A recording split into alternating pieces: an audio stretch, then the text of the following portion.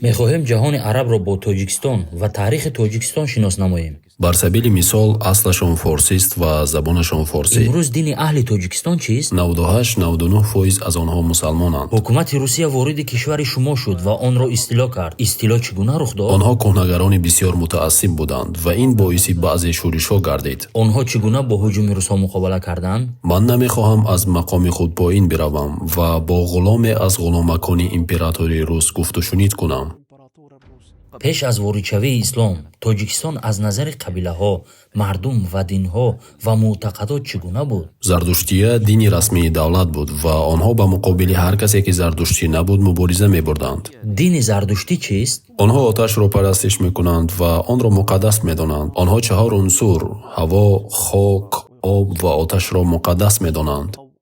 ислом чӣ гуна ба сарзамини Тоҷикистон расид?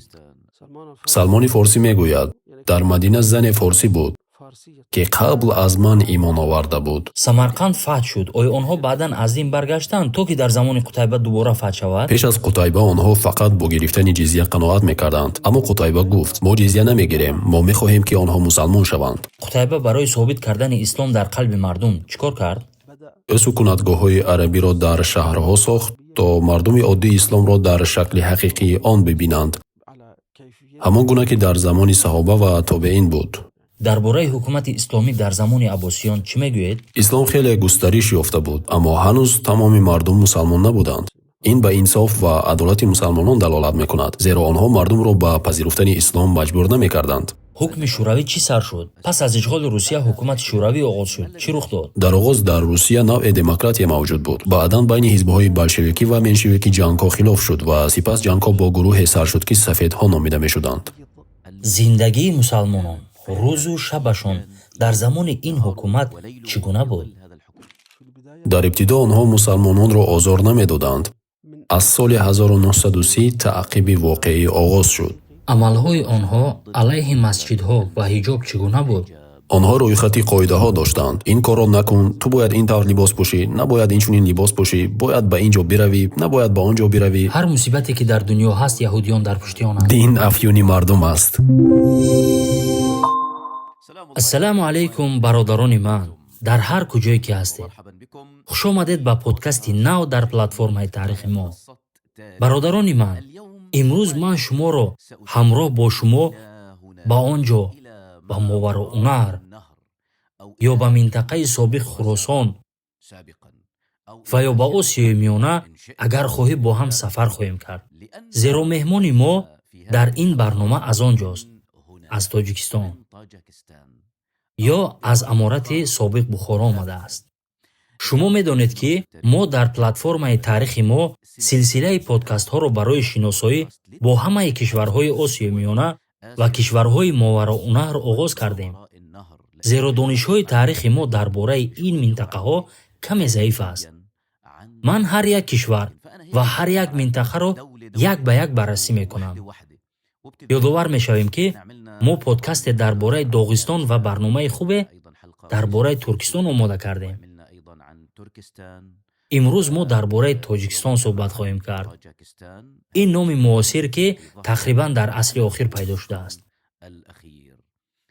устод хуш омадед. ассалому алайкум. шумо чӣ ҳол доред? алҳамдулиллаҳи роббил аламин. меҳмони мо имрӯз аз Тоҷикистон аст ва мо мехоҳем ҷаҳони арабӣ ё арабизабононро бо Тоҷикистон ва таърихи Тоҷикистон шинос намоем. мо бо шунавандагон ва бинандагони таърихи мо чунин одат дорем ки меҳмон худро муаррифӣ мекунад. зеро агар мо ӯро муаррифӣ кунем, метавонем ном ва сифатҳоро зикр кунем, вале шояд маълумоти муҳими дигарро фаромӯш кунем. пас биёед ба меҳмон озодии муаррифии худро диҳем. воқеан устод Адҳам кист? бародари шумо Адҳам Анвар Ҳайдар ҳастам. аз ҷумҳурии Тоҷикистон, аз шаҳри Истаравшан. дар воқеъ Истаравшан шаҳри хеле қадима аст ки аз он олимон ва сарварону сарлашкарон баромадаанд.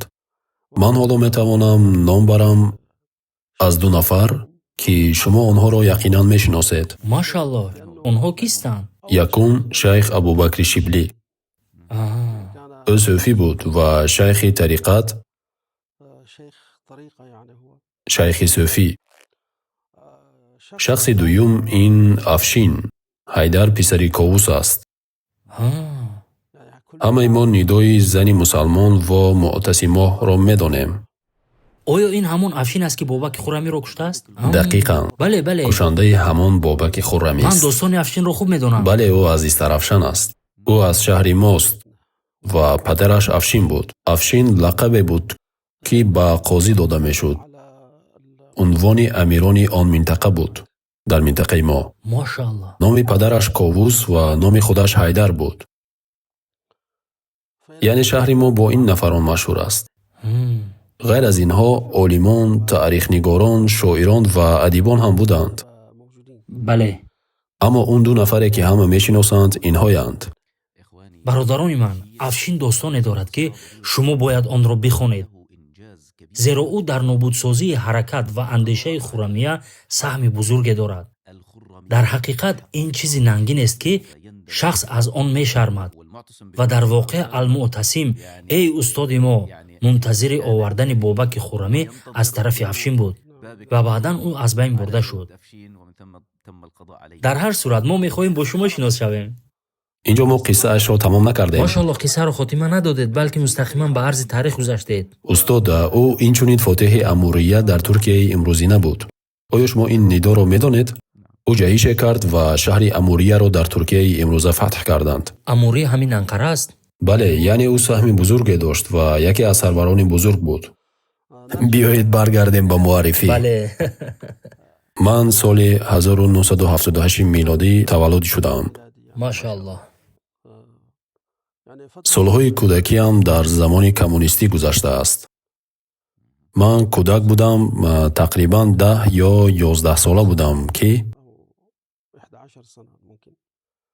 бобоям маро бо писари аммаам даъват карду гуфт: мо мехоҳем шумо Қуръон бихонед ё хондани Қуръонро оғоз кунед. мо он вақт метарсидем, гарчанде коммунизм пас аз омадани Горбачёв хеле заиф шуда буд. аммо бо вуҷуди ин масҷидҳо ҳанӯз кушода нашуда буданд. ва ӯ моро назди яке аз муаллимон бурд. онҷо оилае буд ки бо диндориаш машҳур буд. дар он замон одати аҷибе буд устод. одами диндор мӯйҳояшро метарошид ва тоқии анъанавии тоҷикӣ мепӯшид. онҳо ҳамин тавр шинохта мешуданд. ҳатто дар баъзе оилаҳо фарзандонашон бо мо дар мактаби давлатӣ таҳсил мекарданд ва ҳамеша сарҳояшонро метарошиданд ва тоқӣ доштанд ва ҳама медонистанд ки онҳо аз оилаи диндор ҳастанд. онҳо хеле кам буданд. оё онҳо аз коммунизм наметарсиданд? не, диндории онҳо ба андозае набуд ки коммунистҳоро сахт нороҳат кунад. бале. пас мо назди ӯ рафтем ва хонданро оғоз кардем, вале китоб дастрас набуд. шумо дар бораи китобе бо номи Қоидаи Бағдодӣ ё Қоидаи Бағдодия шунидаед? бале, шунидам. яъне бо ҳарфҳо оғоз мекунанд, сипас ҳиҷоҳо ва ғайра. дар он замон ба гумонам онро аз Тошканд, аз пойтахти Ӯзбекистон оварда буданд.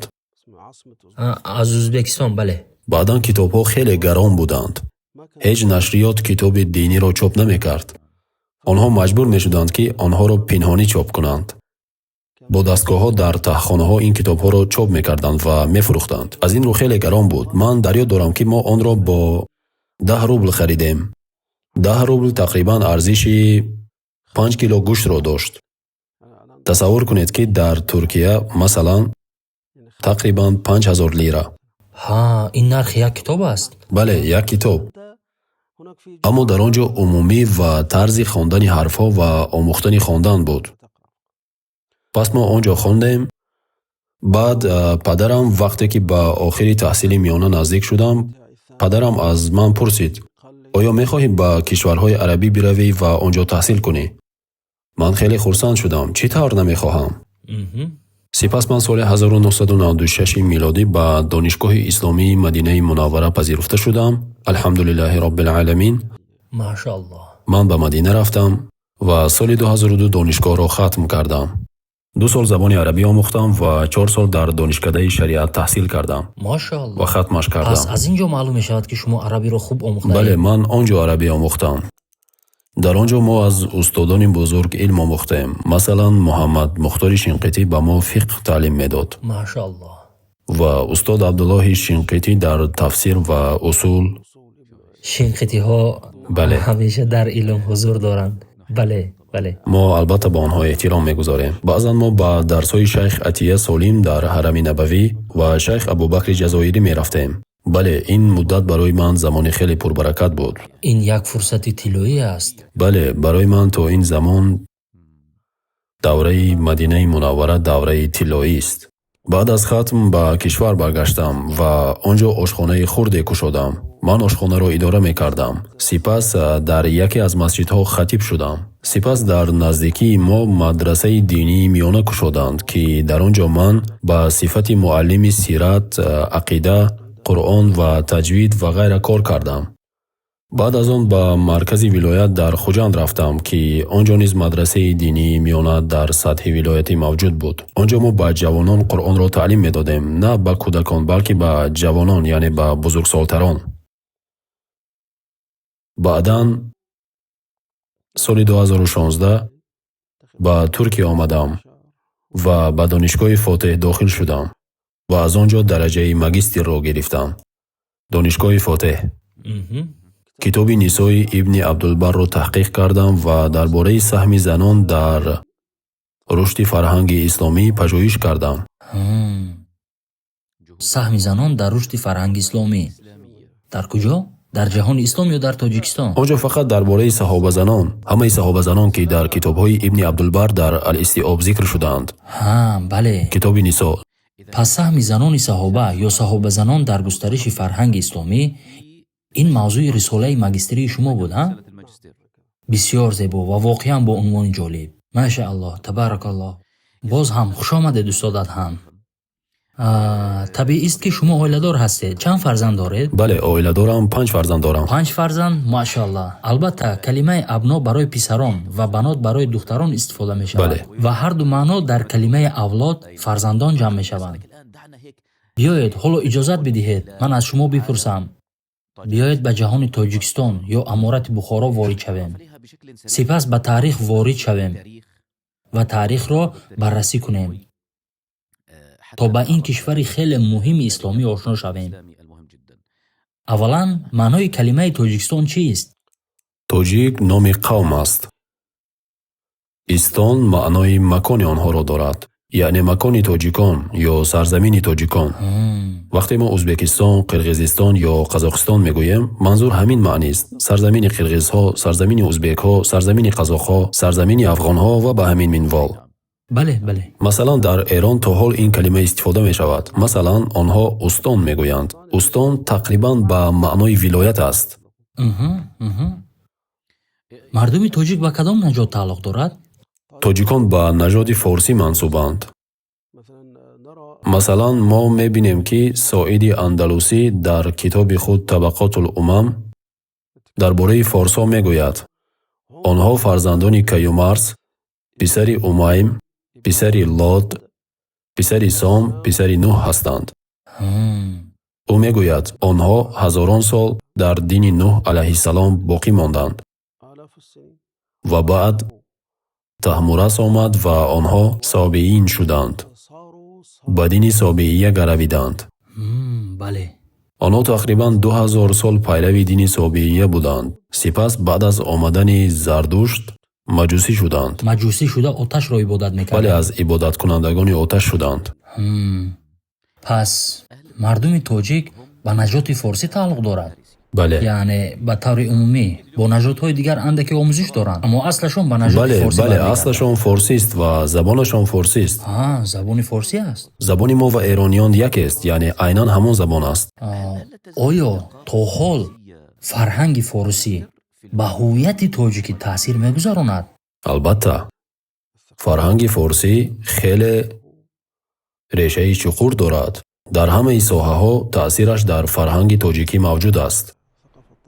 имрӯз дини мардуми Тоҷикистон чист? дини Тоҷикистон ислом аст. ислом? бале, бо боварии комил метавон бигӯем, ки тақрибан 98-99% аз онҳо мусалмон ҳастанд. аҳолии Тоҷикистон чӣ қадар аст? 10 миллион ва каме бештар. зиёда аз 98%? бале, мусалмонанд? мусалмонанд. аҳли суннат? аз аҳли суннат бар мазҳаби имом абу ҳанифа раҳматуллоҳи алайҳ. аҳа, пас мазҳабашон ҳанафист. бале, яъне мазҳабест ки дар он минтақа бале. ҳоким аст. Мошааллоҳ. шумо бисёр олимонро аз он ҷо медонед ва ҳамаи онҳо олимони бузурги ҳанафӣ ҳастанд. Масалан, абу ҳафси кабир шогирди муҳаммад ибни ҳасани шайбонист. шогирди имом абу ҳанифа буд. яъне ӯ соли 150 ҳиҷрӣ, соле ки имом абу ҳанифа вафот кард, таваллуд шудааст. аҳа, ва баъдан вақте ки калон шуд, ба ироқ сафар кард ва назди шайх муҳаммад ибни ҳасани шайбонӣ дарс хонд.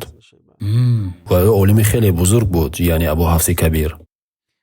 оё бо гузашти замон дар тоҷикистон байни нажодҳо омезиш пайдо шуд? албатта, ин ҳатто пеш аз омадани арабҳо рух дода буд. зеро минтақае ки мо зиндагӣ мекунем, масалан, метавонем бигӯем ки маҳалли омезиши нажодҳо буд. маҳалли омезиши нажодҳо, он ҷо туркманҳо, ӯзбекҳо, қирғизҳо, қазоқҳо ҳастанд. фаҳмидед? махсусан дар шимол, масалан наздики Тошканд, дар Фарғона ва ғайра, онҳо хеле бо ҳам омехта шудаанд. байни туркҳо ва форсҳо? бале, туркон ва форсҳо. ҳатто пеш аз омадани арабҳо, давлати Туркия дар сарҳадҳои Мовароуннаҳр буд. ё дар қисме аз Мовароуннаҳр. бибахшед, дар асл Мовароуннаҳр байни Сосониён тақсим шуда буд. ҷануб таҳти назорати Сосониён буд. яъне онҳо ҳукмрони пурра набуданд. шимол дар дасти хоқонҳои турк буд. ё баъзан чин дахолат мекард. хуб, азбаски мо мехоҳем ба таври умумӣ бо Тоҷикистон шинос шавем, метавонед дар бораи ҷуғрофияи Тоҷикистон ба мо маълумот диҳед? яъне Тоҷикистон дар куҷо воқеъ аст? атрофашян? Тоҷикистон дар қалби Осиёи Миёна ва бар сарҳади Чин воқеъ аст.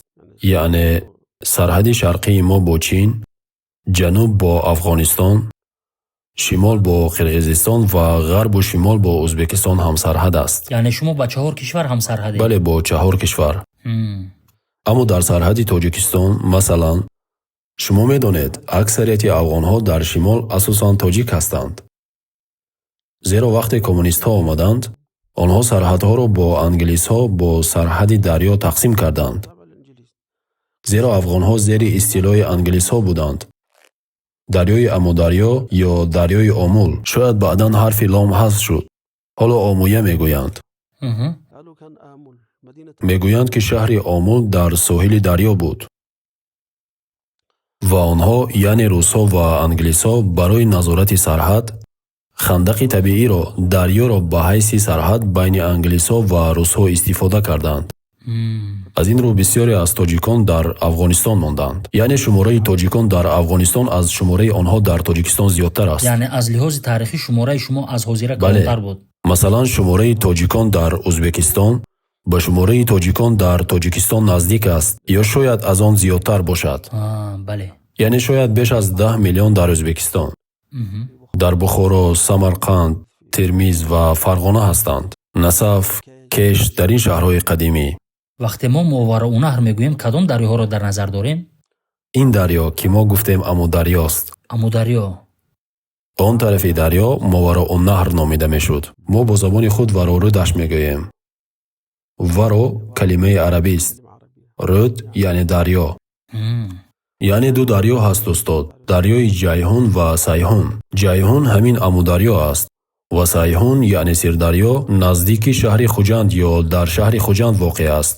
байни ин ду дарёҳо Мовароуннаҳр ҳисоб мешавад. шумо ба Ҷайҳун наздиктар ҳастед? не, мо байни Ҷайҳун ва Сайҳун ҳастем. байни онҳо сарҳади ҷанубии мо дар Ҷайҳун аст, сарҳади шимолӣ дар Сайҳун. вақте мо Мовароуннаҳрро мегӯем, ҳоло кадом дарёро дар назар дорем? Ҷайҳунро. бале. хуб, ҳоло азбаски ман бо мардуми тоҷик низ шинос мешавам, бигӯед ки расми аҷибтарин дар Тоҷикистон чист? расми аҷибтарин ба фикри ман, ҳар миллат расми аҷибе дорад. яъне расми аҷибе дар никоҳ ё талоқ ё дар худи тӯй ва ё расми махсусе. инро ман наметавонам бигӯям. шумо дар он ҳузур надоштед? аммо як расми меҳмоннавозӣ аст ки метавонам зикр кунам. аҷибтарин расме ки ман дар кишварам дидам, яъне ба ҳайси тоҷик, ман ба яке аз шаҳрҳои кӯҳистонӣ рафтам, бифармоед. ки дар назди дарёи Зарафшон аст. Зарафшон бубахшед, то баҳри Арал мерасад, яъне то Самарқанд ва Бухоро меравад. Ва мардуми Бухоро обашонро аз Зарафшон мегиранд ва Самарқанд низ ҳамин тавр. Ва онҳо дар соҳили ин дарё дар кӯҳҳо зиндагӣ мекунанд. Аммо дар қулаи кӯҳҳо мардуми аҷиби меҳмоннавозро дидам. Ман аз деҳаҳо бо мошин мегузаштам ва дар деворҳои кӯча, яъне вақте шумо дар кӯча роҳ меравед, шеърҳое навишта шудаанд, ки агар ба арабӣ тарҷума кунем, мегӯянд: агар ту аз ин ҷо гузар кунӣ ва ба хонаи ман барои меҳмонӣ надароӣ, ман аз ту меранҷам. Бояд дароӣ ва ҳадди ақал як пиёла чой бинӯшӣ. офарин, онҳо меҳмонро дӯст медоранд. Яъне ин не чизе, балки як падида буд, як падидаи аҷибе. ман ин вазъро дар беш аз як хона дидам. бисёр аҷиб. хуб, мардуми мо аз ҳисси кунҷковӣ ба шахсе ки бо мо буд гуфтем: биёед бубинем, ки оё онҳо дар ин кор самимиянд ё не. баъд мо ба яке аз хонаҳо даромадем ва дарро тах-тах кардем. ба назар мерасид, ки мард дар хона набуд. зан баромад ва моро пешвоз гирифт ва гуфт: ин хонаи меҳмонон аст, марҳамат кунед. мо ба хона даромадем. хона ба услуби қадимии тоҷикӣ буд, яъне бо чӯб ва ғайра, яъне хонаи хеле зебо ба назар мерасид, ки 100-сола ё бештар аз он буд. ҳама чиз омода буд, дастархон омода буд, фақат бо чизе пӯшида шуда буд. мо рӯпӯшро бардоштем ва ҳама чиз ҳозир буд, хӯрок омода буд. баъд пас аз чанд муддат, шояд ним соат ё бештар, зане бо табақи гӯшт ва ғайра омад ва моро зиёфат кард. бисёр аҷиб. ва мо боварӣ ҳосил кардем, ки ин расми мардуми он ҷост. яъне он чи ки дар деворҳо навишта шуда буд ҳақиқат аст. он фақат барои эълон не, балки барои таҳқиқи воқеӣ навиштааст, ки дохил шав ва чой бинӯш. оё мардуми тоҷик якраванд ва ё масалан наҷотпарастанд? На, инро мо дар бораи тоҷикон гуфта наметавонем. зеро мо тоҷикон масалан чунин расм дорем: агар 4-5 нафар бо ҳам нишаста бошем ва як нафари бегона биёяд ва мо забонашро медонем, мо ба забони ӯ гап заданро сар мекунем, то ӯ моро фаҳмад. офарин. ин расм аст. Намедонам, ки оё ин расми сутуда аст ё мазмум, аммо ба ҳар ҳол ин расм дар байни мо вуҷуд дорад. пас шумо каси дигарро қабул мекунед? албатта. агар мардуми мо шахси дигарро қабул намекард, бисёре аз кӯчнишинҳо аз қабилаҳои шимол, аз ҷануби Русия ё аз Алтай ва ғайра дар Осиёи миёна сукунат ихтиёр намекарданд ва тоҷикон онҳоро дар шаҳрҳои худ қабул намекарданд. мошааллоҳ. вақте шумо ба шаҳрҳои кӯҳани тоҷикӣ назар мекунед, дар меёбед, ки дар шаҳрҳо аксарияти мардум тоҷиканд, дар атрофи шаҳр кӯчиёнанд. дар он давра, ҳамчуноне ки шумо медонед, перомуни шаҳр деворҳо доштанд, берун аз девор кӯчиён буданд ва дар дохили шаҳр мардуми тоҷик. оё мардуми тоҷик гӯшагир ҳастанд? нисбат ба мардуми дигар эҳтиёткоранд ё мардуми кушода ҳастанд? яъне ба қавмҳои дигар таваҷҷӯҳ мекунанд? Не, онҳо мардуми кушодахисол ҳастанд, нисбат ба мардуми дигар кушода ҳастанд. вақте касе назди онҳо меояд, мепурсанд: аз куҷо ҳастӣ? ва суолҳои дигараш бидиҳанд. метавонанд аз ӯ бипурсанд: чаро ба ин ҷо омадӣ? оё метавонам ба ту кӯмаке кунам? ин хисоли нек дар байни онҳо маъмуланд. мардум дар муомила хеле кушода ҳастанд. оё шумо рамзи қавмие ё рамзи муайяни муқаддас доред? мисоле меорам, вақте ба Ӯзбекистон меравӣ, дар он ҷо Темурланг аст. фаҳмидам. манзурам рамзи бузурги қавмист. вақте ба Туркия меоӣ, Мустафо Камол Ататурк аст. саволро фаҳмидам. оё шумо шахси махсус ё ҳатто рамзи махсуси миллӣ доред? бале, мо қавмияти муайян надорем, аммо рамзе дорем, ки Исмоили Сомонист, худо ӯро раҳмат кунад, ки подшоҳи одил буд ба шаҳодати таърихнигорон. ӯ барои мо рамз аст. ҳатто акси ӯ дар пули тоҷикӣ манқуш аст ва пайкараҳои ӯ тақрибан дар ҳамаи шаҳрҳо ҳастанд. муҷассамаҳояш, яъне ҳамон пайкараҳо ё намуна? бале, муҷассама. пайкара, бале. оё тоҷикистон имрӯз кишвари мустақил аст? бале, соли 1991 9 сентябр мустақил шуд. мафҳум ба наздикӣ? оре, пас аз фурӯпошии Иттиҳоди Шӯравӣ, ҳамаи ин кишварҳо мустақил шуданд ва истиқлоли худро эълон карданд. имрӯз забони мардуми Тоҷикистон чист? забони Тоҷикистон забони тоҷикии форсист. манзурат тоҷикӣ ва форсист? Не, тоҷикии форсӣ. форсӣ. барои мисол вақте мо соли 1989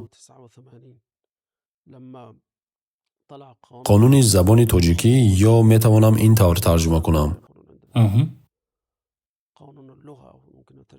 қонуни забон. дар он ҷо тоҷикии форсӣ якҷоя навишта шуда буд. баъзеҳо мегӯянд, ки метавонем онро форсӣ, забони форсӣ бигӯем. ҳоло агар ман ба форсӣ гап занам, эронӣ маро мефаҳмад. вақте эронӣ гап мезанад, ман эронеро мефаҳмам. метавонем бигӯем, ки фарқ хеле кам аст. дақиқан мисли лаҳҷаи мисрӣ ва саудӣ ё фаластинӣ ва гайра. мисли лаҳҷаҳо? бале, мисли лаҳҷаҳост. мехостам аз шумо пурсам, оё шумо монанди эрониҳо ҳарф мезанед? зеро ҷуғрофиё бисёр наздик аст ва забон низ наздик аст. дар асли ин забон устод дар замони сомониён дар Бухоро ташаккул ёфт. забони имрӯзаи форсӣ, ҳатто он забоне ки эрониҳо ба он ҳарф мезананд, забон аз шарқ ба ғарб омад, яъне аз шарқ, аз Бухоро ба Теҳрон, ба Кирмон, ба Аҳвоз, ба дигар шаҳру минтақаҳо. бале. оё мардуми Тоҷикистон дӯст медорад забони арабиро биомӯзанд? ё оё омӯзиши арабӣ дар Тоҷикистон мунташир аст? бале, дар асл забони тоҷикӣ ва форсӣ тақрибан 40-45% вожаҳои арабӣ дорад. аз забони арабӣ хеле мутаассир аст. 40-45%? бале, дуруст. нисбат хеле баланд. хуб, ҳоло шумо ба ҳарфҳои русӣ менависед? бале, бо кириллӣ. ва пештар бо кадом ҳарфҳо менавиштед? ба арабӣ. бо арабӣ? баъдан тағйир доданд?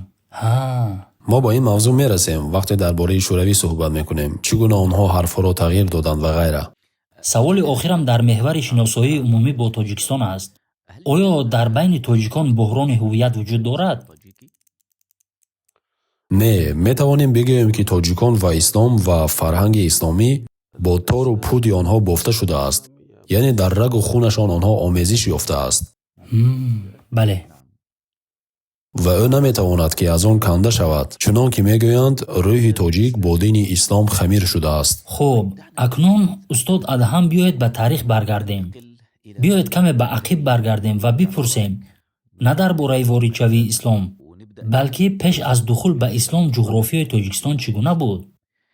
ва Тоҷикистон аз назари мардум, қабилаҳо, динҳо ва эътиқодҳо пеш аз вуруди ислом ва расидан ба он ҷуғрофияш чӣ гуна буд?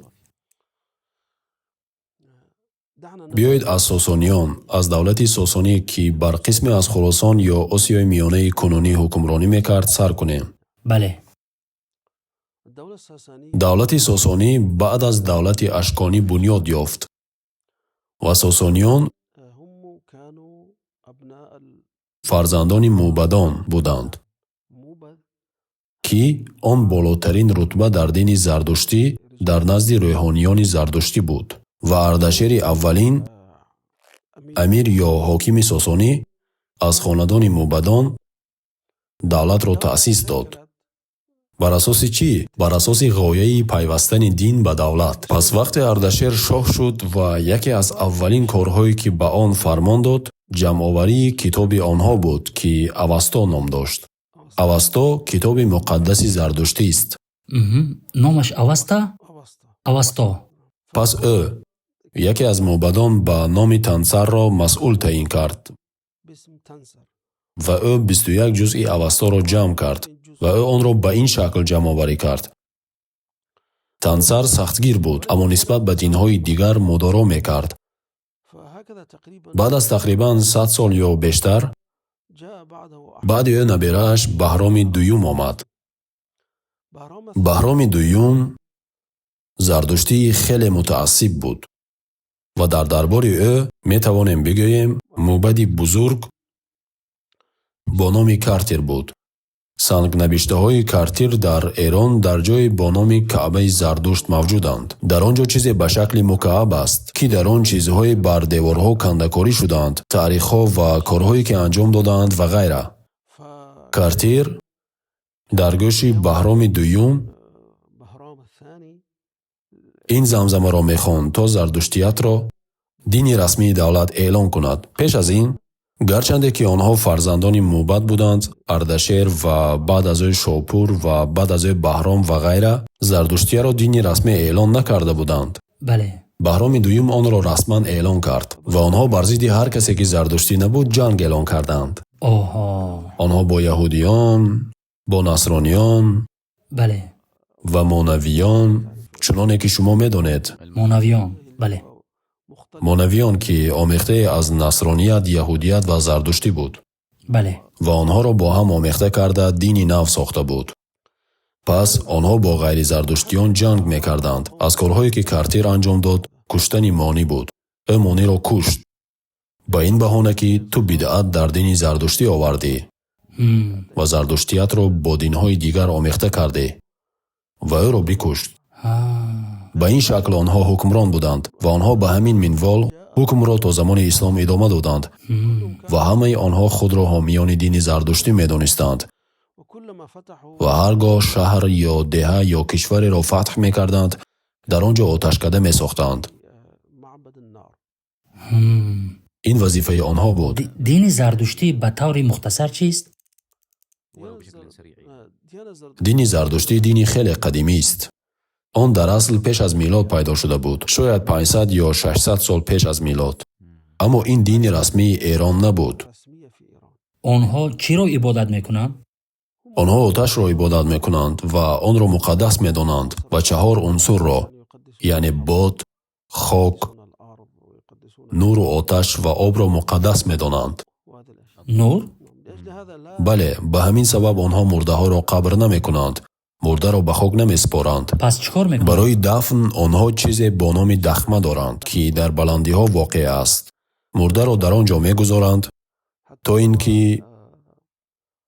паррандаҳо биёянд ва он мурдаро бихӯранд.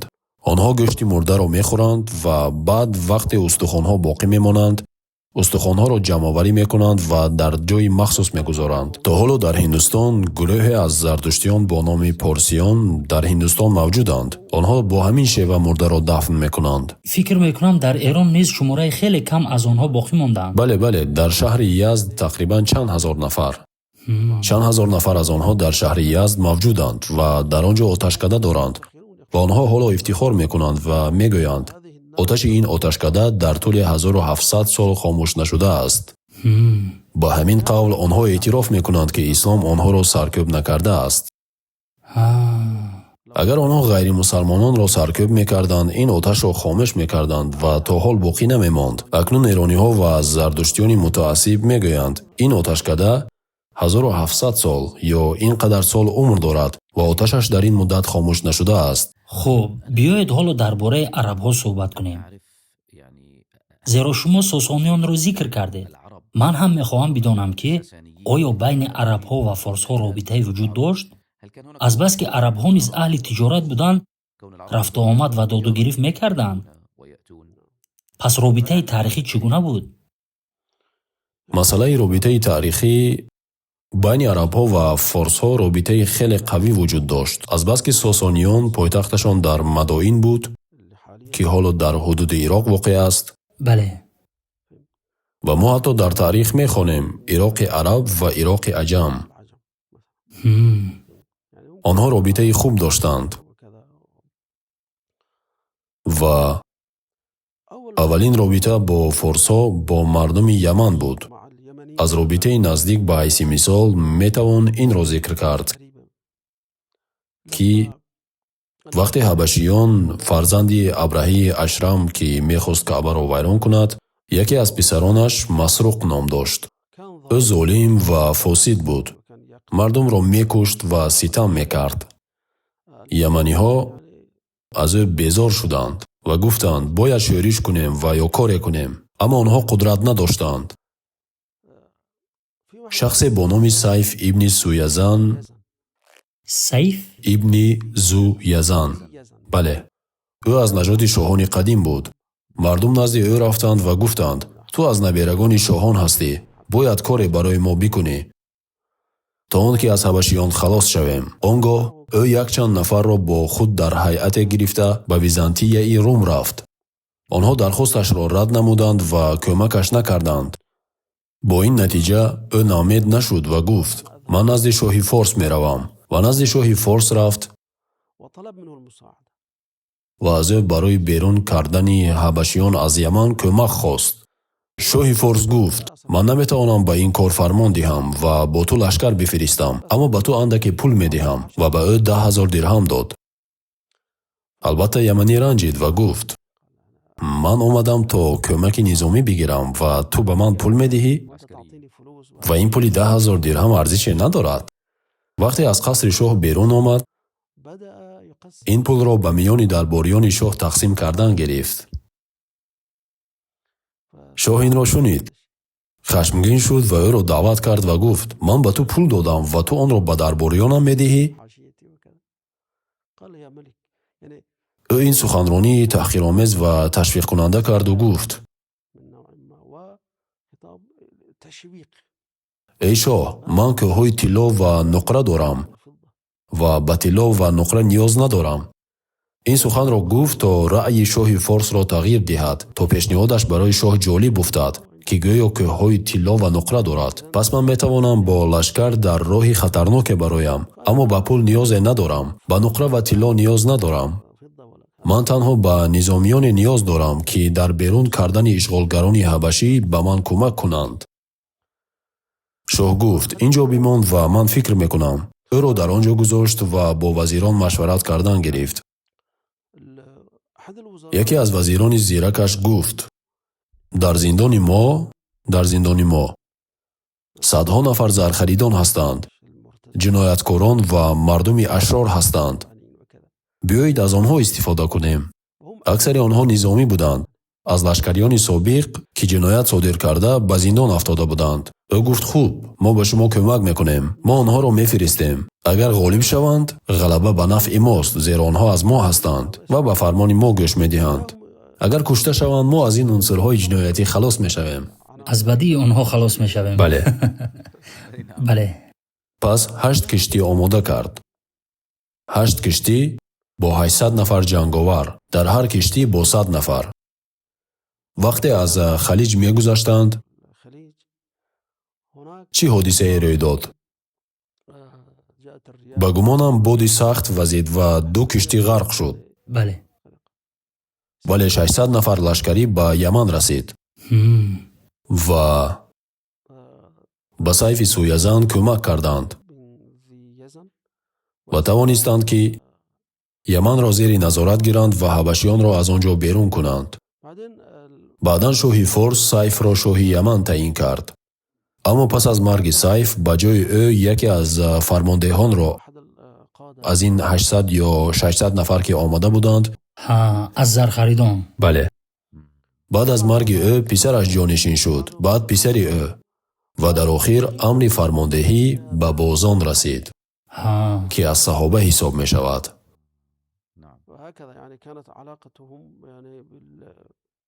ва ҳамин тавр, ки дар оғози сухан гуфтед, робитаи арабҳо бо сосониён хуб буд. аммо ба назари мо арабҳо робитаи арабҳо бо сосониён хуб набуд. он як навъи робитаи ба бандагӣ гирифтан, ба ин маъно ки форсҳо арабҳоро барои ҳимояи худ аз ҳамлаҳои Рум истифода мекарданд ва баръакс. бале, ин таҷриба тақрибан аксари давлатҳо чунин буданд ва ҳанӯз баъзе унсурҳоро барои ин ғаразҳо истифода мекунанд. шумо медонед, арабҳо мардуми далер ва аҳли ҷанг ва аҳли набард буданд. пас онҳо баъзе ақвомро чунин истифода мекарданд. масалан, курдҳо мегӯянд, агар ба сарҳадҳои ғарбӣ ва шимолии Эрон нигоҳ кунед, ҳамааш курдҳост, зеро ин сарҳадҳо аз қадим бо ки ҳам сарҳад буданд. онҳо мардуми ҷанг ва ғайрат буданд ва шоҳи Форс онҳоро дар ин ҷо, дар ин макон истифода мекард. курдҳоро низ? бале, ҳатто ин таҷриба дар байни русҳо вуҷуд дошт. онҳо бо номи казак маъруфанд. казак қавми қазоқӣ нест. казак гурӯҳе аз рӯсҳои шуҷоъ, ки аспро парвариш мекарданд ва аспро дӯст медоштанд. ва онҳо дар тамоми сарҳадҳои Русия буданд. аз ҷониби Япония, аз ҷониби Чин, аз ҷониби Қавқоз, ҳатто аз ҷониби Осиёи Миёна. бале, пас ин усули истифода дар бештари миллатҳо мавҷуд аст? бале. дар бештари ҷуғрофиё?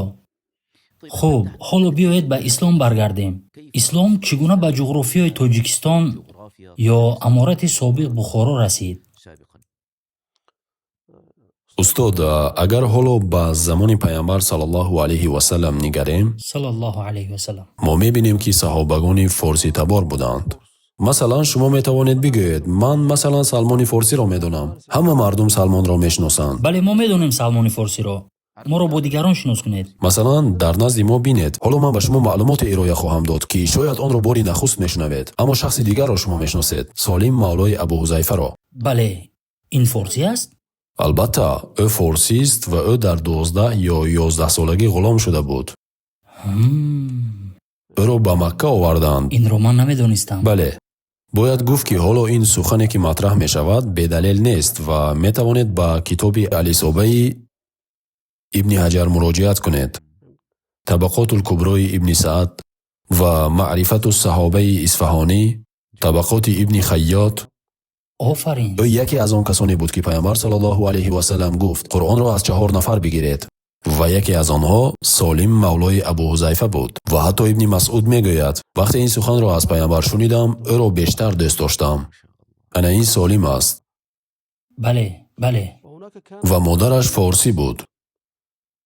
سلمان فارسی رضی الله عنه میگوید در مدینه زن فارسی بود که پیش از من ایمان آورده بود و یا پیش از من اسلام قبول کرده بود. آفرین. در مدینه.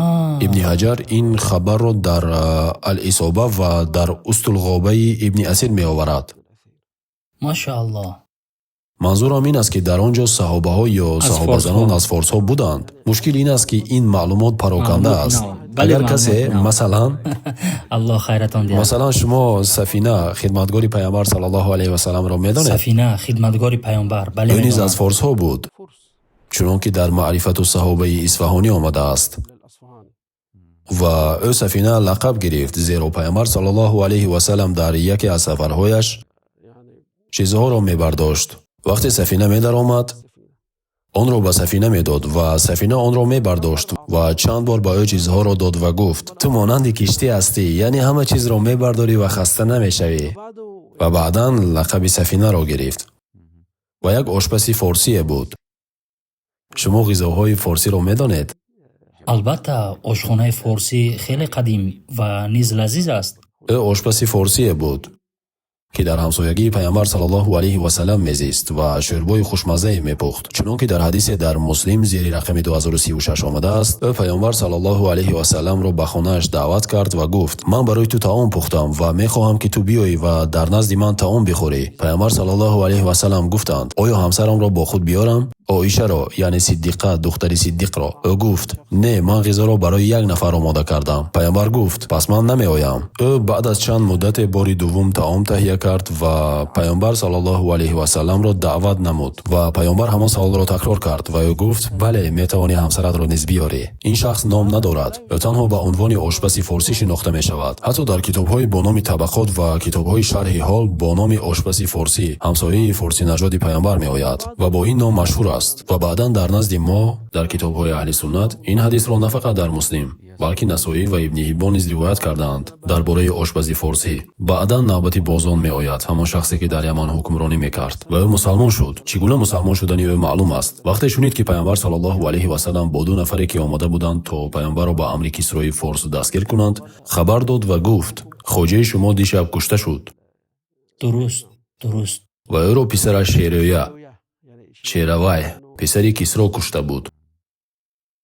بعد وقتی او خبر فرستاد معلومات تصدیق شد. بله معلومات. او و همه ایرانی هایی که در یمن بودند اسلام آوردند. آفرین. و در دست ما معلوماتی عجیب تری هست. آن چیست؟ ممکن است اکثر عرب ها که قاتل اسود انسی که دعوای پیامبری کرده بود مرد فارسی با نام فیروزی دیلمی بود که همراه بازان بود و از مسلمانان یمن بود. در اصل همسر اسود انسی فارسی بود. سپس آنها نقشه کشیدند که چگونه از شر اسود انسی خلاص شوند.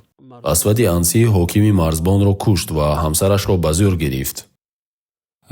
ва он зан ба бозон ва фирӯз наздик буд. Байни онҳо риштаи хешовандӣ буд ва онҳо нақша кашиданд ва зан онҳоро шабона ба хонааш, ба хонаи Асвади Ансӣ бурд ва онҳо даромаданд ва ӯро куштанд ва сарашро бурида ба берун партофтанд ва баъд гурехтанд, зеро ӯ ҳимоятгарони қавӣ дошт.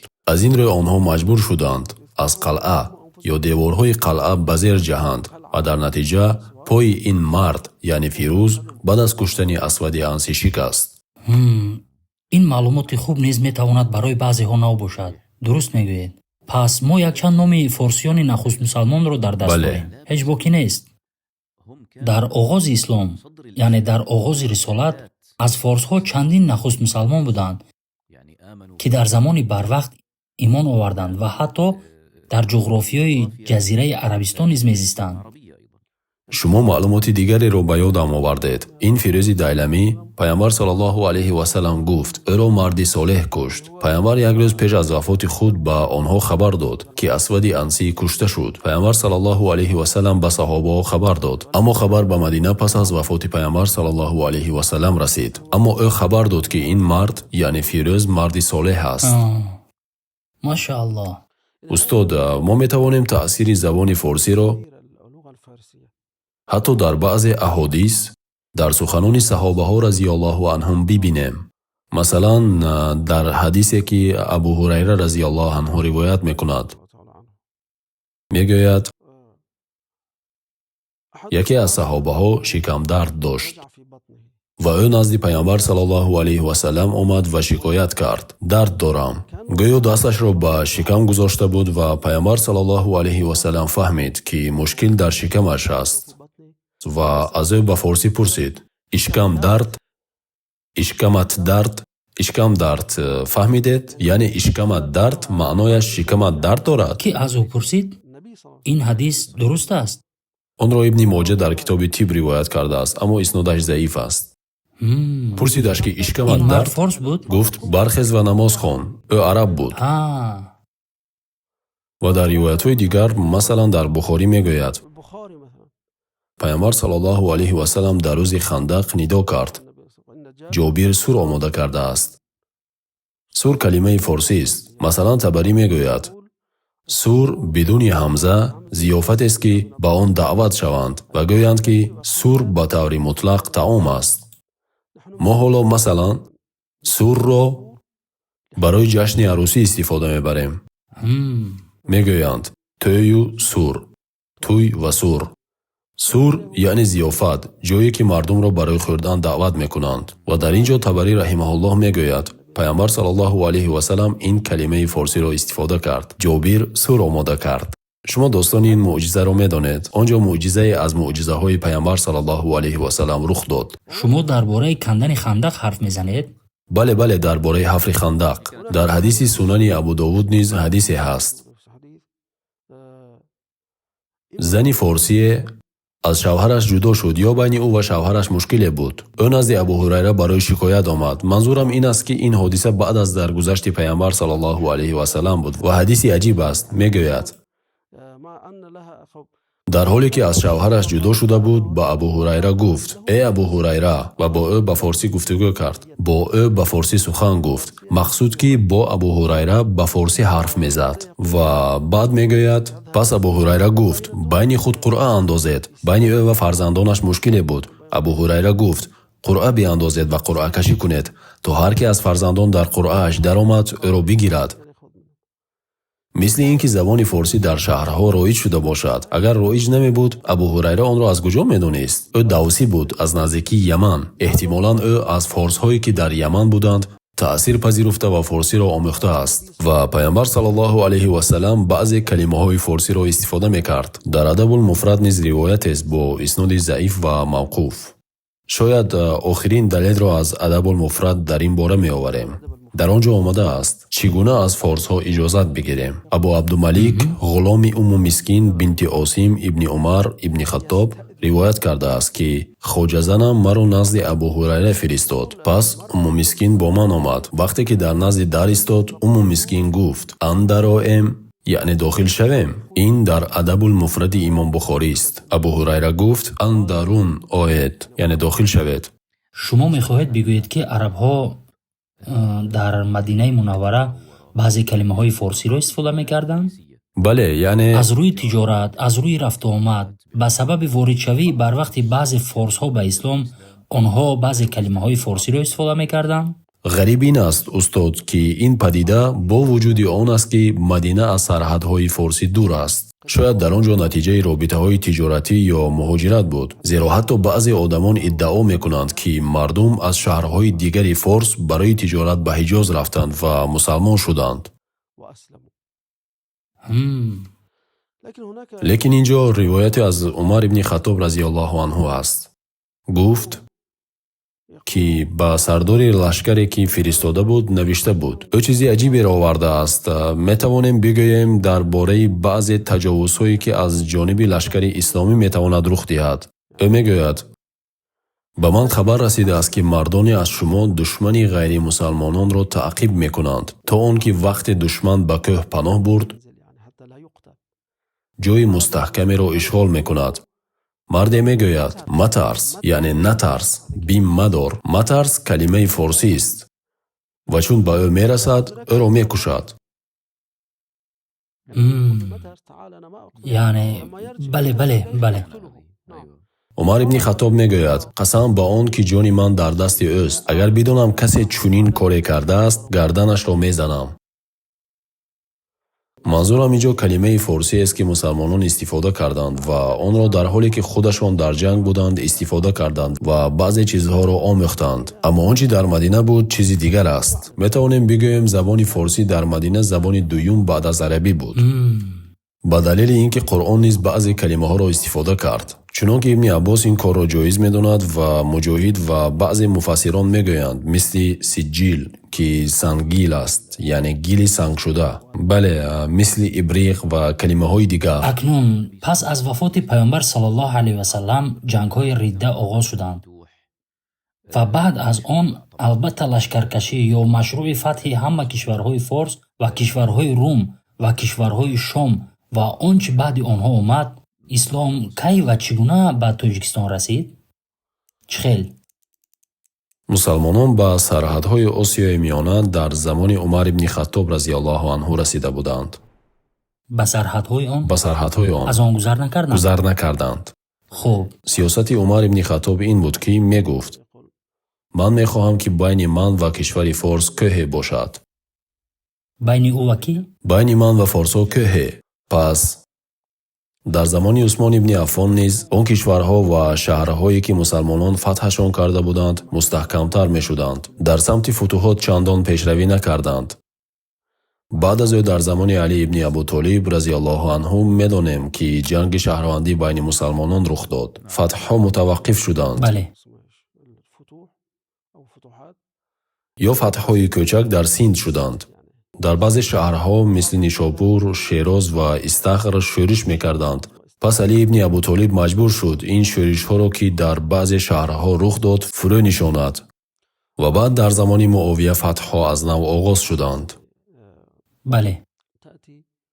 дар замони Муовия ибни Абу Суфиён аввалин касе, ки омад, саҳобае разияллоҳу анҳу бо номи Ҳакам ибни Амри Ғифорӣ буд. ҳакам аз қабилаи Абу Зари Ғифорӣ буд. машааллоҳ.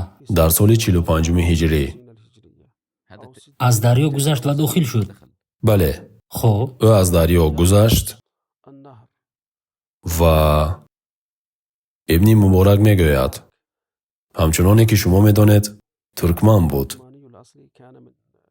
туркмани асл аз наздикии Марв, ҳамин тавр аз Хӯросон буд.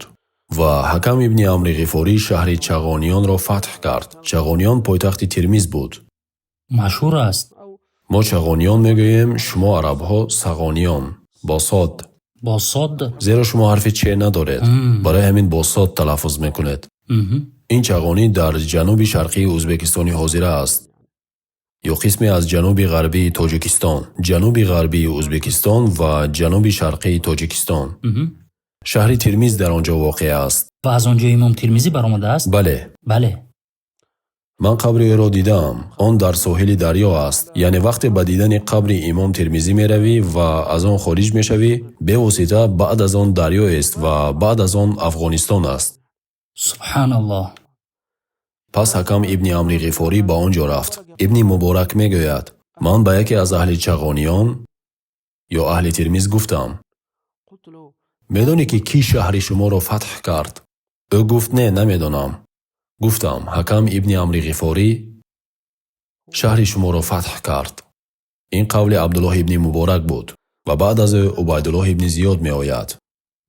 او یکی از نامهای ناموران. بله، او شهرهای رامیتن و نصف و پویکند را فتح کرد در سال 54 هجری و بعد از سعید ابن عثمان ابن عفان در سال 55 هجری می آید. در حالی که در بخارا یک زن حاکم بود. او خاتون نام داشت یا لقب داشت و او در حقیقت سیاستمدار ماهر بود و او با سعید ابن عثمان تفاهم کردن آغاز کرد و صلح کردند. بین آنها صلح بسته شد و او یعنی خاتون هر سال مبلغ معینی را جزیه باید می پرداخت. یعنی می توانیم بگوییم فتح ها در دو مرحله بودند. مرحله اول که پیش از قتیبه تا سال 86 هجری بود. از سال 45 تا 86 هجری در این مرحله فقط به گرفتن جزیه اکتفا می کردند. بله. اما بعد از سال 86 آنها به اسلام داخل شدن گرفتند. حکم می کردند. بله، با حکم و غیره. سعید ابن عثمان بعد از فتح بخارا برای فتح سمرقند رفت و ترسید که اهل بخارا از پشت سر به او خیانت میکنند، زیرا بعد از بخارا سمرقند است. وقتی به سمرقند می رود گمان داشت که ممکن است آنها دوباره شورش کنند و او چنان که میگویند بین دو انبار گرفتار شود. پس به خاتون گفت من میترسم که به من خیانت کنی. پس از این رو از تو 40 نفر را از نخبگان و اشراف و اهل ثروت گروگان میخواهم. آنها را به من گروگان بده و آنها نزد من میمانند تا تو از پشت سر به من حمله نکنی. پس او میرود آنها را به عنوان گروگان میگیرد و به سمرقند میرود و سمرقند را فتح میکند و چشمش را آنجا از دست میدهد.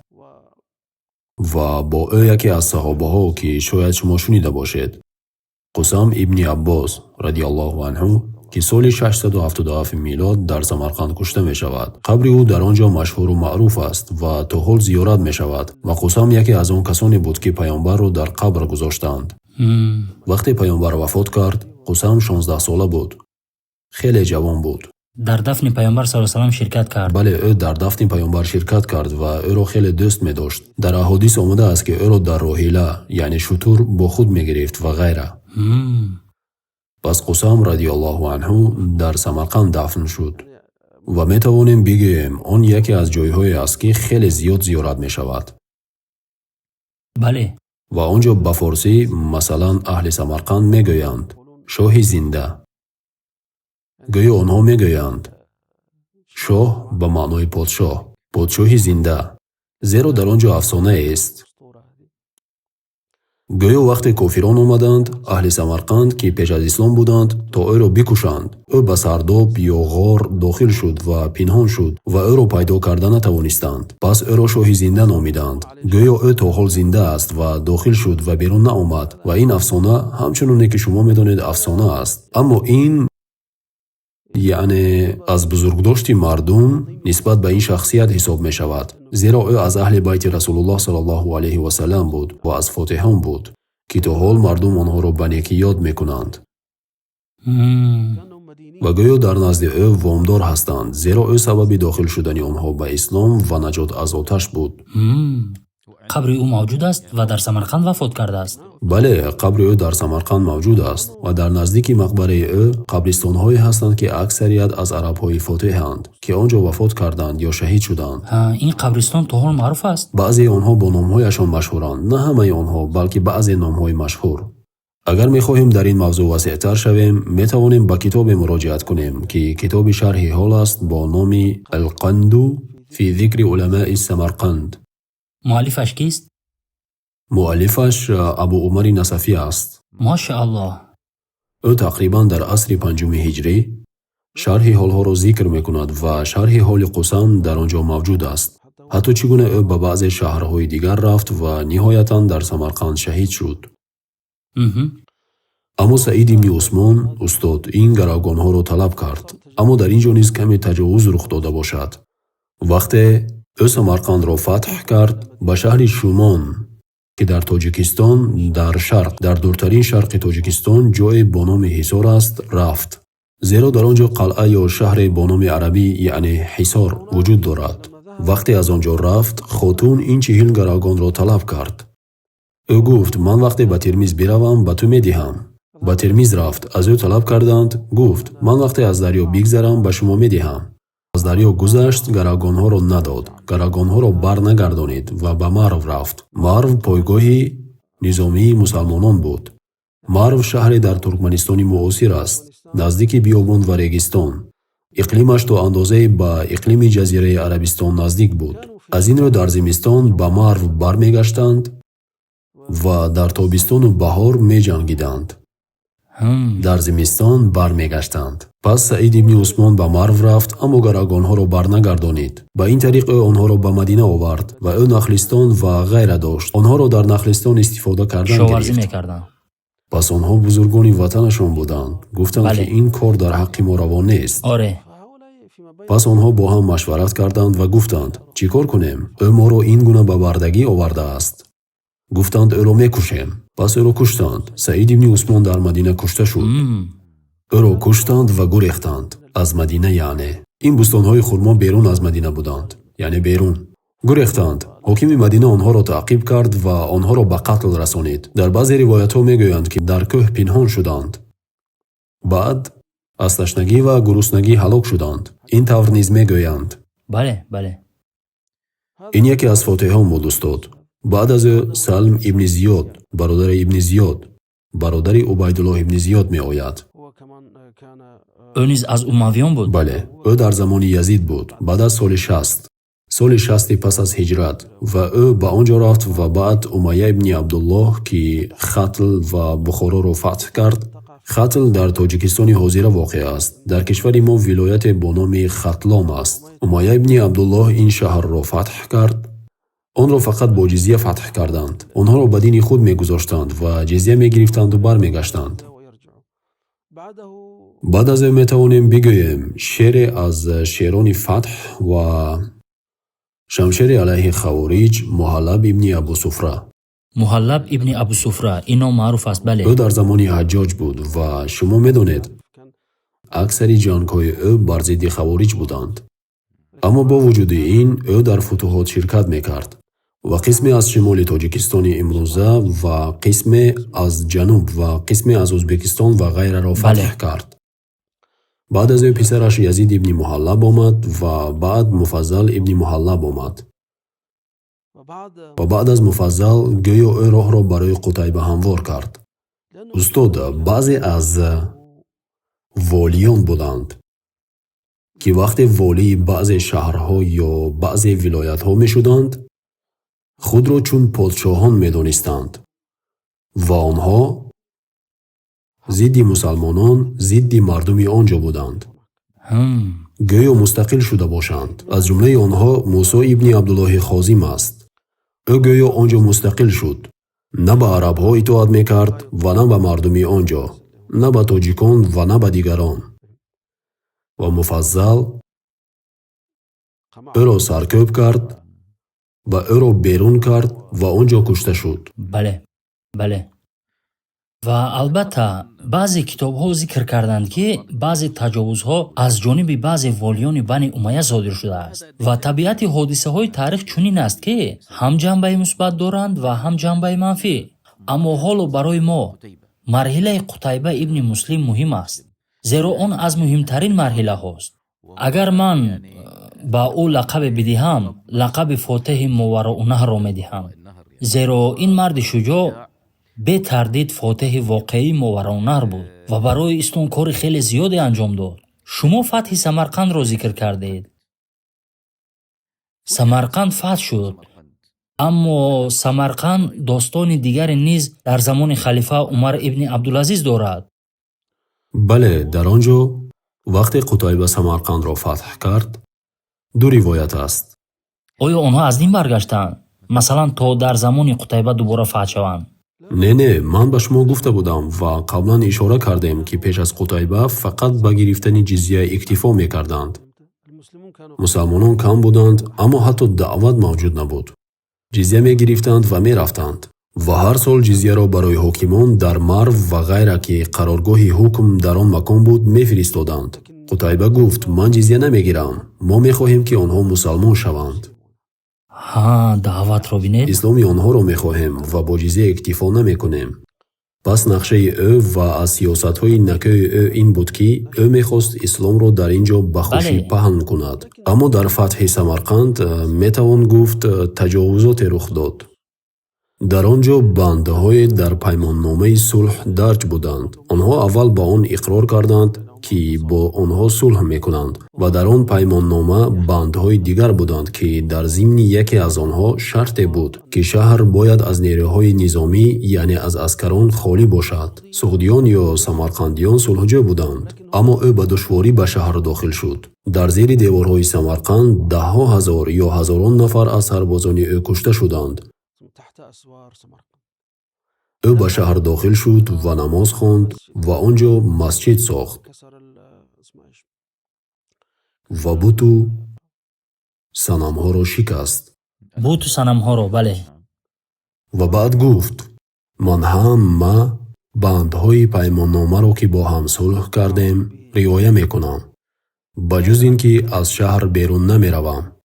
ҳамаи бандҳоро риоя мекунам, ба ҷуз он банд ки шаҳр бояд аз низомиён холӣ бошад.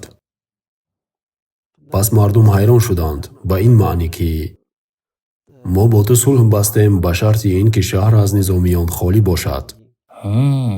пас ин дар зеҳни онҳо монд ки Самарқанд фатҳ нашуд. шаҳри Самарқанд дар соли 93 ҳиҷрӣ фатҳ шуд ва Умар ибни Абдулазиз дар соли 99 ҳиҷрӣ омад, яъне баъд аз 6 ё 7 сол. шунидаем ки халифаи одиле ҳаст. пас бахтамонро меозмоем ва шикоят мекунем, мебинем ки чӣ натиҷа мешавад. яъне ин фатҳ дар замони Умар ибни Абдулазиз набуд, пеш аз ӯ буд. бале, 7 сол пеш аз ӯ. ва Қутайба 7 сол дар Самарқанд монд. Не, Қутайба дар соли 96, 3 сол баъд аз фатҳи Самарқанд вафот кард. вақте аз Қутайба шикоят карданд, Қутайба мурда буд. дуруст. дар ин масъала баъзе аз таърихнигорон дар иштибоҳ уфтодаанд. ба ин ишора мекунам ки баъзеи онҳо мегӯянд ки Қутайба маҷбур шуд аз Самарқанд берун равад, дар ҳоле ки Қутайба дар соли 96 ҳиҷрӣ баъд аз 3 сол кушта шуд. пас Умар ибни Абдулазиз қозие бо номи Ҷумайи боҷиро таъин мекунад ва ба ӯ мегӯяд ки ин мавзеъро бубин ва ин мушкилро барои мо ҳал кун. вақте ӯ қазияро мебинад ки мусалмонон яке аз бандаҳои сулҳро вайрон карданд, ба онҳо гуфт: шумо ё аз шаҳр берун шавед, ё онро аз нав фатҳ кунед, ё аз нав бо аҳли Самарқанд сулҳ бандед. яъне дар наздаш чанд интихобро гузошт. пас мардуми ашроф ки дар Самарқанд ҳоким буданд ҳайрон шуданду гуфтанд: бори аввал мебинем ки ғозие меояд ва кишвари моро забт мекунад ва қозии онҳо меояд ва алайҳи онҳо ва бар фоидаи мо ҳукми шаръӣ мекунад. пас аҳли Самарқанд ба мусалмонон гуфтанд: аз Самарқанд берун нашавед, дар ин ҷо бимонед. агар шумо ба ин андоза адлу адолатро риоя мекунед, ин ҷо бимонед. пас мусалмонон дар он ҷо монданд. он чӣ мо дар бораи ин қисса медонем, номае аз халифа Умар ибни Абдулазиз омад ва албатта пайки ин нома вақте ба Димишқ расид ва аз халифа пурсид, ба ӯ гуфтанд: аз ин ҷо бирав. пас рафт ва гилкореро ёфт. бале, ин ривояти машҳурест ки мо медонем. пас нома расид ва қозӣ ҳукм кард ва онҳо аз шаҳр берун шуданд то ба аҳли шаҳр 3 рӯз, чунон ки дар шартҳои сулҳ буд, муҳлат диҳанд. баъд аз ин аҳли Самарқанд аз рафтори мусалмонон ба ҳайрат омаданд ва ба ислом дохил шуданд. ин ривоятест ки дар ҳамаи ҷо маъруф аст, дар китобҳои мо, дар манобеи форсӣ. биёед бингарем, он гоҳ бигӯем ки оё зикр шудааст ки онҳо берун нашуданд ва бевосита монданд. зеро ҳукми қозӣ ба фоидаи онҳо буд. бале, баъзе манобеъи форсӣ зикр мекунанд ки онҳо дар Самарқанд боқӣ монданд ва аз он ҷо берун нашуданд. Зеро аҳли шаҳр гуфтанд, агар қозии шумо аз рӯи доду адл бар зидди шумо ва ба фоидаи мо ҳукм мекунад, дар шаҳр бимонед. зарур аст ба бародаронам ки дар ҳар куҷое ҳастанд бигӯям ки устод Адҳам ин маълумотро аз манобеъи форсӣ овардааст ки мо инро хуб намедонем ва низ аз манобеъи тоҷикӣ ва ҳамчунин аз манобеъи арабии мо ки мо медонем. аз баъзе манобеъи русӣ низ истифода ва кардаем. низ баъзе аз манобеъи русӣ, чунон ки ҳоло вақте мо ба мавзӯи вуруди русҳо ба Тоҷикистон ва ҳукмронии онҳо мерасем, хоҳем арза кард. пас ривояти шумо ин аст ки мусалмонон дар Самарқанд боқӣ монданд? бале, хуб, яъне аҳли Самарқанд ба ислом дохил шуданд. ва дар ин ҷо аҳли Самарқанд ба ислом дохил шуданд. аҳли Самарқанд намехостанд ки дубора хунрезӣ шавад. шояд баъдан намедонистанд ки чӣ шартҳои ҷадиде хоҳад буд ва ин кори аҳли Самарқанд ақлгароёна буд. хуб, ин ривоят дар ҳақиқат ба воқеият наздиктар аст. бале, бале. ва бо ҳамин тарз ислом оҳиста оҳиста паҳн шуд ва ба мардум расид. Он ба сарзаминҳои аморати Бухоро низ ворид гашт ки ҳудуди Тоҷикистони имрӯза низ ба он дохил мешуд. Қутайба пеш аз ӯ соли 92 Бухороро фатҳ кард. Қутайба Бухороро фатҳ кард. пеш аз соли 87 Пойкандро фатҳ кард. арабҳо Байканд мегӯянд. Байканд шаҳрест дар наздикии Бухоро. Пойканд. мебинем ки Қутайба шитоб намекард. таваҷҷӯҳ кунед. бубинед, соли 87, 90, 93, баъд 94 ба Шош, ба Фарғона ва ба Кошғар ба чин расид. ӯ тақрибан 10 сол ё 9 сол ва андаке кам ё зиёд ҳукмронӣ кард. Қутайба дар Хӯросон волӣ буд, аммо тавонист ба чин бирасад. Машааллоҳ, машааллоҳ. аммо касе ки бо қувват ба фатҳҳо дохил мешуд ва фармондеҳонро ба фатҳ бармеангехт, Валид ибни Абдулмалик ибни Марвон буд. ӯ вақте Ҳаҷҷоҷро таъин кард, Ҳаҷҷоҷ омили Ироқ буд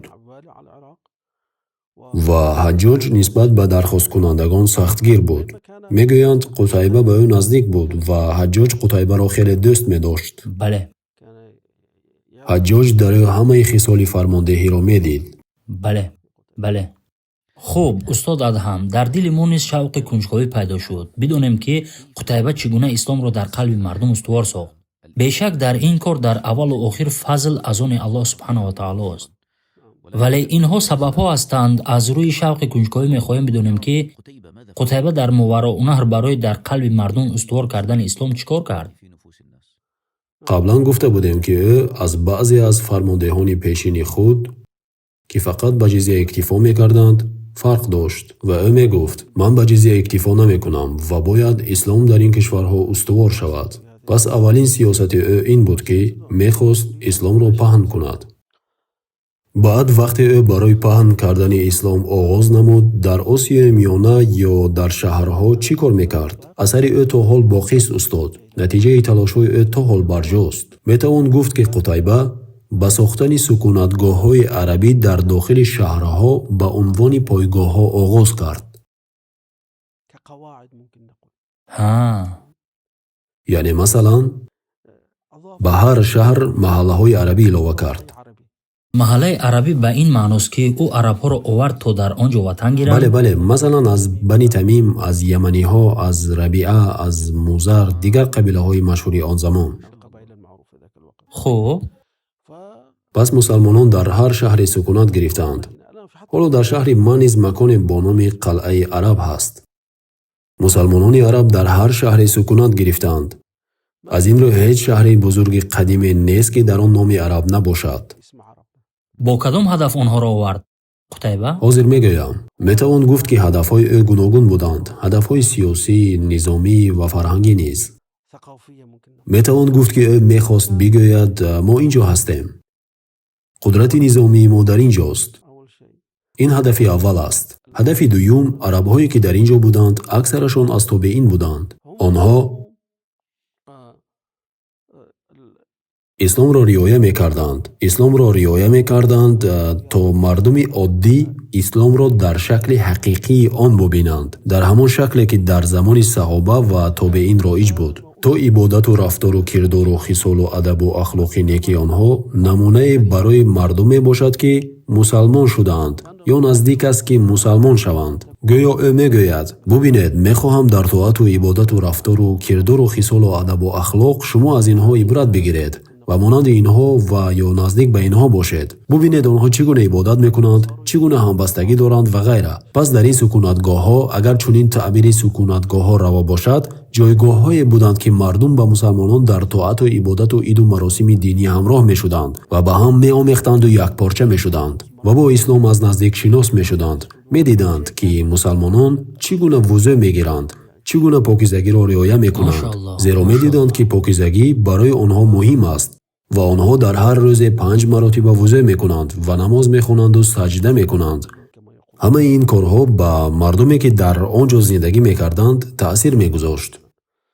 ва масалан баъзе мардуми исломҳарос ва исломситез ки исломро дӯст намедоранд, алайҳи ислом ва фатҳҳо сухан мегӯянд ки гӯё фатҳҳо бо дами шамшер буданд. онҳо мардумро ба қабули ислом маҷбур мекарданд, дар ҳоле ки мусалмони оддӣ медонад ки исломе ки бо зӯр аст қабул намешавад, зеро он тасдиқ бо қалб аст. аммо ӯ аз тарс фақат бо забон иқрор мекунад, аммо бо қалб тасдиқ намекунад. агар бо қалб тасдиқ накунад, исломаш қабул намешавад. пас дар ин ҷо бубинед ки равише ки Қутайба истифода кард хеле зиракона буд. олиме бо номи Наршахӣ китоби таърихи Бухороро навиштааст, ки китоби хеле боарзиш аст ва ҳар касе мехоҳад дар бораи таърихи Осиёи Миёна бихонад, бояд ин китобро дошта бошад. таърихи Наршахӣ мегӯяд ки Қутайба эълон кард: ҳар касе ки биёяд ва намози ҷумъа бихонад, ба ӯ 2 дирҳам медиҳам. ӯ метавонист бо шамшер онҳоро битарсонад ва онҳоро бо аскаронаш ки дар шаҳр дар маҳаллаҳои арабӣ буданд битарсонад. аммо ӯ гуфт: не, мо намехоҳем шуморо битарсонем. мо омадаем ки шуморо аз ибодати бандагон ба ибодати парвардигори бандагон берун барем. пас Қутайба гуфт: ва ҳар касе ки аз байни шумо намози ҷумъа бихонад 2 дирҳамаш медиҳам. пас мардум ба ислом дохил шудандро оғоз карданд. яъне ин кор яке аз дилгармиҳо ва ангезаҳо буд. аммо Наршахӣ мегӯяд, ин ба маънои он нест ки ашроф ва аҳли сарват мусалмон намешуданд, балки рағбату рӯй овардани онҳо ба ислом заифтар буд. зеро аз қадим сарватмандон чунин буданд. Масалан, вақте достони Нуҳ алайҳиссалом ва достони пайғамбарони дигарро мехонем, дар калимаи мала бузургон, ашроф бояд таваҷҷӯҳ кард ки қола алмалау аллазина кафару мин қавмиҳи ё қола алмалау аллазина истакбару. дар ин ҷо мебинем ки мала, бузургон ва ашроф ба душворӣ мусалмон мешаванд, на ба осонӣ ва на ба зудӣ. пас дар ин ҷо ҳамон чиз рух медиҳад. онҳо хеле оҳиста қабул мекарданд. манзурам ҳамон бузургон ва ашроф аст ки дар Қуръон омадааст. ҳамеша қавм дар тағйири фикрашон мушкилӣ доранд, зеро ин ба ҳайси онҳо дар назди мардум зарар мерасонад. бале, комилан дуруст аст. бале. ҳатто вақте Ҳерақл аз Абу Суфиён дар бораи пайғамбари Аллоҳ пурсид, гуфт: касоне ки аз ӯ пайравӣ мекунанд, аксарият аз мардуми оддӣ ва фақирон ва мардуми бечораанд. сипас гуфт: пайғамбарон ҳамин гунаанд. достони Қутайба ки ин олим ба ташвиқи мардум ба намоз ба онҳо дирҳам медод, дар кадом манобеъ зикр шудааст? ин достонро Наршахӣ дар таърихи Бухоро овардааст ва ӯ ин маблағро мепардохт. бале. ин аз корҳое буд ки дар замони Қутайба барои таҳкими дин ва маҳбуб кардани дин дар назди мардум анҷом мешуд. ҳатто дар ин бора дар кишвари мо дар замони шӯравӣ як таърихнигори маъруфи тоҷик буд ва ӯ ҳоло қаҳрамони миллии мо тоҷикон маҳсуб мешавад, зеро ӯ китобе бо номи тоҷикон навиштааст. бо забони мо тоҷикон мешавад. ӯ достони тоҷикон аз куҷо оғоз карданд, ба куҷо расиданд, ҳатто ӯ ин қиссаро зикр кардааст. ӯ низ бештар аз маълумоти Наршахӣ истифода мекардааст. бале, мо ҳанӯз дар мавзӯи силсилаи таърихии воридшавии ислом ва идомаи ҳукми исломӣ дар Моварраунар ҳастем. ба таври мухтасар дар замони пайғамбар саллаллоҳу алайҳи васаллам, замони халифаҳо ва умавиён даромадем. биёед каме ба самти Аббосиён меравем. дар ин давр чӣ рух дод? ва баъд аз он албатта ба суроғи Сосониён ҳам меравем. сипас ба сулолаҳои дигар. пеш аз он ки ба ин савол ҷавоб диҳем, устод, чизе дар бораи Қутайба боқӣ мондааст. ӯ сиёсати аҷибе дошт. ӯ одамони маҳаллиро аз Самарқанд Бухоро мегирифт ва ба лашкари худ ҳамроҳ мекард. Албатта касонеро ки мехостанд ба лашкар ҳамроҳ шаванд. пас онҳо низ ба фотиҳон табдил ёфтанд. бале, ин ҳамгироии бузург гашт ва баъзе аз таърихнигорони таҳлилгар мегӯянд, ки ин яке аз сабабҳое буд, ки боиси кушта шудани Қутайба ибни Муслим шуд. зеро онҳо намехостанд маҳаллиён бо онҳо ҳамгиро шаванд, аммо Қутайба ибни Муслим мехост. ин ривояти муҳимест, устод. оё медонед чаро? бале, зеро мо медонем, ки Қутайба ибни Муслим ба гумонам дар замони халифа Сулаймон ибни Абдулмалик буд. бале, дар замони Сулаймон ибни Абдулмалик кушта шуд. зеро ӯ азли ӯро талаб карда буд. бале, дақиқан. бале, достоне дорад. ӯ 3 нома фиристод. бале. ин достон маъруф аст. ва дар натиҷа мо медонем, ки поёни кори Қутайба, ин фотиҳи бузург, мутаассифона ба ин тартиб буд. аммо ин ривояти ҷадид аст, ки яке аз муҳимтарин саҳобаҳои куштани ӯ ё поёни қиссаи ӯ. эътирози баъзе қабилаҳо ба ғояи ҳамгироӣ ба ҳамин шакл аст. бале, бале. ин муҳим аст. масалан, вақте ӯ Самарқандро фатҳ мекард, дар лашкари ӯ мардуме аз Бухоро ва Хоразм буданд.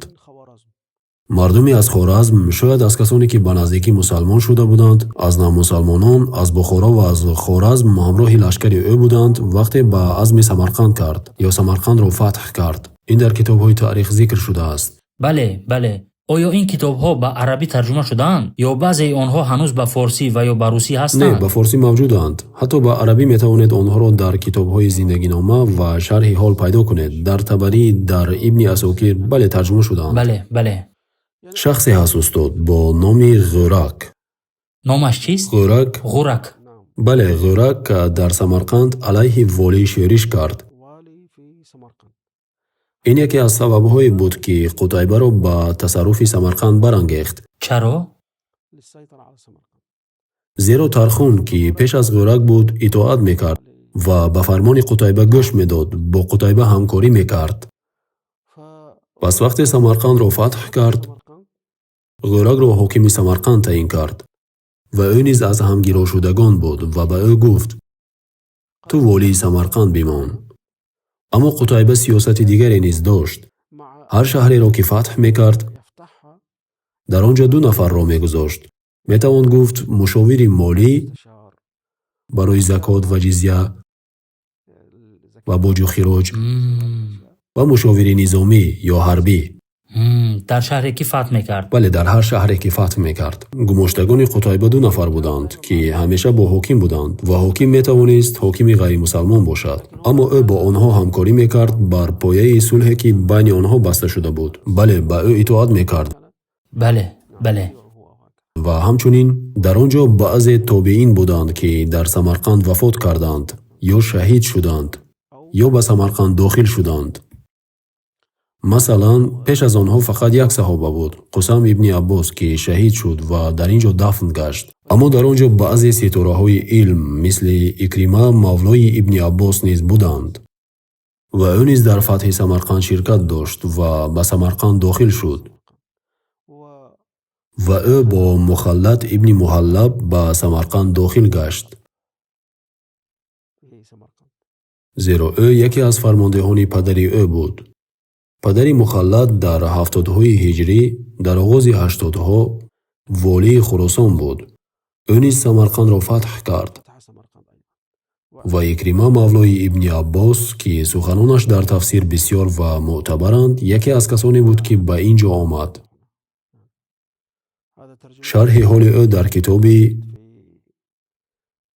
Алқанд фи зикри уламаи Самарқанд дар фатҳи он аст. баъд Муҳаммад ибни Восеъ, Барди мавлои ибни Аббос ибни Молик, Заҳҳок ибни Музоҳим, Лайс ибни Абу Сулайм, Руфай ибни Меҳрон ва ғайра.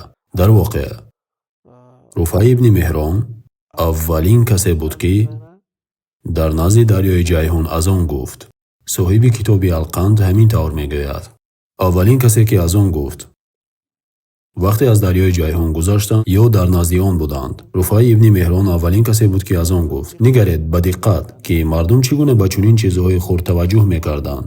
гарчи аз он чизи хурд нест, аммо ба ин дараҷа таваҷҷӯҳ мекарданд, ки номи аввалин касеро ки дар ин минтақаҳо аз он гуфт зикр мекарданд. бале ин маълумоти муътамад аст. руфаи ривояте аз умар ва аз усмон разиаллоҳу анҳумо ва али ибни абу толиб радиаллоҳу анҳу дорад. ӯ аз тобиини бузург буд. аз халифаҳо низ ҳадис ривоят кардааст. бале бале бале. аз достони фатҳи Самарқанд чӣ дарсҳои судманде метавон гирифт? мебинем ки таърихнигорони исломӣ ё мусалмонон хеле инсоф доштанд. ба дараҷае ки ин қиссаҳоро ки дар фатҳ рух медод зикр мекарданд. ҳатто ин ки агар яке аз бандҳои сулҳ ё паймонномаи сулҳро вайрон мекарданд, то ин ки қозӣ маҷбур шуд бар зидди лашкари исломӣ ҳукм кунад. ин нишон медиҳад ки таърихнигорон хеле дақиқ буданд. онҳо на аз ҳоким ва на аз маҳкум ва на аз шароити зиндагӣ пайравӣ мекарданд. онҳо амонати илмиеро ки бар гарданашон буд ҳамон тавр ки буд адо мекарданд. амонати илмӣ дар сабти таърих ва навиштани он сабаб мешавад ки мо ба таърихи исломии худ эътимод дошта бошем. бале, ба таври зиёд чунин аст. ҳатто устод, вақте касонеро мебинем ки бо ислом мубориза мекунанд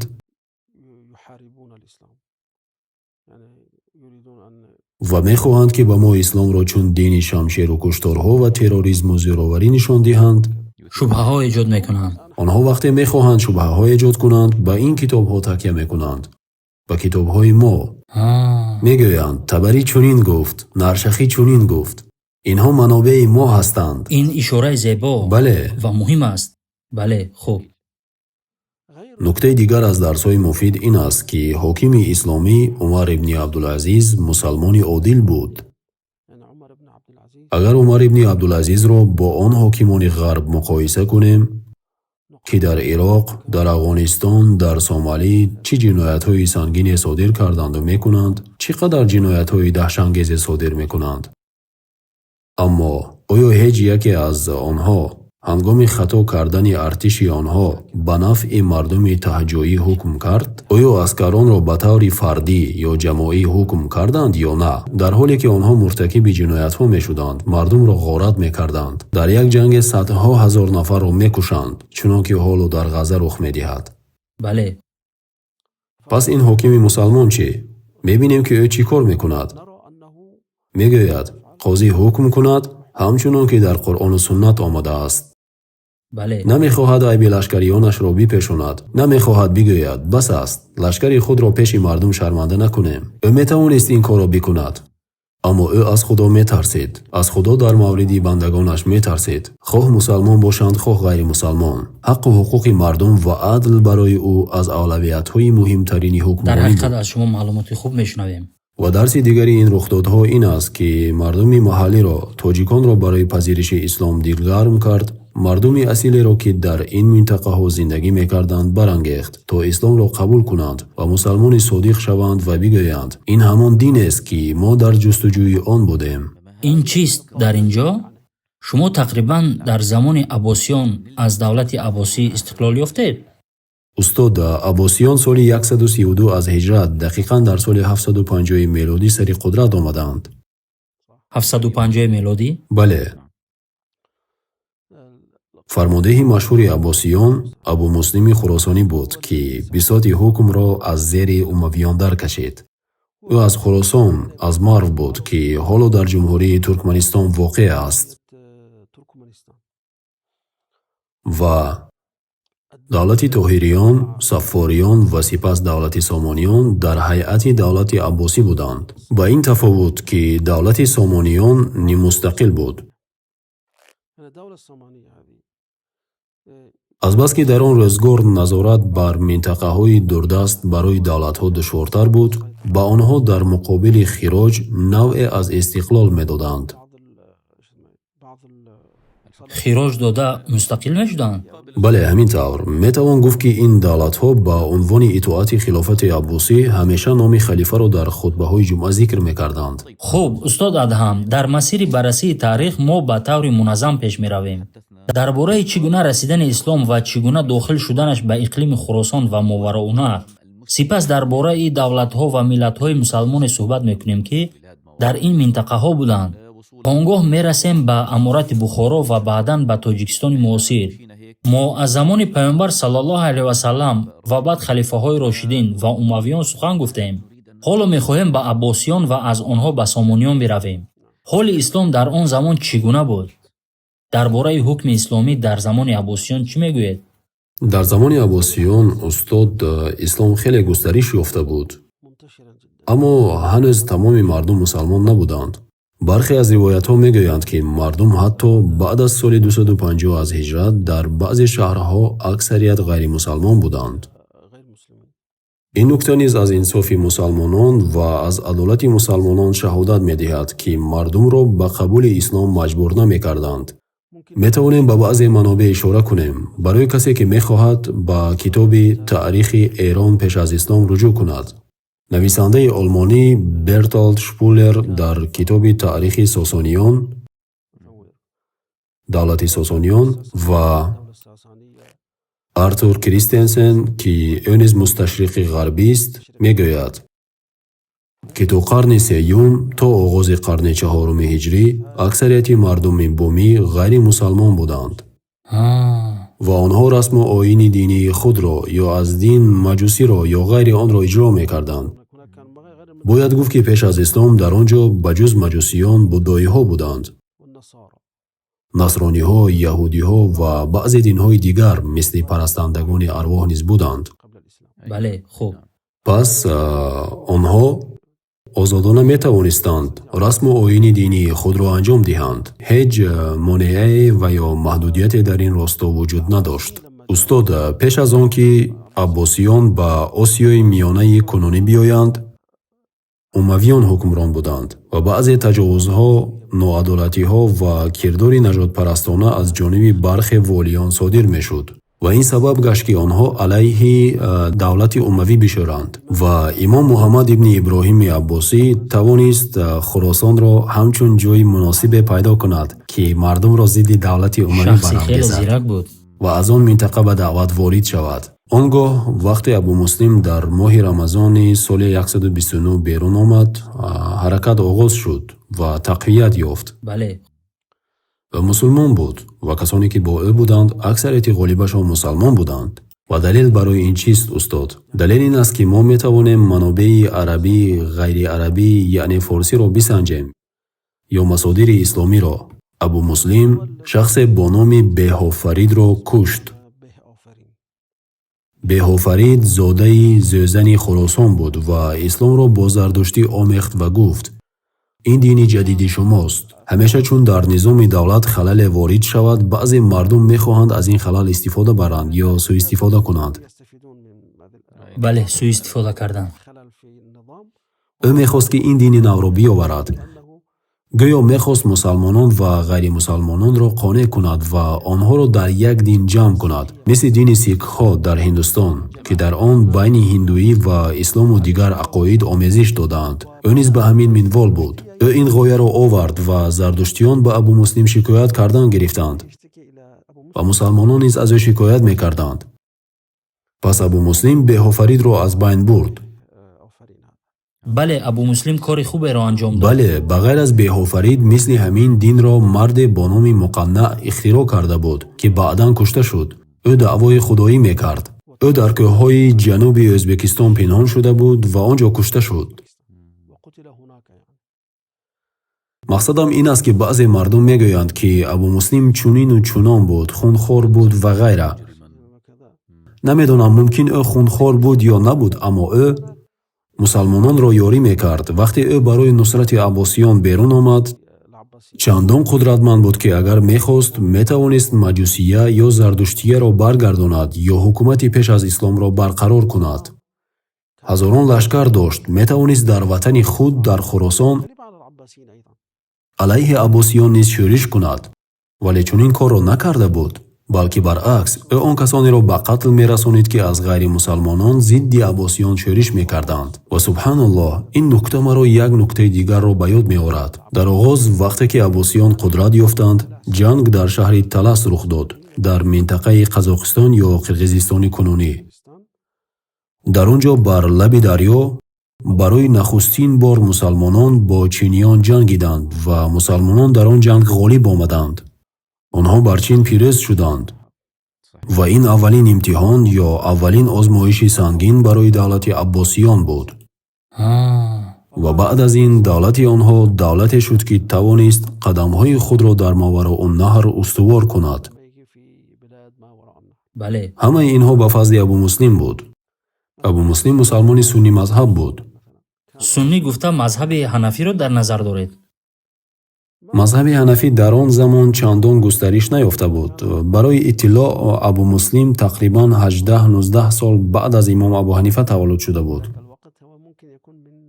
пас мазҳаб дар он замон ташаккул наёфта буд, зеро медонед, ки таквини мазҳабҳо дар охири асри дуюм ё оғози асри сеюм оғоз шуд. аммо бо боварии том метавон гуфт, ки абу муслим суннӣ буд. пас аббосиён бо нерӯҳои волиёни минтақа тавонистанд, ки бар зидди шӯришгароне мисли Сунбод ва Бобак мубориза баранд ва шӯриши онҳоро пахш кунанд. ин шӯришгарон дар он ҷо ё ба илҳод даъват мекарданд, ё ба барқарор кардани боқимондаҳои низоми Сосонӣ, ё барои бозгашт ба низоми қадими Зардуштӣ ё Буддоӣ. бале. аббосиён бар хилофи умавиён корҳои давлатиро ба ғайриарабҳо вогузор кардан гирифтанд. барои мисол бармакиҳо аз шаҳри Балх буданд, ки акнун дар Афғонистон, дар шимоли ғарбии Афғонистон воқеъ аст. инҳо турко буданд? не, дар он ҷо қавмҳои гуногун ва омехта буданд ва аксари аҳли Балх тоҷикон буданд. Балх шаҳри қадимаи тоҷикист, аммо ба ҳукми он ки ба сарҳадҳои Узбекистон ва сарҳадҳои Туркманистон наздик аст, дар он ҷо қавмҳои мисли туркон ва туркманҳо бо ҳам омехта шуда буданд. ва Афшин Ҳайдар ибни Ковус, ки ӯро дар умури идораи ин минтақаҳо истихдом мекарданд, яке аз фармондеҳони бузург буданд ва ба ҷуз ӯ волиёни дигар низ буданд. устод, ин бадин маъност, ки аббосиён ба мардуми ғайриараб хеле таваҷҷӯҳ мекарданд. метавон гуфт, ки дар оғоз то соли 2000 ва андаке баъд ба форсҳо таваҷҷӯҳи бештар мекарданд. баъдан ба туркон таваҷҷӯҳ кардан гирифтанд, зеро туркон аҳли ҷангу разм буданд ва мардуми далеру ҷанговар буданд ва онҳоро дар лашкар истифода кардан гирифтанд. аммо аз назари ҳукм ва аз назари тақсим, оё иқлими Хуросон ва ё Мовароунаҳр аз ҷисми давлати Аббосӣ ҷудо шуда буд ё баъдан рух дод? вақте давлати Сомониён сари қудрат омад, мустақил буд. аммо мустақил ба маънои имрӯзӣ набуд.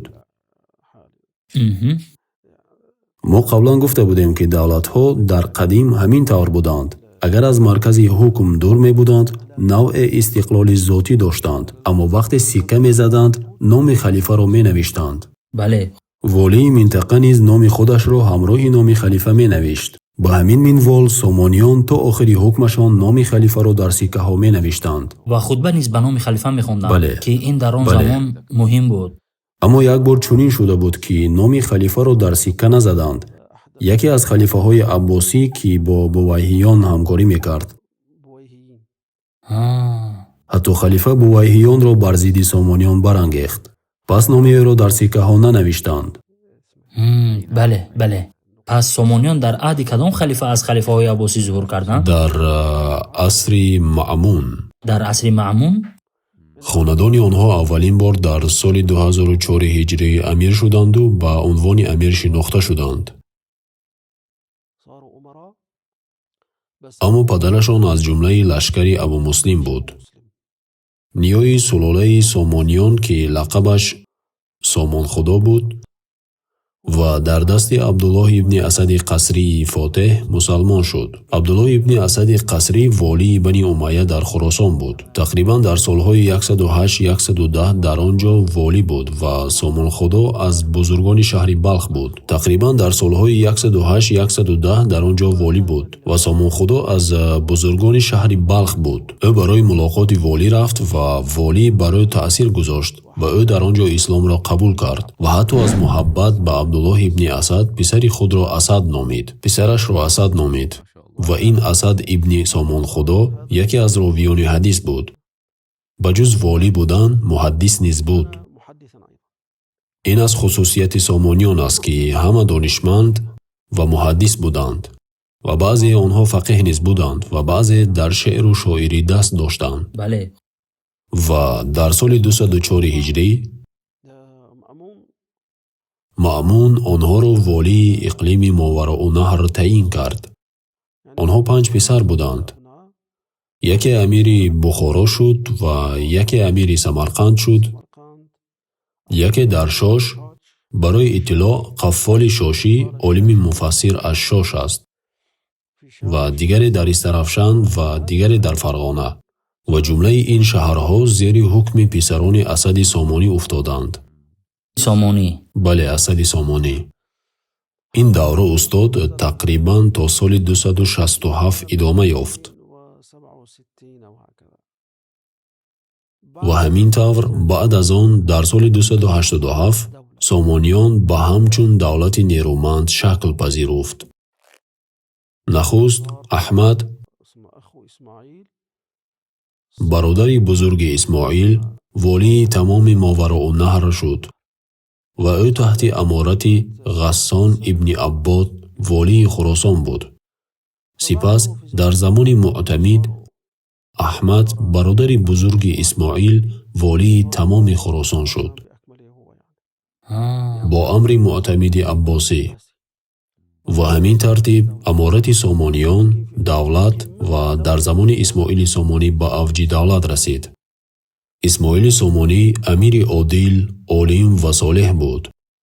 عالم بودنش به این معناست که او علم قرآن و تفسیر و فقه و حدیث را با تعمق آموخته بود و کتاب غریب الحدیث ابو عبید قاسم ابن سلام ابن عبدالله هروی بغدادی را از یاد می‌دانست و ابو عبید قاسم ابن سلام را دوست می‌داشت و از شاگردان محمد ابن نصر مروزی بود. از خصال نیکش این بود که عالمان را دوست می‌داشت و بسیار اکرامشان می‌کرد. به همین سبب بسیاری عالمان سیرت و تاریخ اسلام، مفسران مثل امام ذهبی و ابن کثیر و دیگران همه سامانیان را به نیکی یاد می‌کنند و تحسین می‌کنند و می‌گویند آنها اهل فضل و عدل و اهل علم بودند و عالمان را اکرام می‌کردند و معارف اسلامی را گسترش می‌دادند. هویداست که نقش آنها را در گسترش اسلام هیچ کس انکار کرده نمی‌تواند و مردم آنها را خیلی دوست می‌داشتند. آنها در نزد رعیتشان محبوب بودند. من تاریخ نگاری را تا حال ندیدم که او را ثنا نگفته باشد. در آخر گفتار در این موضوع می‌خواهم به اشکال اشاره کنم. بعضی می‌گویند بله. سامانیان شیعه بودند که این سخن خطای محض است و کاملا غلط و بهتان بزرگ است. آنها سنی بودند و در مذهب حنفی. دولت سامانیان دولت خیلی بزرگ از نظر جغرافی بسیار وسیع بود و عمر دولت نیز طولانی بود. آن به 180 سال نزدیک رسیده بود. تقریبا 125-180 سال حکمرانی کرد. از سال 819-875 میلادی تا سال 999 1005. از سال 875 تا 999 تقریبا 125 سال به شکل دولت بود. پیش از 875 تحت امارت غسان ابن عباد بود، چنانکه قبلا گفتیم. حالا اگر به سرحدهای دولت سامانیان نظر کنیم، از قزاقستان امروزه تا ایران تا شهر رای طول میکشید. در اوج قدرت حدود سامانیان از ماوراءالنهر، از بخارا و سمرقند و شاش، تاشکند در جانب شمال آغاز گرفته تا ولایت‌های بلخ و قسمت‌های شرقی خراسان تا اطراف هرات و نزدیک به سرحد کابل ادامه داشت. در جنوب تا دامن‌های کوهستان افغانستان و کنار پهنه فارس پهن گشته بود. همزمان سامانیان در مناطق غربی چون تبرستان، رای و اصفهان نفوذ و حاکمیت اعتراف شده داشتند. برای اطلاع، شهر رای اکنون در مرکز منطقه امروزه جنوبی تهران است. حتی بین سامانیان و بعضی مناطق ایران کنونی جنگ‌های بسیاری در تبرستان قدیم، در مازندران و دماوند رخ می‌داد. این منطقه ها زیدی مذهب بودند. واقعیت تاریخی این است که بین سامانیان و دولت‌های زیدی مذهب این مناطق جنگ‌های رخ می‌داد. بعضی ها میگویند که گویا سامانیان به شیعه یا به یکی از مذهب‌های شیعه منسوب بودند، نه به عنوان دولت، به علت اینکه در بعضی از شهرها تشیع ظهور کرد و تقویت یافت. به همین سبب بعضی نمایندگان واپسین دولت را به شیعه نسبت دادند. باید متوجه باشیم که تاریخ سند را دوست می‌دارد. تاریخ دوست می‌دارد که دلیل ارائه شود. ما می‌خواهیم از منابع فارسی بدانیم که آنها در این باره چی میگویند. نه، منابع فارسی همه میگویند که آنها از اهل سنت بودند. از اهل سنت. میخواهم در این صدد برای شما قصه عجیبی را نقل کنم استاد. اسماعیل سامانی رؤیای دیده بود. این را ذهبی ذکر کرده است و صاحب القند در شرح حال اسماعیل رحمه الله ذکر کرده است.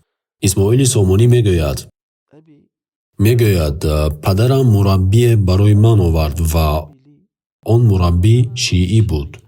بله. من از بدگویی‌های او درباره یاران پیامبر و ابوبکر و عمر متأثر شده بودم و تمایل شیعی پیدا کردم. ابوبکر و عمر را ناسزا میگفتم. این در خردسالی او بود. بعداً میگوید من رؤیای دیدم. رسول الله صلی الله علیه و سلم نشسته بود و در نزد او ابوبکر و عمر و در پس او علی. ابوبکر رضی الله عنه آمد و سینه مرا خراشید و گفت: ای رسول الله، این شخص از من چی میخواهد؟ اسماعیل میگوید از خواب ترسان بیدار شدم. از این رؤیایی که دیدم ترسان و حیران بودم. بیمار گشتم و تب سختی داشتم.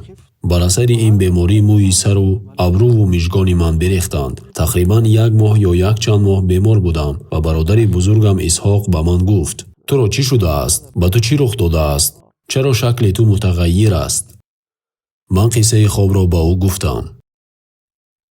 او مرا به توبه و ترک دشنام ابوبکر و عمر تلقین کرد و فرمود که سر و تنم را بشویم و وضو گیرم، 2 رکعت نماز بخوانم و از این کار توبه کنم. بعد این کار طی هفته شفا یافتم و موی و سر و ابرو و مژگانم مثل پیش سبزید و برقرار شد. این اشاره است برای متوجه شدن به نشر اندیشه های تشیع بود. بله، پس او تمایلش را به مذهب شیعی کاملا ترک کرد.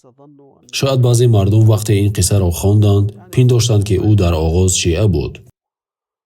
درست. سبحان الله، تاریخ اسلامی ما چگونه مصادر معتبر دارد و تحقیق پذیر است. استاد ادهم، ما تا حال هم میتوانیم همه جزئیاتش را تحقیق کنیم.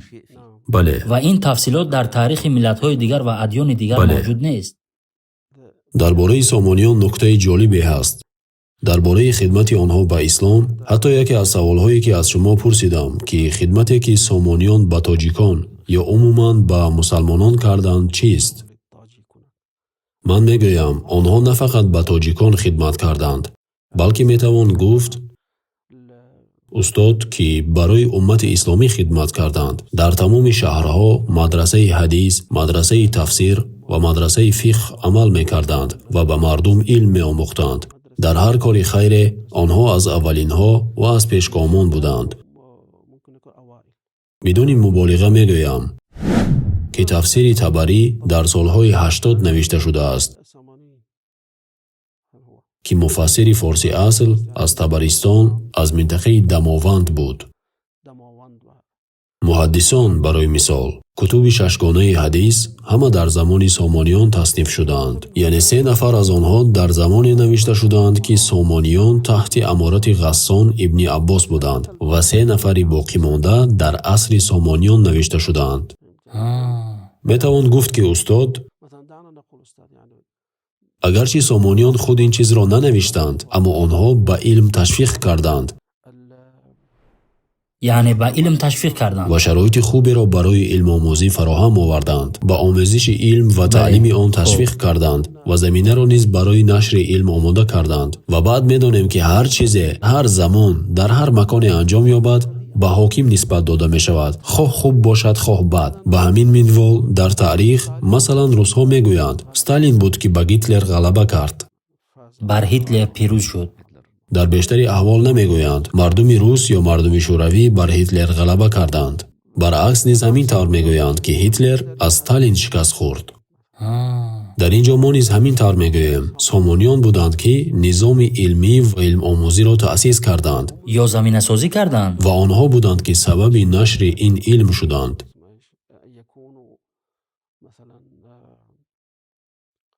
سامانیان سبب شدند که مردمی که تحت امارت آنها زندگی میکردند مثل بخاری، مثل ترمذی و نسائی و عالمان دیگر از پیشگامان علم شوند. این پیشروی را در علم حدیث میبینیم، در تفسیر، همچنانی که گفتیم در فقه نیز. اگر فرضاً شهر بخارا در سال 90 هجری فتح شد بعد از 60 سال بعد از 60 ابو حفص کبیر تولد شد که یکی از ارکان مذهب حنفی محسوب می شود. ابو حفص کبیر به بغداد رفت و نزد شاگرد امام ابو حنیفه امام محمد ابن حسن شیبانی که در دولت عباسی قاضی بود درس خواند و علم را گرفت و با آن به بخارا بازگشت و مذهب حنفی را پهن کرد. در واقع ابو حفص کبیر بود که سامانیان را به بخارا دعوت کرد، زیرا در زمان او حرج و مرج بود. در آنجا سوی دریای آمو یعقوب ابن لیث بود که میکشت و هر گونه تجاوزها میکرد. راهزنی ها بسیار شده بودند، زیرا حکومت مسلط نبود. پس وقتی او دید که سامانیان اهل فضل و اهل علم هستند، با اهل بخارا آنها را دعوت کرد و وقتی آمدند آنها را چون فاتحان استقبال کردند و حاکمانی که پیش از آنها بودند از شهر گریختند. بعد چند صد سال تقریبا حادثه مانند به این واقع شده بود. در زمان صلاح الدین ایوبی و نورالدین زنگی وقتی او به دمشق رفت و در آنجا معین الدین انر امیر بود، مردم معین الدین را نمیخواستند، زیرا او با صلیبی ها بر ضد مسلمانان همکاری میکرد و مردم فریاد میزدند نورالدین نورالدین و مردم همین طور قهرمان خود را استقبال میکردند. آنها همیشه قهرمان خود را میشناسند. پس استاد دولت سامانیان نهادهای را در فقه، در تفسیر و در دیگر علمها تأسیس کردند و در نشر دین سهم بزرگ داشتند و برای تولید عقلهای بیدار و نابغگان محیط علمی مناسب ساختند. نه فقط برای علمهای شرعی بلکه برای علمهای دیگر نیز و عموما برای تولید نابغگان محیط و زمینه مناسب فراهم آورده بودند. برای مثال نابغه چون ابن سینا در زمان آنها بود. سامانیان تقریبا در همه موردها و در رشد تقریبا همه علمها مثل طبی و نجوم و فلسفه و غیره دستی درازی داشتند. قبلا گفته بودم که خود اسماعیل سامانی راوی حدیث بود. او از احادیثی را که روایت میکرد در زندگی خود عملی کرد. حدیثی که او روایتش کرده است امام احمد و امام ذهبی آن را در تذکرة الحفاظ از سفیان ثوری آورده است. او میگوید که اسماعیل سامانی حدیثی امرت ان اقاتل الناس حتی یشهدوا ان لا اله الا الله و انی رسول الله را روایت کرد. این حدیث مهم است. بله، این حدیث از ابو هریره است و سند روایتش تا ابو هریره میرسد. این سند به پررگی در کتاب القند فی ذکر علماء سمرقند موجود است. چنانکه گفتیم او از حفاظ سمرقند محسوب می شود. باید گفت که احمد ابن اسد از شاگردان سفیان ابن عیینه و اسماعیل ابن علیه بود. شاگرد این حفاظ بزرگ مثل سفیان ابن عیینه که در عالم اسلامی به همه معروفند. امام شافعی میگوید اگر مالک و سفیان در حجاز نمی بودند علم حدیث از حجاز می رفت، زیرا مالک و سفیان یکی از ستونهای حدیث در حجاز بودند و امیر ما احمد ابن اسد ابن سامان رحمت الله علیه از او علم حدیث گرفته بود. چنان که گفتیم او یکی از ستونها در حدیث بود در بلاد ماوراءالنهر. او هم امیر بود، هم محدث بود و هم عالم بود. در زمانهای متأخر حاکمان با این علم و خصال کم بودند. در زمانهای معاصر چنین حاکمان را ندیده ایم. اسماعیل سامانی محمد ابن نصر مروزی را اکرام میکرد. در آمد گپ باید گفت که ابن خزیمه از شاگردان اسماعیل سامانی بود. ابن خزیمه صاحب حدیثنامه صحیح ابن خزیمه است. این معلوماتی نه. ابن خزیمه از اسماعیل سامانی علم حدیث گرفت. خود اسماعیل سامانی نیز از شاگردان محمد ابن نصر مروزی بود و ابن خزیمه از شاگردان اسماعیل سامانی بود. همچنان که پیشتر گفته بودم اسماعیل سامانی غریب الحدیث ابو عبید را از یاد می‌دانست.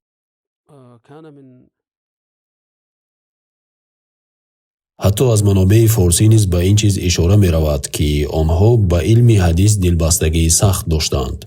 در زمان عباسیان در آغاز بعد از سالهای 150-170 خراسان گویا مجمع حدیث شده بود. حتی محدثان میگفتند نیم حدیث یا نصف محدثان از خراسانند.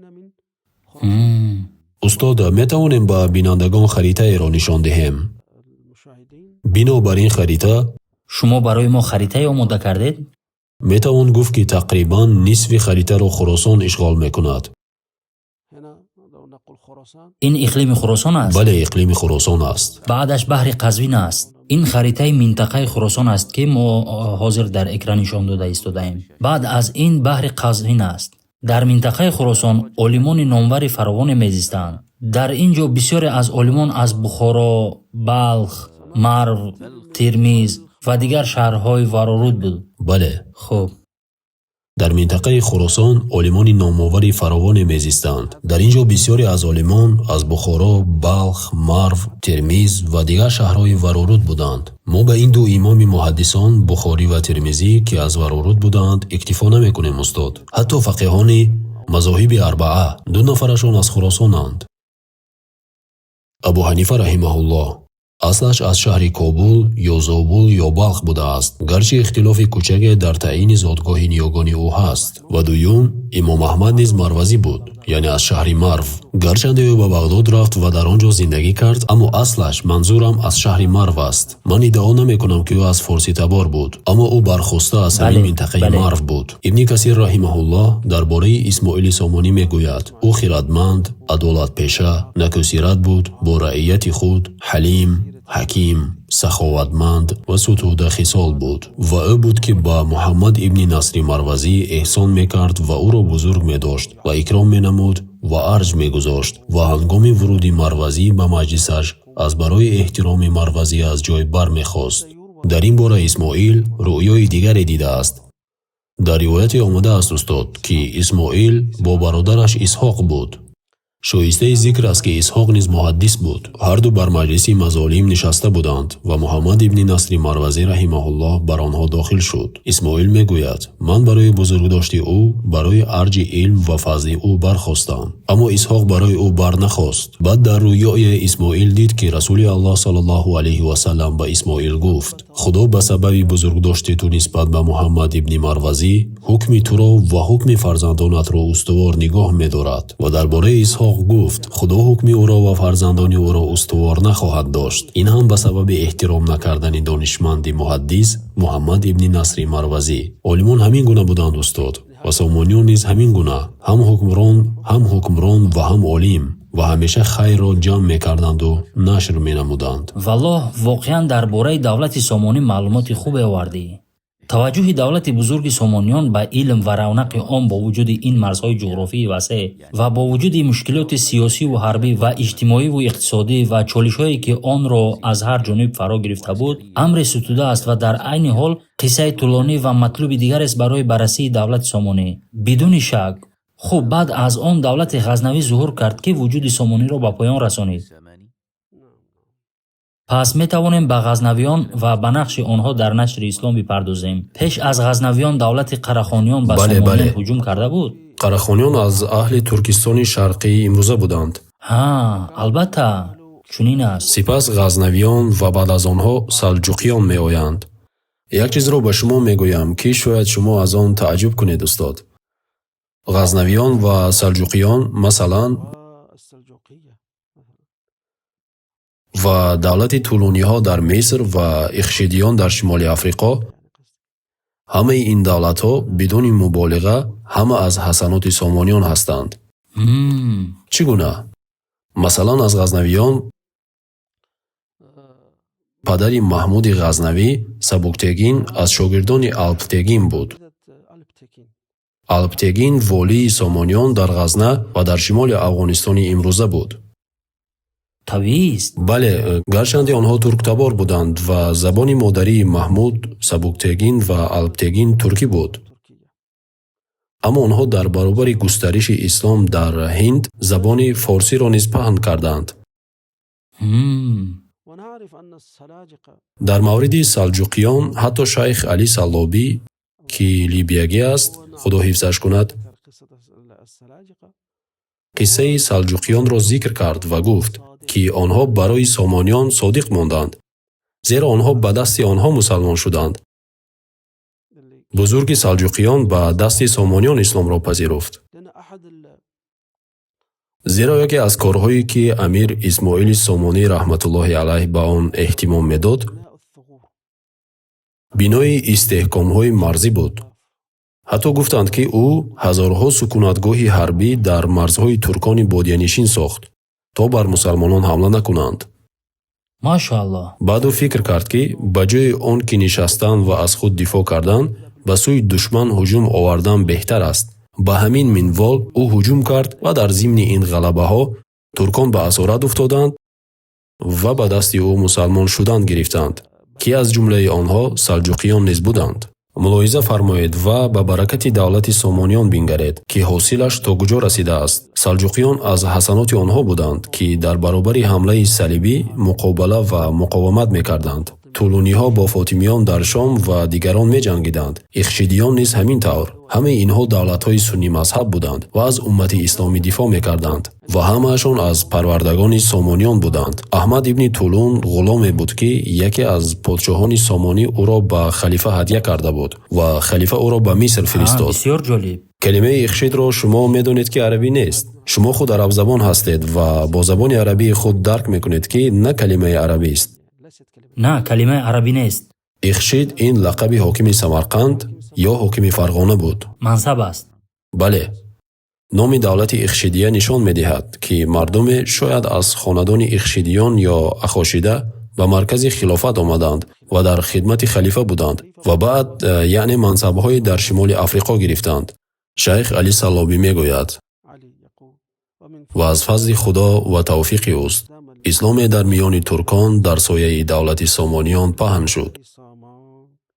исломи туркон суннӣ буд ва туркон ба ин мазҳаб дилбастагии сахт доштанд. ин нуқтаи хеле ҷолиб аст.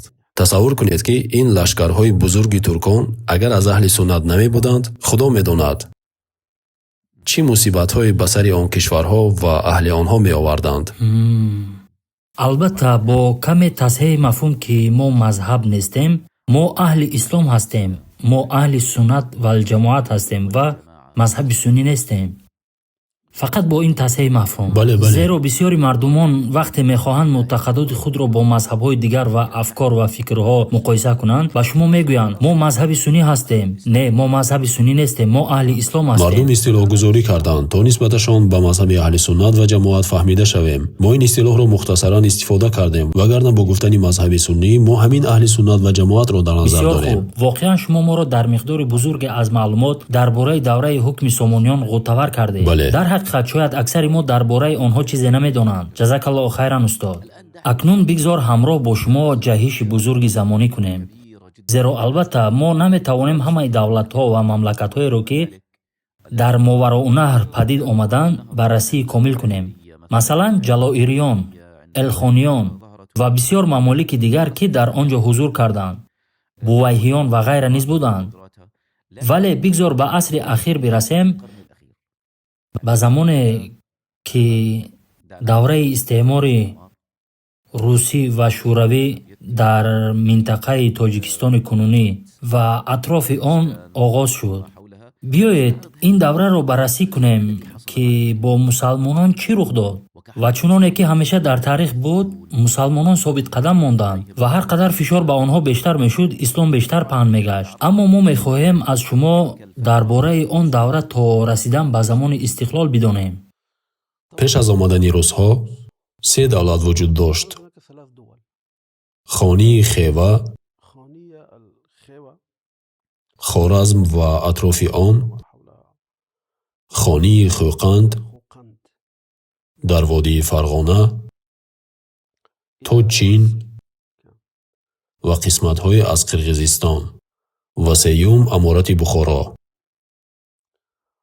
дар соли 1861 пеш аз болшевикҳо, Қайсар оғоз ба ҳуҷуму пешравӣ ба сӯи сарзамини Осиёи Марказӣ кард.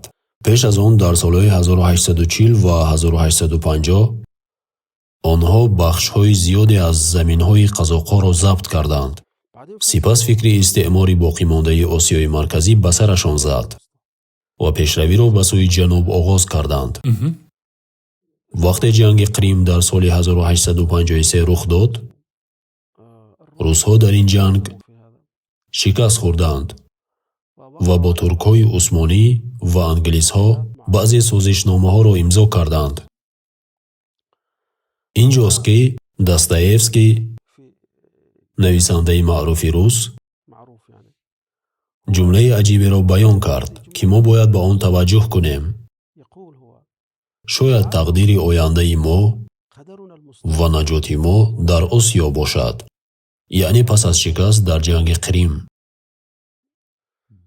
ӯ мегӯяд, мо дар Аврупо ҳамчун миллат, ҳамчун ғуломон ба ҳисоб меравем. аврупоиҳо моро аврупоӣ намеҳисобанд. аммо дар Осиё мо худро соҳиб ва хоҷа мебинем ва ба мо ҳамчун аврупоиҳо нигоҳ мекунанд. чунки мо масалан рангамон сафед аст, мӯямон зард ва чашмонамон кабуд аст. ӯ чунин мегӯяд, вале аврупоиҳо мегӯянд, ки русҳо монанди тоторҳо ҳастанд. онҳо ба русҳо назари нажодпарастона доранд. вале дар Осиё мо аврупоӣ ҳастем. ӯ мегӯяд, ки танҳо як ҳаракат кофист. ӯ гӯё ҳукуматро ба сӯи Осиёи марказӣ тарғиб мекунад, ки дар он ҷо мо хоҷа ҳастем.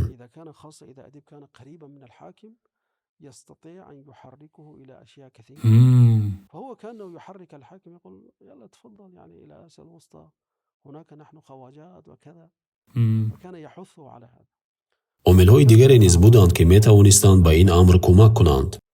масалан, Осиёи марказӣ мавқеияти худро аз даст дод. вақте ки португалиҳо роҳи баҳрӣ ва Ҳиндро кашф карданд. пеш аз он тамоми корвонҳои тиҷоратӣ аз Осиёи марказӣ мегузаштанд. вақте онҳо ин роҳи баҳриро кашф карданд, дигар корвонҳои худро ба хатар намеандохтанд, зеро роҳзанон буданд.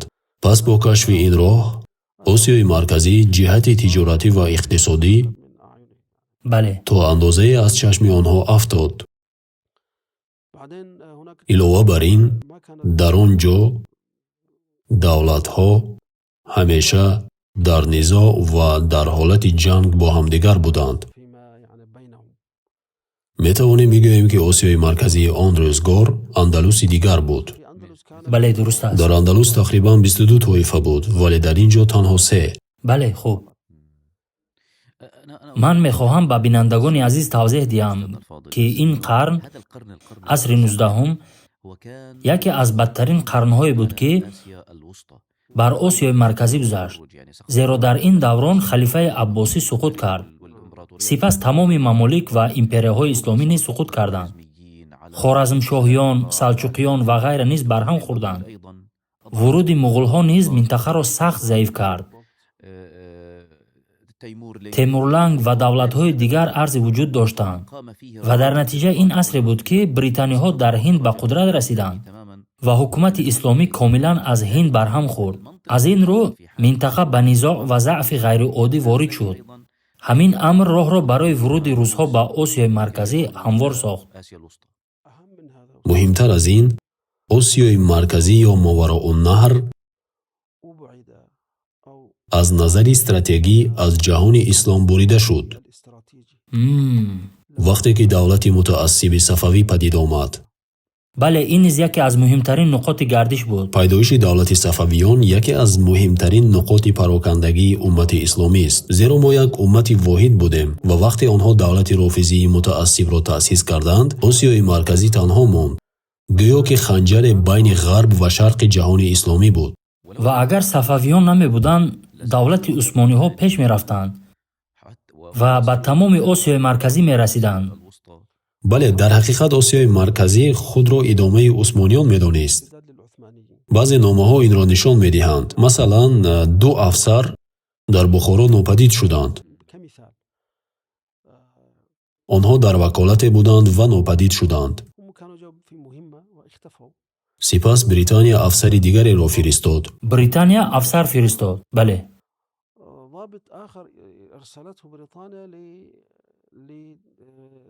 то ин ду афсарро аз дасти амири Бухоро раҳо кунад. онҳо номаҳо менавиштанд. дар миёни номаҳое ки ба амири Бухорои он замон фиристода шуд, номае аз Султон Абдулмаҷид, падари Султон Абдулҳамид буд. ها والله. ӯ менависад: ман медонам ки шумо маро ҳамчун халифа мешиносед ва ба ин нукта ишора мекунад, то ӯ афсарони британиро озод кунад. آفرین. онҳо ӯро халифаи мусалмонон ё халифаи худ медонистанд. ҳатто дар баъзе ҷангҳо мардум ба усмониҳо кӯмак мекарданд, маблағ ҷамъ мекарданд. вақте усмониҳо дар Қирим пирӯз шуданд, мардум шодмон шуданд ва баъзе аз нависандагон ва удабои мо дар ин бора навиштаанд. خب استاد شما قبلا گفتید که آسیای مرکزی به ملک طوایف تبدیل شد، ولی تنها 3 دولت بودند. آنها با هم می جنگیدند، ولی چگونه با تجاوز روس‌ها معامله کردند؟ воқеан он замон вазъияти ғамангезе буд. вақте рӯзҳо ба Тошканд, пойтахти Ӯзбекистони ҳозира ҳамла бурданд, амир Музаффар, амири Бухоро, ҳамлаи низомиро ба хони Хӯқанд оғоз кард. این برادر امیر بود؟ на, ӯ хон аст, хони Хӯқанд. مسلمان است؟ бале, ӯ мусалмон аст ва ин бародари мусалмони ӯст дар Хӯқанд. қаблан гуфта будем ки дар он ҷо 3 давлат буд: хонигарии Бухоро, Хива ё Хӯқанд. вақте ӯ ба он ҷо ҳамла кард, мардум гуфтанд: чаро бар зидди бародари мусалмонат ҳамла мекунӣ? ин ҷо дар Тошканд рӯсҳо омадаанд. таваҷҷӯҳ кардед? ӯ ба сухани мушовиронаш гӯш надод. мо тоҷикон як олим ва адиби бузург дорем ки аз аҳли он замон буд. номаш Аҳмади Дониш. ӯ ҳамчунин сафири амири Бухоро дар Русия буд. вазифааш рафтан ба ҳайати сафорат ва ғайра буд. яъне марди сиёсӣ ва олими дин буд ва инчунин дар илми нуҷум моҳир буд ва олими бузурги дурандеш. вай мегӯяд ки мардум ба хаймаи амир Музаффар мерафтанд, то ӯро қонеъ кунанд ки бо рӯсҳо рӯбаро шавад, на ин ки бо бародари мусалмонаш. таваҷҷӯҳ кунед ки ӯ бо ин ғурур ва такаббур чӣ мегӯяд. ӯ мегӯяд: баъзе мардум мегӯянд ба Тошканд рав, ба ҷои ин ки ба Хӯқанд равӣ. ва ман ба онҳо мегӯям ки намехоҳам мақомамро коста кунам ва бо ғуломаке аз ғуломони императори рус биҷангам. агар ман хоҳам бо русҳо биҷангам, ба аспам савор мешавам ва мустақиман ба Москав меравам ва ба Кремл медароям. ҳамин тавр ӯ бо ин мушкила рӯёрӯӣ кард. ҳарчанд ки ӯ масалан на туфанг дошт, на таҷҳизоти замонавӣ. имконот ва аслиҳааш хеле заиф ва кӯҳна буд. таваҷҷӯҳ кардед? ӯ ҳатто ин номаш чӣ буд устод? тӯпу аслиҳа устод. бале, тӯпу аслиҳаи ӯ хеле ибтидоӣ ва фарсуда буданд ва бо ин ҳама ӯ мегуфт: ман ба Москав меравам ва худам меҷангам. субҳаналлоҳ. дар ҳоле ки ин ғулом ё ғуломаке ки амир мегӯяд, ӯ дар Тошканд ҳукмронӣ мекард. дар ҳар шаҳре ҳатто амири Бухоро иҷозат надошт ки ҳаракат кунад. ӯ амирро амр мекард ва мегуфт: ту ин корро кун, ба ин шаҳр марав, ба ин шаҳр дохил машав, аз ин шаҳр берун рав. ӯ монанди император, ҳокими воқеӣ буд. яке аз онҳо Кауфман ном дошт ва дар Тошканд ҳоким буд. вақте русҳо ин минтақаро зери сайтараи худ дароварданд, устод, Туркистон номиданд ва барои фарқ кардан аз Туркистони шарқӣ, онро Туркистони ғарбӣ меномиданд. бале. ва лақаби ин Кауфман Нимашоҳ буд. Нимашоҳ. Кауфман бар минтақа то ин дараҷа мусаллат буд ки гӯё ӯ худаш императори рус бошад. хуб, мушкилоти амири Бухоро бо ҳамсоягони мусалмонаш чӣ буд? яъне бо ҳамсоягонаш чӣ мушкилоте дошт? аз онҳо чӣ мехост? чаро бо онҳо меҷангид? устод, вақте ҷанги шаҳрвандӣ дар Амрико оғоз шуд, воридоти пахта рӯз ба рӯз коста шудан гирифт. онҳо ба Осиёи марказӣ назар карданд, ки дар он ҷо мардум пахтаро парвариш мекарданд, ки маҳсулоти кишоварзӣ буд ва онҳо онро хеле меписандиданд. онҳо гуфтанд, ба ҷое ки ба Амрико равем, аз ин ҷо мегирем. ва ин яке аз сабабҳое буд, ки русҳоро барои ҳамла ба Осиёи марказӣ водор кард. медонед, мустамликадор ҳамеша чизе арзон мехоҳад.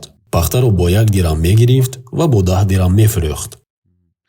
ман дар бораи сабаби вуруди русҳо намепурсам устод. ман дар бораи сабаби рафтани амири Бухоро ба ҷанги хони Қуқан мепурсам. бале, доктор, дар ин минтақа баъзе шаҳрҳо бо ҳам рақобат мекарданд. шаҳрҳое буданд, ки гоҳе ба тобеияти Бухоро медаромаданд ва гоҳе ба тобеияти Хуқанд. гоҳе аморати Бухоро меомаду ҳукмронӣ мекард ва гоҳе хонигарии Хуқан меомаду ҳукмронӣ мекард ва ин мушкилаи бузурге буд. масалан, шаҳри ман Истарафшан дар 60 соли ахири қабл аз соли 1900, яъне аз 1840 то соли 1900 50 бор аз як даст ба дасти дигар гузашт. яъне тақрибан ҳар солу ним ҳукмронии он тағйир меёфт. ҳар сол чанд моҳ ё як чанд моҳ шаҳр дар ҷанг буд. ҷанги байни ҳамдигарии мусалмонон. ё худо, субҳаналлоҳ. ҷанги Бухоро бар зидди хони Хуқанд. хуб, оё ҳоло метавонем ба ҳукмронии русҳо бигзарем? онҳо омаданд ва кишвари шуморо истеъмор карданд. ин истеъмор чӣ гуна рӯй дод? ман ба шумо ҳикояи аҷибе дар бораи истеъмори русӣ нақл мекунам. донишманд ва адиб Аҳмад Дониш мегӯяд, ки яке аз сабабҳое, ки русҳоро ба сӯи Осиёи марказӣ кашонд, Нодиршоҳи Қоҷор шоҳи эронӣ буд. шоҳи Эрон. зеро баъзе қабилаҳои туркман ба минтақаҳои шимоли Эрон ҳамла мекарданд ва мардумро ба ғуломӣ мегирифтанд ва онҳоро дар бозори Бухоро мефурӯхтанд. пас ӯ аз онҳо шикоят бурд ва гуфт, барои онҳо ҳадде бигзор, то нараванд ва мардуми Эронро ба ғуломӣ гиранд. устод, тарҷумони императори рус марде бо номи Козимбеки Теҳронӣ буд. ӯ марди ваҳшатноке буд. император ӯро ба Бухоро фиристод, то амакзодаи ҳамсари императори русро, ки ҳамроҳи тоҷирон омада ва ба чӣ гуноҳе ба зиндон афтода буд, наҷот диҳад. он як давлати нобасомоне буд, ки зимомдоронаш дар бораи чизе фикр намекарданд. мутаассифона, онҳо танҳо метавонистанд бо тарзи тафаккури қабилавӣ ҳукмронӣ кунанд. ва ҳамин тавр ин мардро ба зиндон андохтанд ва ҳамсари император аз шавҳараш хост, ки ба он ҷо касеро фиристад ва ин мардро озод кунад. Козимбек марде буд, ки мардумро вазъияти иҷтимоӣ ва сиёсӣ, қабилаҳо ва нажодҳоро омӯхта буд. вай аз Бухоро бо худ 3 чиз овард. як кӯзаи сафолин, бале, як қошуқи чӯбини нимшикаста, қошуқи нимшикаста ва як шамъдони сафолини кӯҳна бо худ бурд. ва ӯ онҳоро ба император овард ва ба ӯ гуфт, ки инҳоро аз Бухоро барои ту овардам. император ҳайрон шуд ва гуфт, чӣ, ту маро масхара мекунӣ? ӯ гуфт, нигар, ин кӯзаи сафолии шикастаест, ки амири Бухоро аз он вузӯ мегирад. ва ин қошуқест, ки бо ҳамин қошуқ хӯрок мехӯрад. ва ин шамъдонест, ки ба василаи он шабашро рӯшан мекунад. боқии чизҳояшон ҳама аз назди ту, аз Русия меояд. зеро онҳо ҳеҷ тавлиде надоранд, на заводи пӯшок доранд, на чизи дигар, ва ҳама чизашон аз Русия меояд. ин маънии хатарнокест. бале, бисёр хатарнок. устода, сипас Козимбек барои император дар бораи қабилаҳо ва нажодҳо маълумот ва тасаввуроти умумӣ медиҳад ва мегӯяд, ҳамаи онҳо мардуми кӯчӣ ҳастанд.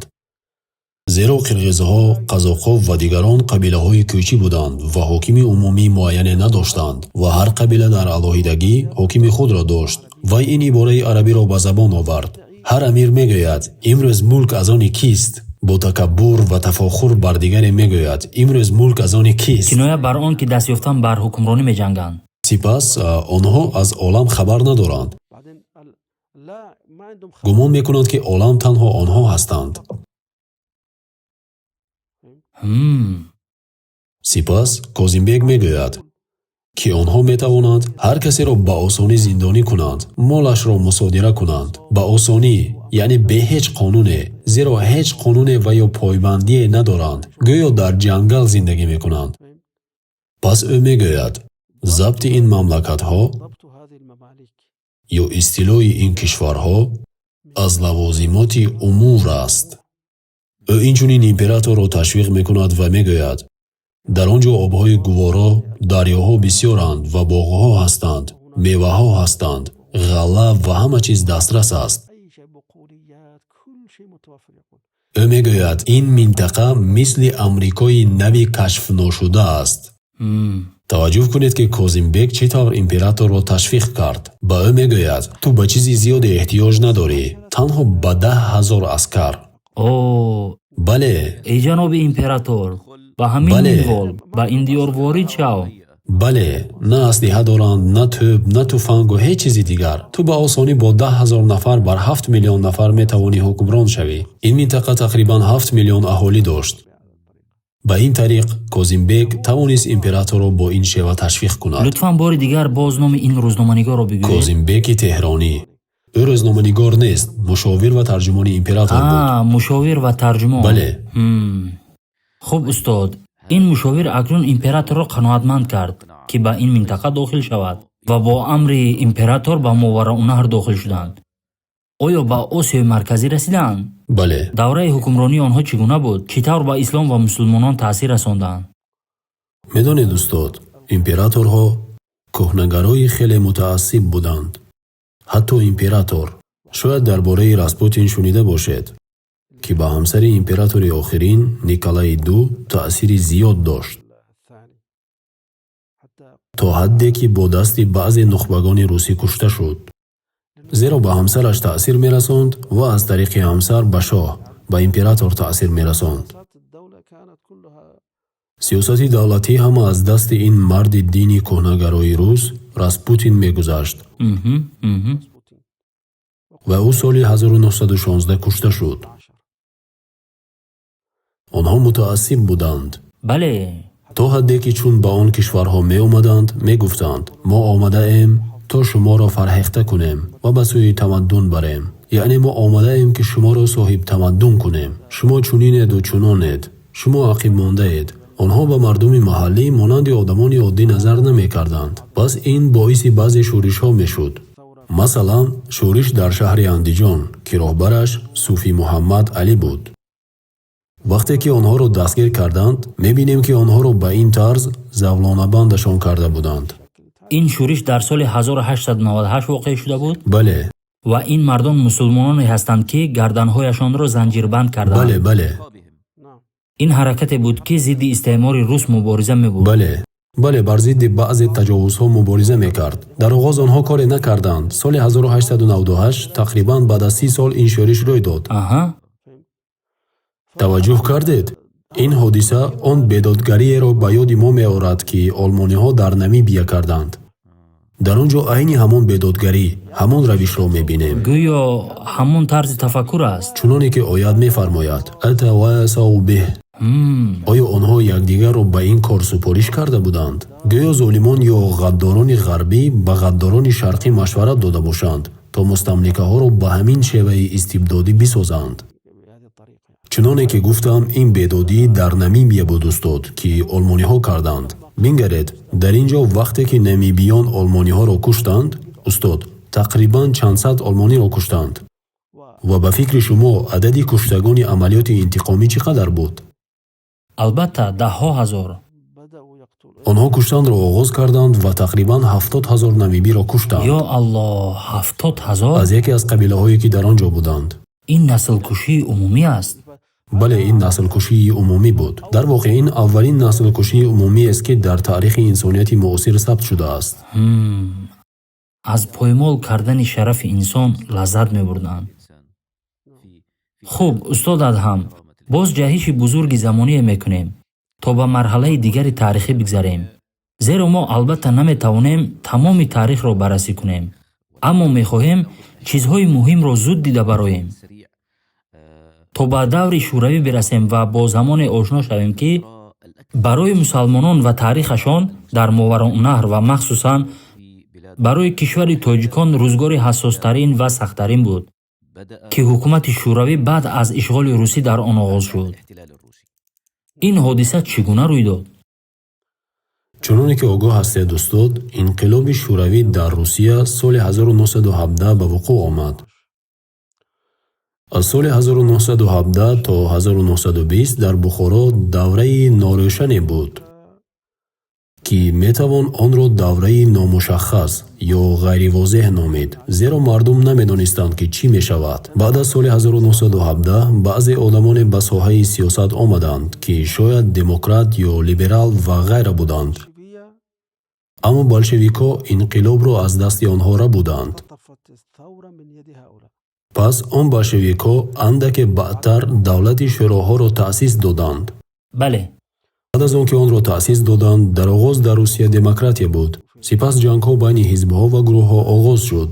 хилоф байни болшевикҳо ва меншевикҳо ва эсерҳо, сипас ҷанг байни болшевикони сурх ва ҷонибдорони ҷунбиши зидди коммунистӣ дар гирифт, ки онҳоро сафедҳо мегуфтанд. сафедҳо ба аскарони императори пешин ва касоне итлоқ мешуд, ки зидди коммунистон мубориза мебурданд. пас дар Русия ҷанги шаҳрвандӣ оғоз шуд. устод, ҳамчунон ки пештар гуфтем, вақте Русия бар Тошканд ва Самарқанд мусаллат шуд, дар он ҷо вилояте аз ҷониби русҳо дар Тошканд ва Самарқанд буд. Бухоро тобеи Русия набуд, танҳо номан буд. онҳо сиёсати хориҷӣ ва дохилӣ доштанд. байни Бухоро ва Русия конфедератсия буд, вале Самарқанд ва Тошканд дар ҳайати давлати Русия буданд. пас ин болшевикҳои Москав ва боқимондаҳои аскарони император ҳайрон монданд. баъзе аз онҳо коммунист шуда буданд ва баъзе ҷонибдори император буданд. ин ҷанги шаҳрвандӣ аз Русия ба Осиёи Миёна тобеи Русия интиқол ёфт. онҳо байни ҳамдигар меҷангиданд. русҳо ва яъне халқҳое ки бо онҳо омода буданд, арманиҳо ва ғайра. мо ба Даштнак ишора кардем ё ба онҳо ишора накардем. баъдтар ба онҳо ишора мекунем. русҳо дар соли 1917-1918 бо ҳам меҷангиданд, зеро баъзе низоми навро мехостанд ва баъзе бақои низоми кӯҳнаро мехостанд. ҷангҳое ки дар Осиёи марказӣ рӯй доданд, манзуратон аз онҳо ҷангҳои байни худи русҳост? бале, байни болшевикон ва тарафдоронашон, ва на байни мусалмонон? не. хуб. баъзе аз мусалмонони дигар дур гаштанд ва ба ин қувваҳо ҳамроҳ шуданд ва ҳамчунин одамоне ки мехостанд ба тариқаи озод шаванд. баъзеҳо мегуфтанд, мо бо ин сафедҳо ё бо аскарони онҳо ҳамроҳ мешавем, шояд онҳо моро дар дарёфти истиқлол кӯмак кунанд. баъзеҳо мегуфтанд, ин русҳои нав, яъне болшевикҳо, ба худо бовар надоранд, зидди дин мубориза мебаранд. мардуми маҳаллӣ медонистанд, ки онҳо мулҳиду бединанд. бо ҳар кадом ҳадде ва бо кадом мабдаъе бошад, мо намехоҳем дар як ҷабҳа бо онҳо бошем. пас ин мушкилаи мазкур вуҷуд дошт устод. дар соли 1920 русҳо бо кӯмаки баъзе коммунистҳои маҳаллӣ Бухороро ишғол карданд. онҳо гуфтанд, Бухоро барои табаддулот омода аст. мардуми Бухоро ислоҳ ва тағйирот мехоҳанд. таваҷҷӯҳ кардед? онҳо рафтанд ва аз русҳо аслиҳа гирифтанд ва ба Бухоро омаданд ва ҷиноят содир карданд. шаҳри Бухоро яке аз зеботарин шаҳрҳо буд ва дурдонаи Осиёи марказӣ номида мешуд. бале, шаҳри илм ва мадрасаҳо ва манораҳои бешумор. онҳо шаҳрро бо ҳавопаймо ва тӯбҳо бомбаборон карданд ва дохил шуданд ва куштанд. онҳо бадтарин қатли омро ки метавон тасаввураш кард анҷом доданд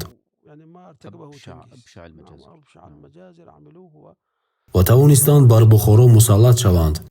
ба ҳамин тариқа коммунизм ба Бухоро дохил шуд ва амир аз Бухоро ба Афғонистон фирор кард. ва соли 1921 ӯ ба Кобул ворид шуд ва қувваҳои муқовимат зидди шӯравиҳо дар минтақаи шарқии аморати Бухоро, яъне Тоҷикистони имрӯза пайдо шуданд. устод, касе ки мардумро ба муқовимат таҳрик мекард, шахсе буд бо номи Алибей,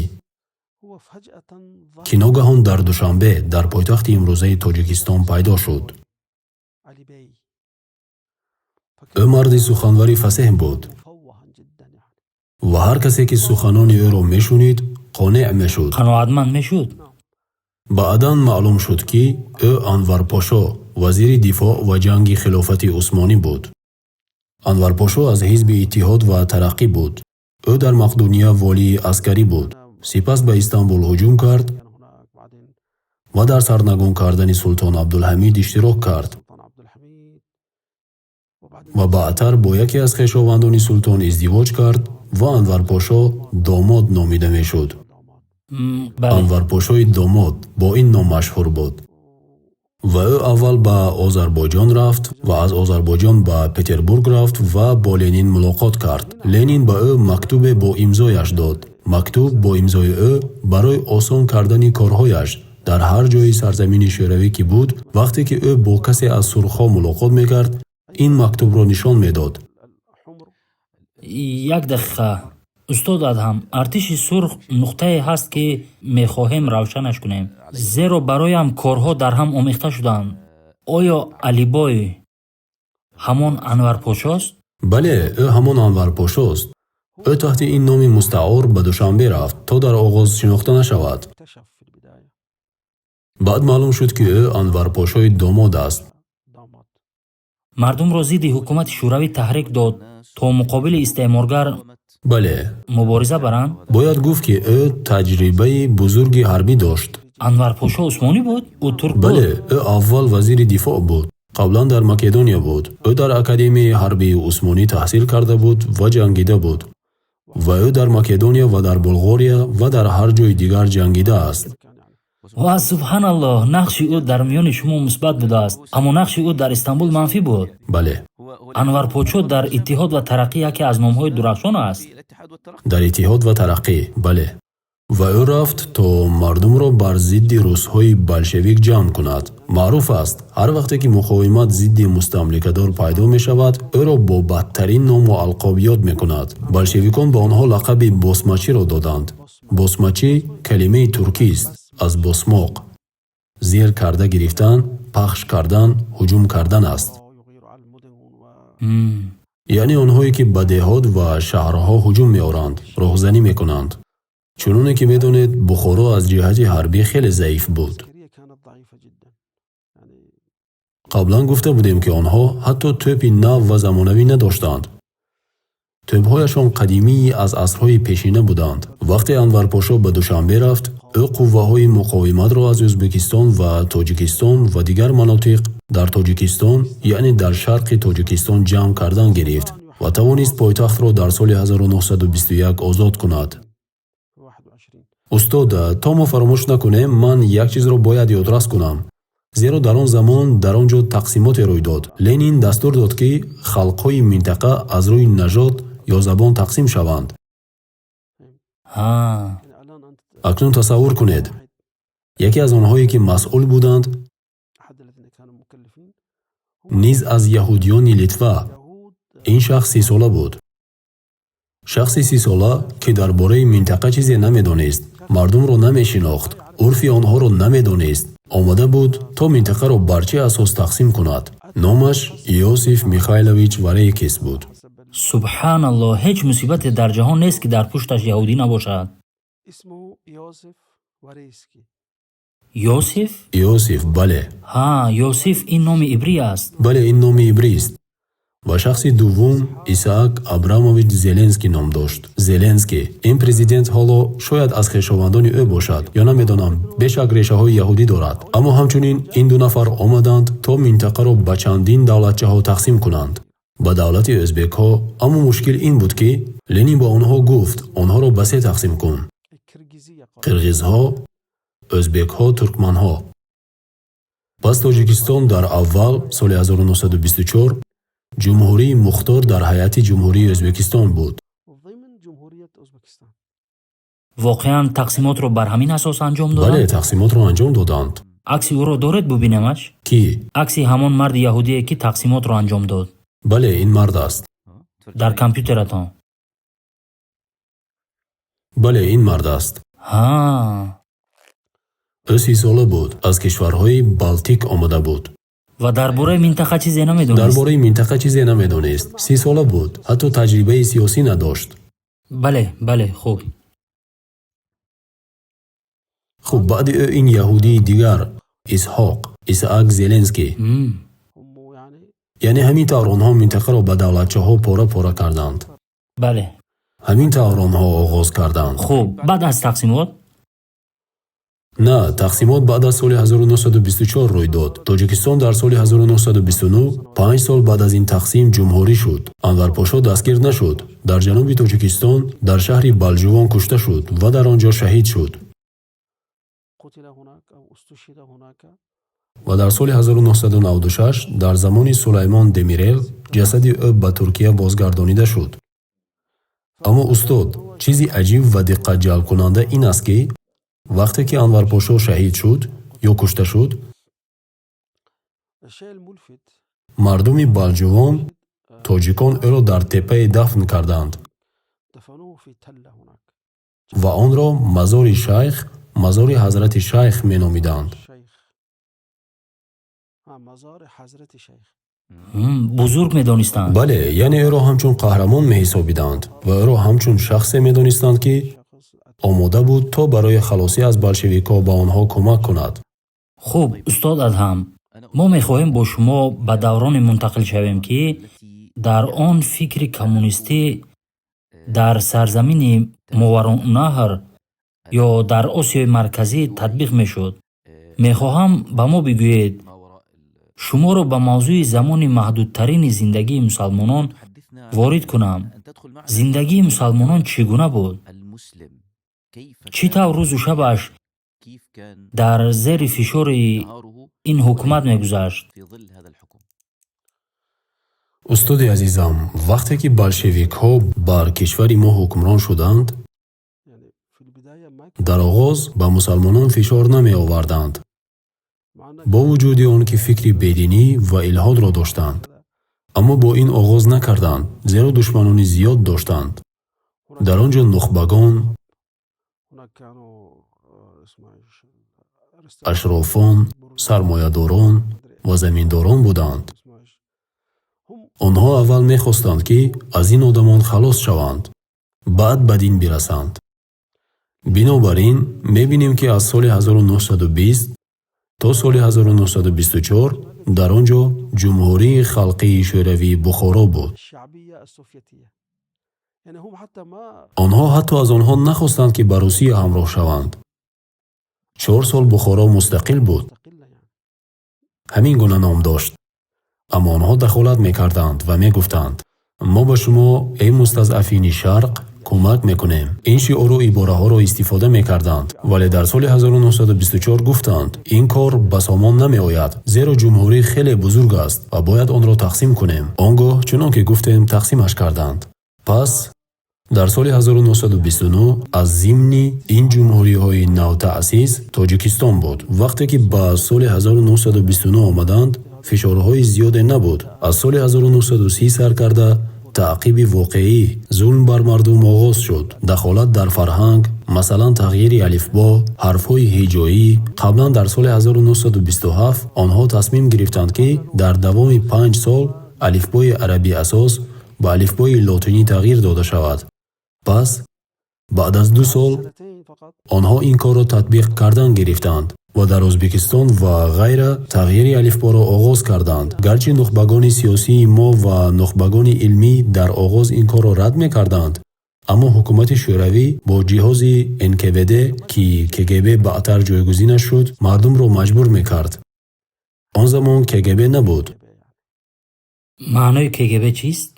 KGB یعنی کمیته امنیت دولتی شوروی، یکی از نهادهای امنیتی که شامل دستگاه استخبارات بود. یکی از اداره‌های امنیتی شوروی. پس قبل از KGB نامش NKVD بود.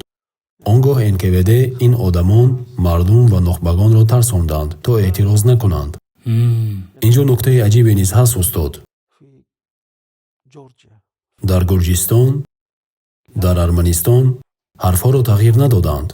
اگر با الفبای ارمنی و الفبای گرجی نگری همان طور باقی ماندند، همچنان که صدها سال قبل از شوروی بودند. آنها تنها الفبای خلقهای مسلمان را تغییر دادند و این نیز دلالت نهانی و معنی چقور دارد. писари яке аз нухбагон мегӯяд, ки падараш таҳти фишори зиёд буд. ӯ ин корро рад мекард, аммо мегӯяд, моро ба маҷлисе даъват карданд ва дар муқобил шиоре навишта буданд: зинда бод болшевикҳо ё зинда бод шӯравӣ ва марг ба душманони болшевикҳо ва тағйири хати алифбо аз талаботи ҳизби коммунистист. ин олиме ки дар он ҷо ҳозир буд мегӯяд: мо фаҳмидем, ки агар рад кунем, гӯё ба ибораи марг ба душманони болшевикҳо ва тағйири хати алифбо аз талаботи ҳизби коммунистист зид баромадаем ё онро рад кардаем. Дар он шиори марг ба душманони ҳизб ҷо буд. бубинед, марг ба душманони ҳизб ва тағйири хати алифбо аз талаботи ҳизби коммунистист. Яъне ҳар кас медонист, ки агар ин шиорро рад кунад, душмани ҳизби коммунистӣ ҳисоб мешавад. Агар душмани ҳизб бошад, зиндонӣ ё кушта мешавад. Пас ӯ мегӯяд: мо сукут кардем, ҳеҷ чиз нагуфтем. Ба ҳамин тариқ онҳо ба алифбои лотинӣ гузаштанд. ин дар кадом сол буд? соли 1929. 1929. бале, аммо онҳо ба ин иктифо накарданд, устоди азиз. бале. дар соли 1940 бори дигар алифбои лотиниро ба алифбои кириллӣ иваз карданд. кириллӣ чист? ҳуруфи русии кунунии муосир. бале. ҳоло агар ба ин ҳодисаҳо нигарӣ, дар соли 1920 насле пайдо шуд, ки метавонистанд лотиниро хонанд, аммо арабӣ ё ҳарфҳои форсиро намехонданд. дуруст. баъд дар соли 1940 насли нав баромад, ки кириллӣ менавиштанду мехонданд, вале лотинӣ наменавиштанд. ин сиёсати бесавод кардани барномарезишуда буд, ки дар муддати 10 солае 2 бор алифборо 2 бор хатро тағйир доданд. субҳаналлоҳ, кори осон нест. бале, бубинед. хуб, амалҳои онҳо дар муқобили масалан масҷидҳо, зидди ҳиҷоб, зидди намози ҷамоат ва ҷумъа, зидди идҳо, дар рамазон чӣ гуна рӯза медоштанд, намоз ва ибодатҳои дигар чӣ гуна буд? вақте ки болшевикҳо ё шӯравиён омаданд, рӯйхати авомир ва наҳйҳое доштанд. ин корро накун, ту бояд чунин либос пӯшӣ, набояд чунин либос пӯшӣ, бояд ба ин ҷо равӣ, набояд ба чунин ҷо равӣ.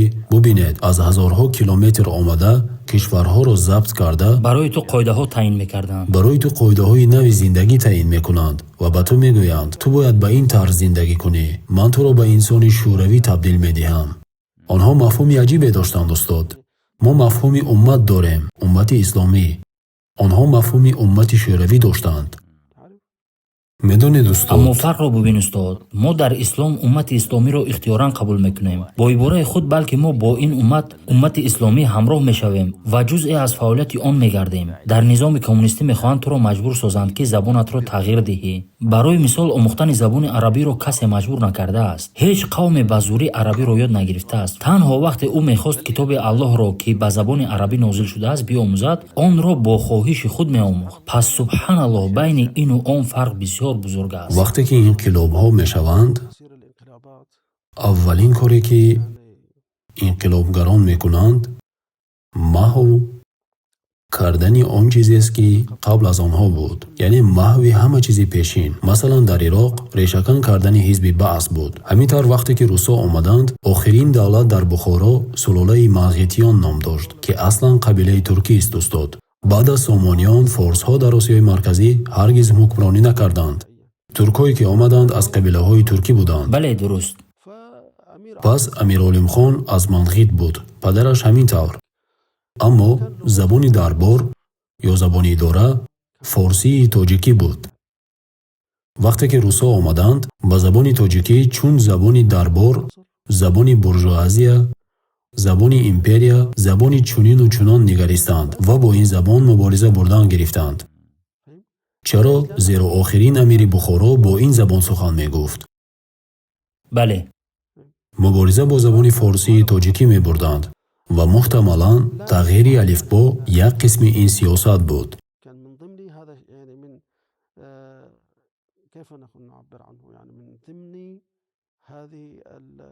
тағйир додани дину фарҳангу забон.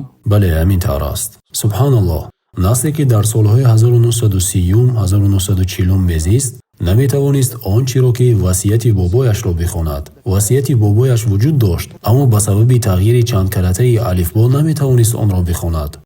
дар ҳоле ки муддати замон кӯтоҳ гузашта буд. бале, онҳо тавонистанд бисёр чизҳоро дар зеҳни мардум тағйир диҳанд, аммо бо вуҷуди ин нухбагоне буданд ки бо ҳар василаи ошкору ниҳон зид мебаромаданд ва эътироз мекарданд. хуб, уламои дин бо ин амр чӣ гуна бархурд карданд? устод, онҳо аввал ҳамин уламои динро фиреб доданд. гуфтанд, шумо дар динатон озод ҳастед, мо ба дин дахолат намекунем. аммо нухбагони каме буданд ки қабл аз инқилоби шӯравӣ ба Русия мерафтанд. онҳо тасаввуре дар бораи ин ҳизби болшевикӣ надоштанд. медонистанд ки онҳо бедин ҳастанд, бо дин мубориза мебаранд, аммо касе ба онҳо гӯш намедод. намунае меорем. масалан, шахсе дар Тошканд, шояд номаш Муҳаммадқорӣ бошад, ман номи дурусташро фаромӯш кардам. ҳоло ӯ дар назди ӯзбекҳо қаҳрамон ҳисоб мешавад. вақте русҳо омаданд, ӯ баромад ва гуфт: эй мардум, биёед пул ҷамъ кунем. сарватмандон дар он маҷлис ҳузур доштанд. аҳли сарватро ҷамъ кард ва гуфт: шумо пул ҷамъ кунед, мо ба 100 ё 100 000 дирҳам ё динори тилло ниёз дорем, то давлати худро таъсис диҳем. аммо сарватмандон розӣ нашуданд. гуфтанд: ҳамин қадар медиҳем. ва ӯ гуфт: ман ба шумо як чиз мегӯям. шумо ҳоло бахилӣ мекунед, аммо баъд аз 2, 3, 4 сол ин болшевикҳо ки ба худо бовар надоранд, ба Қуръон бовар надоранд ва ба ҳеҷ чиз бовар надоранд, меоянд ва молу мулки шуморо мусодира мекунанд, чуноне ки дар Русия мусодира карданд. воқеан болшевикҳо дар Русия мусодира кардани моли сарватмандонро оғоз карда буданд ва он чи ин мард пешгӯӣ кард таҳқиқ ёфт. онҳо бахилӣ карданд ки чанд ҳазор динор тилло пул диҳанд, то ин ки давлатро таъмин кунанд. аммо дар охир болшевикон омаданду заминҳо, ҳама чизи онҳоро гирифтанд. ҳама чизашон мусодира шуд ва дар ҳоли сифр монданд. ла ҳавла ва ла қуввата илля биллаҳ. хуб, баъд аз ин ҳаракати илҳодӣ пайдо шуд, то ҷомеа ба ҷомеаи бедин табдил шавад. пас вақте амалҳои ошкоро бар зидди дин рух доданд, онҳо чӣ карданд? устод, назари коммунистҳо ба дин ҳамин тавр буд. ба истилоҳ истилоҳи сиёсист. маънояш режими яккасолори сиёсиест ки дар он қудрати истибдодии иқтидоргаро бар асоси усули демократияи дурӯғин созмондеҳӣ мешавад. қайсар гӯё динест ки худаш ҳам ҳукумат аст ва ҳам дин аст. яъне гӯё онҳо дин бо дин муқобила мекарданд. шумо аз дини исломӣ мебароед ва ба дини болшевикӣ медароед ё ба дини ҳукумати болшевикӣ. назари ӯ ҳамин тавр буд. ман қаблан гуфта будам ки онҳо ба рӯйхати авомир ва навоҳӣ омаданд ки мегуфтанд: бикун, накун, бирав, нарав ва ҳамин қабил авомир. хуб, мо дар ин рӯйхат пештар меравем. аз он ҷумла масъалаи ҳиҷоб, ҳаракатҳои таблиғотӣ, маҷаллаҳо, рӯзномаҳо, матбуот ҳоло хатарноктарин чизеро мегӯям ки шояд бештари тамошобинон дар бораи он бори аввал мешунаванд. чист он? ва он кампанияи илҳод аст.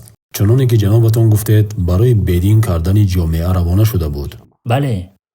онҳо устод дар оғоз барои паҳн кардани илҳод усулҳои зиёдаравонаро истифода накарданд, балки аввал дар соли 1922 онҳо омаданд ва рӯзномае бо номи бо русӣ «Безбожник», «Мулҳид», «Бехудо» ба забони русӣ чоп карданд. бале. метавонем акси онро ба шумо нишон диҳем. ин аввалин рӯзномаи ақоиди илҳодист бо номи «Безбожник», яъне мулҳид, бедин. ё агар таҳтуллафзӣ тарҷумааш кунем, бехудо, мулҳид, безбожник ҳамон касест ки ба худо имон надорад ё бехудо. ин номи рӯзнома аст? бале, номи рӯзнома ҳамин ҳамон аст. касе ки ба худо имон надорад ё бехудо? бале, дар таърихи 21 декабри соли 1922. ин албатта нахустин шумораи он аст. дар он навишта шудааст ки дин афюни халқҳост.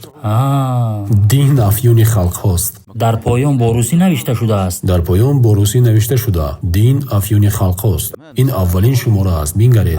дуруст. он аввал дар Русия чоп мешуд. ин рӯзнома то соли 1941 чоп мешуд.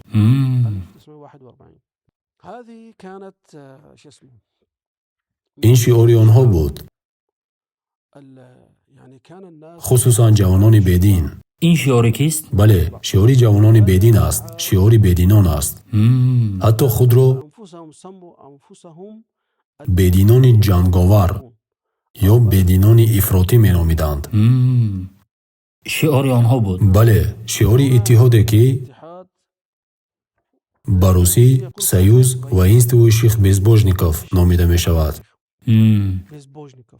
ба маънои созмони бединони ҷанговар ё иттиҳодияи мулҳидони мубориз. худоё нигаҳдор, чӣ ин коришон? давра давраи таърихии аҷибе буд. дар динситезӣ то ба ин дараҷа расиданд. ва ғайр аз ин рӯзнома, устод, мо маҷалла низ доштем. дар динситезӣ то чӣ дараҷа расида буданд, ки номи ин маҷаллаашон антирелигиозник буд. яъне онҳо ғайр аз рӯзнома маҷалла низ чоп мекарданд? бале, ин маҷаллаест бо номи антирелигиозник, яъне зидди дин. Анти яъне зидди ва религиозник яъне диндор, зидди динӣ ё ҳамин тавр зидди дин ва зидди диндорӣ. ин низ дар он замон нашр мешудааст. аммо саволи ман, устод Адҳам, ин аст, ки оё ҳамаи ин чораҳо барои мубориза бо дини ислом буд ё мехостанд тамоми нажодҳо ва халқҳо сарфи назар аз мусалмон будан ё набудан ба шӯравӣ ва коммунист бошанд? бале, ин саволи хуб аст, устод. дар ҳақиқат онҳо бар зидди ҳамаи динҳо буданд. зидди дини масеҳӣ, яҳудӣ, ислом. Коммунизм фақат бар зидди ислом набуд, балки бар зидди ҳамаи динҳо буд. ҳамин тавр, масалан, онҳо аввал бо насронияти православӣ дар худи Русия мубориза бурданро оғоз карданд. дар ин замон, чунон ки гуфтем, дар соли 1922 дар Узбекистон ва Тоҷикистон ҳанӯз мубориза зидди дини ислом сар нашуда буд. зеро он дар соли 1925 баъд аз 3 сол оғоз шуд. бинобар ин метавон гуфт, ки низоми коммунизми шӯравӣ бар зидди тамоми динҳо буд, на танҳо зидди масеҳият. мо нусхаи дигаре дорем, устод. нусха аз чӣ? аз ин далелҳо ман баъзе чизҳоро ҷамъ кардам.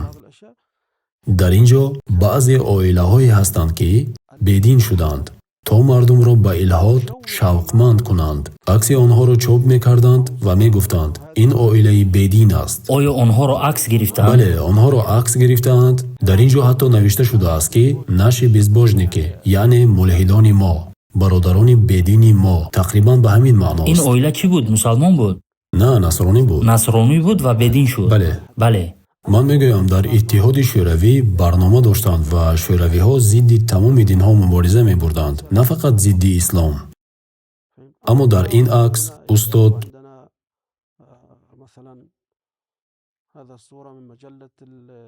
мусалмонон ҳастанд. дар ин ҷо мехоҳанд, ки ин зан ҳиҷобашро кашад, устод. дар ин ҷо мақсад ислом аст? бале, дар ин ҷо мақсуд ислом аст. ва дар ин ҷо мебинем, ки устоди азиз, ин шахсест, ки муассиси ин рӯзнома будааст. номи ӯ чист? номаш Емельян Ярославский. Емельян. аммо ин номи сохта аст. номи аслӣ, номи воқеии ӯ Миней Израилевич Губелман. боз яҳудӣ. эй худо. бале, ӯ ҳамин тавр буд. вақте ки номаш ба чашмам уфтод, гуфтам, мехоҳам мутмаин шавам, ки кист. пас ҷустуҷӯ кардан гирифтам. бародари бузургиаш Беньямин ном доштааст. худоё лутф кун. ва бародари хурдиаш Маисей, яъне Мусо, яъне ҳамин шахс. ба ҳамин минвол онҳо ҷомеаи шӯравиро бедин кардан гирифтанд, ҳамон тавр ки мегӯянд. ва устоди мо, бале. дар августи соли 1924 ҳаракати наве пайдо шуд, ки бо номи муҳиббони рӯзномаи бединон, дӯстдорони рӯзномаи мулҳидон. ҳоло дар Твиттер мебинед муҳиббони шайх фалонӣ. сипас ҳаводорони он шайх бо номи ӯ саҳифа мекушоянд. бале, ин ашхос, дӯстдорони рӯзномаи мулҳидон, низ дар ҷомеаи шӯравӣ ҳамин тавр оғоз карданд. ин раванд хеле хатарнок буд, устод. дар соли 1931 теъдоди нашраш ба 5 миллион нусха расида буд. албатта. дар ҳоле ки дар тамоми иттиҳоди шӯравӣ 140 миллион нафар зиндагӣ мекарданд.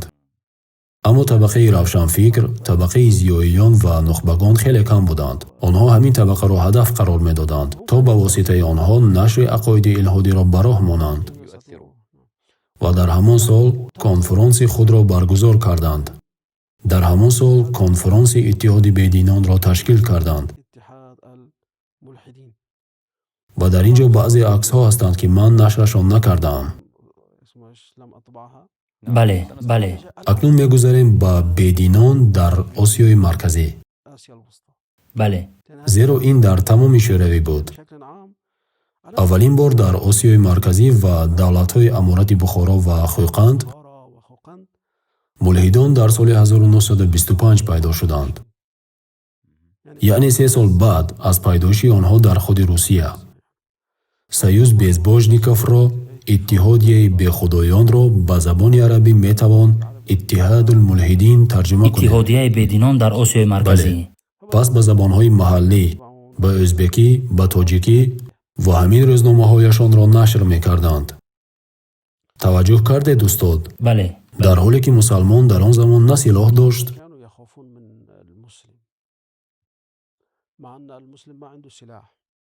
на тӯп, на василае дошт, на дастгоҳҳои мутараққӣ. аммо бо вуҷуди ин аз онҳо метарсиданд ва мехостанд дар ақоид ва зеҳни ӯ шубҳа эҷод кунанд. зеро мусалмон як чиз дошт, ки он имон ва ақидааш буд. ин қавитарин силоҳи ӯ ва аст. онҳо мехостанд ки онро ноустувору ларзон кунанду аз байнаш баранд.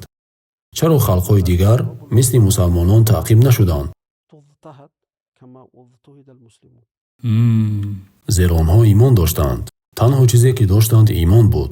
онҳо метавонистанд ҳар кореро тибқи имон ба худо анҷом диҳанд. зеро бо ин имон ҳар гоҳ ки ба ҳолати нокомӣ ё монеа мувоҷеҳ мешуданд, метавонистанд бархезанд, қомат рост кунанд ва боз барпо истанд. ба хотири ин ақидаи устувор аз онҳо метарсиданд. бале, маъмулан мардум аз марг метарсанд. аммо мусалмон мегӯяд, марг барои ман интиқол аз як хона ба хонаи дигар аст. ҳатто марг барои ӯ чизи табиист. ӯ мегӯяд, рӯҳи ман абадист. рӯҳи ман зинда аст ва рӯҳи ман назди офаридагораш меравад. ин муътақадот дар зеҳни мусалмон ҷойгузин аст. бале.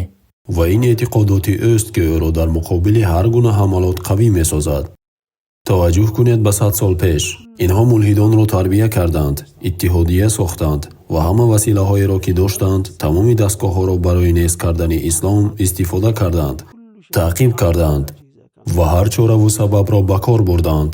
аммо натавонистанд имони қавии мардуми мусалмонро ларзон кунанд. устод, баъд аз муддати кӯтоҳи таърихие, баъд аз ин ки инҳо ин корҳоро зидди дин анҷом доданд, омори саросарӣ гирифтанд. аммо баъд аз он ки натоиҷи оморро гирифтанд, хеле норозӣ буданд. маълум гашт ки 84% аз мардуми бесавод гуфтанд, мо ба худо бовар дорем. онҳо нақша доштанд ки баъд аз 5 сол ҳамаи масҷидҳо бояд баста шаванд. ҳама мадрасаҳо бояд баста шаванд. баъд аз он дигар касе набояд ба худо бовар кунад.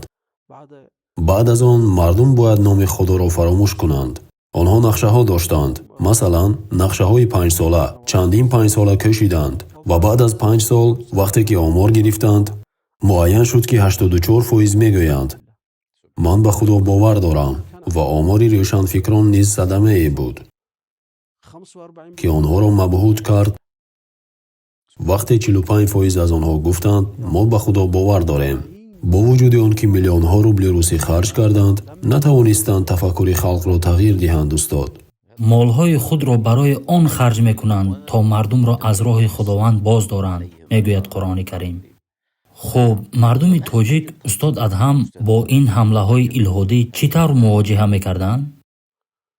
коммунистҳо дар марҳалаҳои гуногун ин корро карданд. кӯшиш карданд мардумро нодон созанд, чуноне ки гуфтем, алифборо чанд бор тағйир доданд. аммо ҳатто ин натиҷа надод. таваҷҷӯҳ кардед?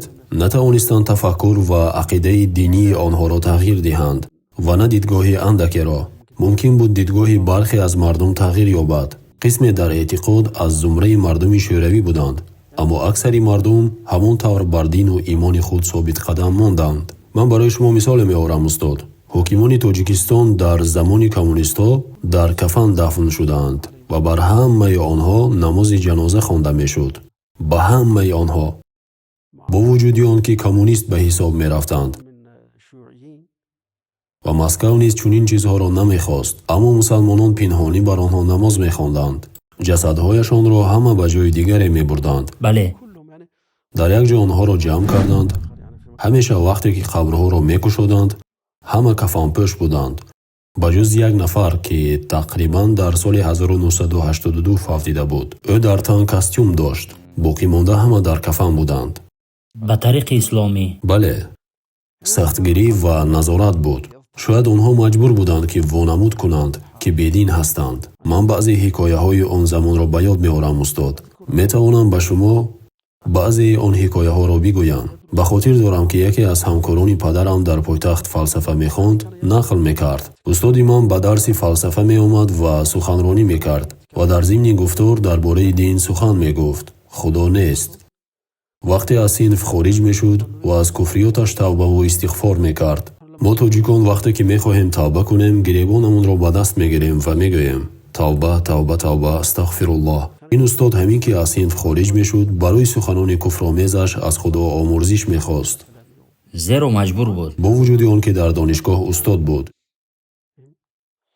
ин яке аз мисолҳост. инчунин дар бораи Бобоҷон Ғафуров, муаллифи китоби Тоҷикон, қаблан ишора кардам, ки марди донишманд буд. аз соли 1946 то 1956 ӯ дар Тоҷикистон ҳоким буд, чун котиби якуми кумитаи марказии ҳизби коммунистии Тоҷикистон буд. вақте ки ӯ ба Кувайт рафт, аз сафири шӯравӣ хост ва гуфт: ба ман раводиде барои Саудия тартиб деҳ.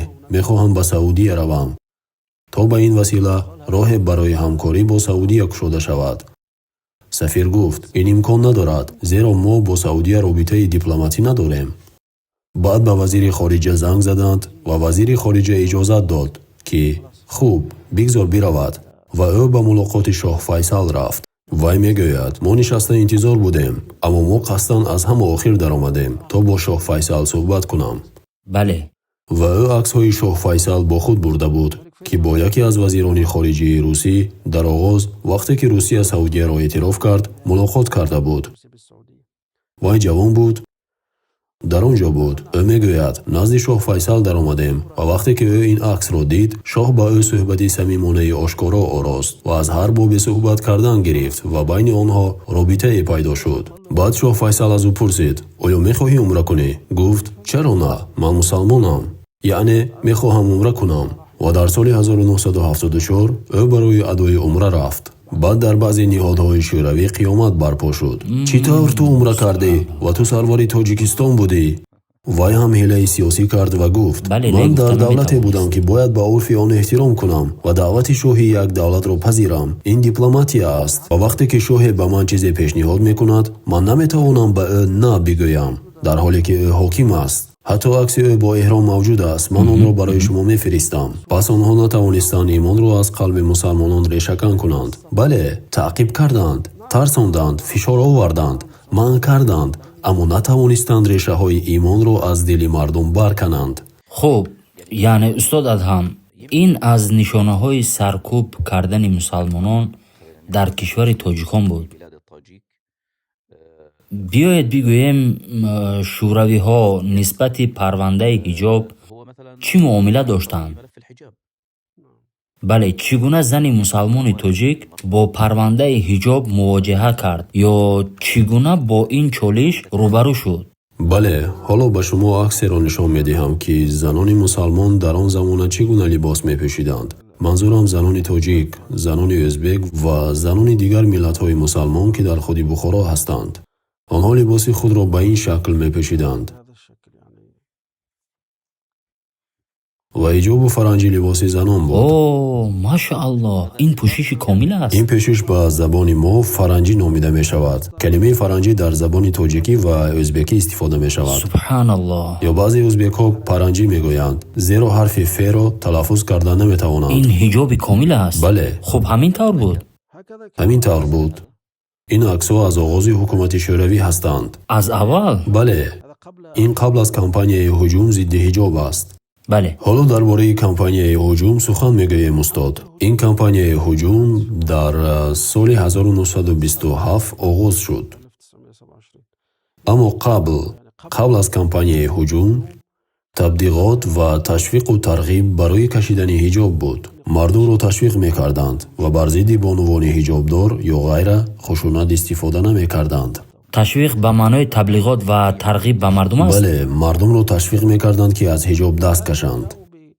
онҳо бо шиори озод кардани зан аз зулм, озодсозии зан аз зулми марди шарқӣ омаданд. масалан дар ин ҷо мебинем, нигаред то ин дараҷа онҳо дар ин маълум аст ки ин қабл аз соли 1929 будааст, зеро дар ин ҷо бо ҳуруфи арабии форсӣ навишта шудааст. ин эълонҳоро ба ин шакл ниҳоданд то зан комилан озод шавад. мо ҷузъе аз аксро пешонидаем, зеро синааш бараҳна аст. ин зан ки бар сараш ҳиҷоб пӯшидааст, аммо синааш бараҳна аст. бале. дар маҷалла аксаш ҳамин гуна буд? дар маҷалла ҳамин тавр тасвираш ва мекунанд. ин занон чӣ кор мекунанд?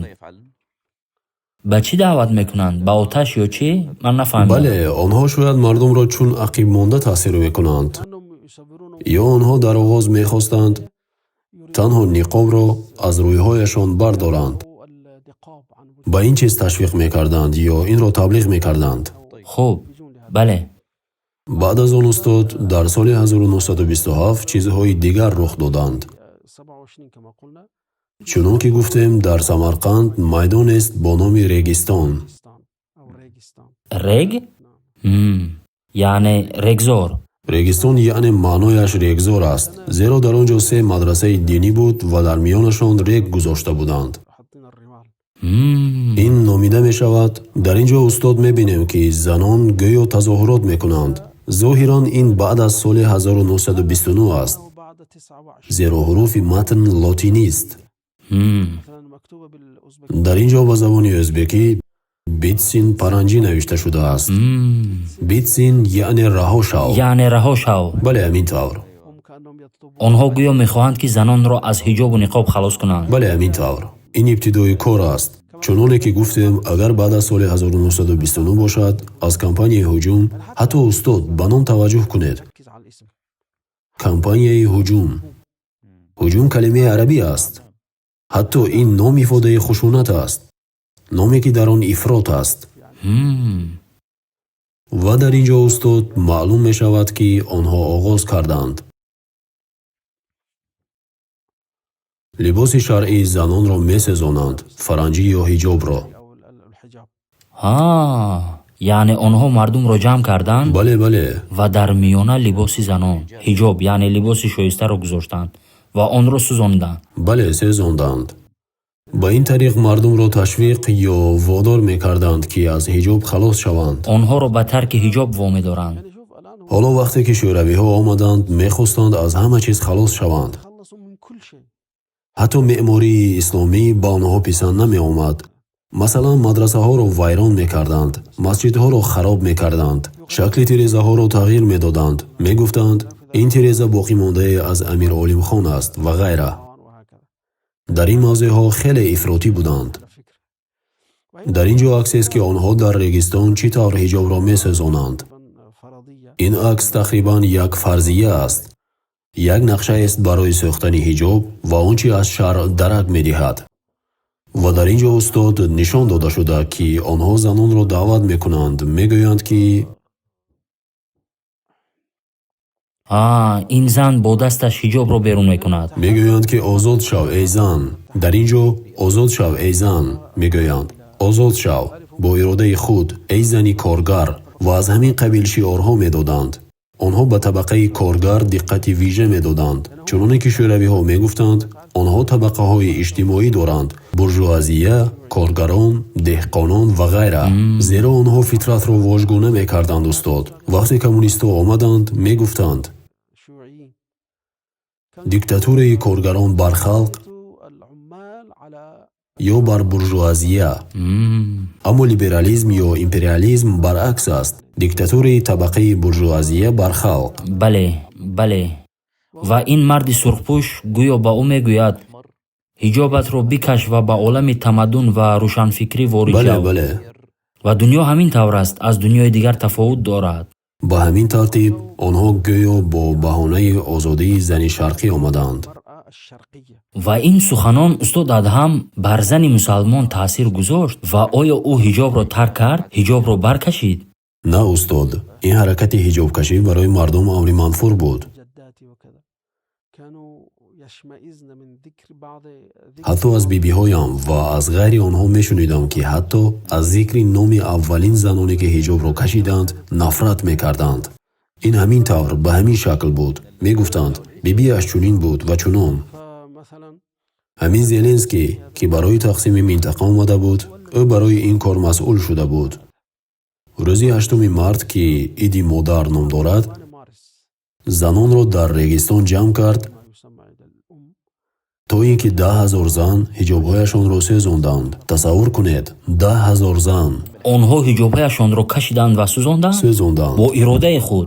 На, ҳоло ба шумо шарҳ медиҳам. мехоҳам ба ин масъала ишора кунам. баъзе мардум ҳақиқатан аз оқибатҳои нофармонии амри коммунистҳо метарсиданд. зеро дар давлати коммунистҳо касе ки ба ин намоиш намеомад, душмани халқ маҳсуб мешуд. ин ибораи душмани халқ хеле воҳимаангез буд. бояд берун мерафтанд. душмани ба халқ маънояш чист? маънояш қатл аст. зеро дар он замон маҳкамаҳои саҳроӣ буданд. 3 нафар менишастанд, агар онҳо бар зидди 1 нафар шаҳодат медоданд, ӯ дарҳол кушта мешуд. на маҳкамае, на тафтише. манзурам соли 1930 аст. пас ҳамин тавр яке аз онҳое ки дар ин ҷараён иштирок кард мегӯяд, баъзе мардон баъд аз ин рафтанд ва ҳиҷоби нав харида занонашонро маҷбур карданд то ҳиҷоб пӯшанд. мақсадам аз ин 10,000 нафар аст. пас ҳамин тавр гуфтанд, чаро иҷозат додӣ ки биравам? гуфт, ман аз қамъи шӯравии большевикӣ метарсидам. ман маҷбур будам ки ин корро кунам. пас ҳамин тавр мардум аз тарси ҷон баъзе корҳоро мекарданд. бале, албатта ин ба табақаи хеле каме таъсир кард, ё ба андозае ки қобили зикр нест. аммо ҳиҷоби зани тоҷик имрӯз дар ҳоли хуб аст. бале устод, қаблан ба шумо гуфта будам, ки дини ислом дар урфи мо, дар тору пуди фарҳанги мо ҷой гирифтааст. либосҳои ҳамаи занонаи мо худи исломист, ҳама сатр аст. вақте мо либоси миллӣ мегӯем, он 100% либоси исломист. хуб, ин давраест ки тоҷикистон ё сарзамини тоҷикон онро аз сар гузаронд. оё аз миёни даъватгарон, аз ислоҳгарон ё аз уламои маъруфи муосир касоне набуданд, ки зидди ин зоҳира муқовимат кунанд? бале устод, муқовимат буд. чуноне ки зикр кардем, масалан Анварпошо ва баъзе роҳбарони маҳаллӣ буданд. масалан Фузайл Махсун, номаш Фузайл Махдум, Давлатбӣ ва дигарон бар зидди коммунизм мубориза мебурданд. аммо вақте ки шӯравӣ комилан мусаллат шуд, давраи рукуд оғоз гардид. метавон гуфт ки мардум динро дар хонаҳои худ амалӣ мекарданд. масҷидҳо баста буданд. аммо вақте ҷанги дуввуми ҷаҳонӣ оғоз шуд, Сталин ҳамаи ин рӯзномаҳои илҳодиро манъ кард. ин хеле аҷиб аст. рӯзномаҳои илҳодиро манъ кард ва машоихеро ки боқӣ монданд даъват кард ва попҳои масеҳиро даъват кард ва гуфт, шумо озодед, шумо ину он корро кунед, танҳо дар сиёсат сухан нагӯед. он гоҳ идораи динии мусалмононро дар Осиёи Марказӣ таъсис доданд, ки то соли 1991 ё 1992 фаъол буд. бале.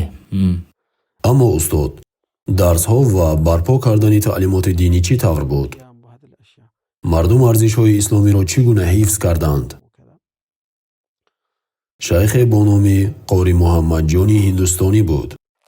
ҳиндустонӣ лақаби ӯст, зеро дар Ҳиндустон таҳсил карда буд.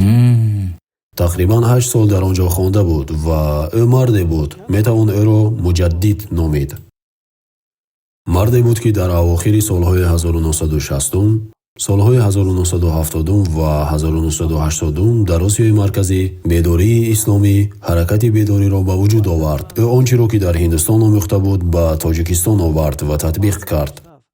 ҳарчанд устод барои дарс додан ва таълими динӣ 3 бор зиндонӣ шуда буд, аммо ин ӯро аз даъват ва тадрис боз надошт. Пас ба кори даъват оғоз кард ва метавон гуфт ки ҳамаи уламои Тоҷикистон, уламои Ӯзбекистон, уламои Фарғона ва уламои Қирғизистон дар замони истиқлол ҳама шогирдони ин шайх ҳастанд.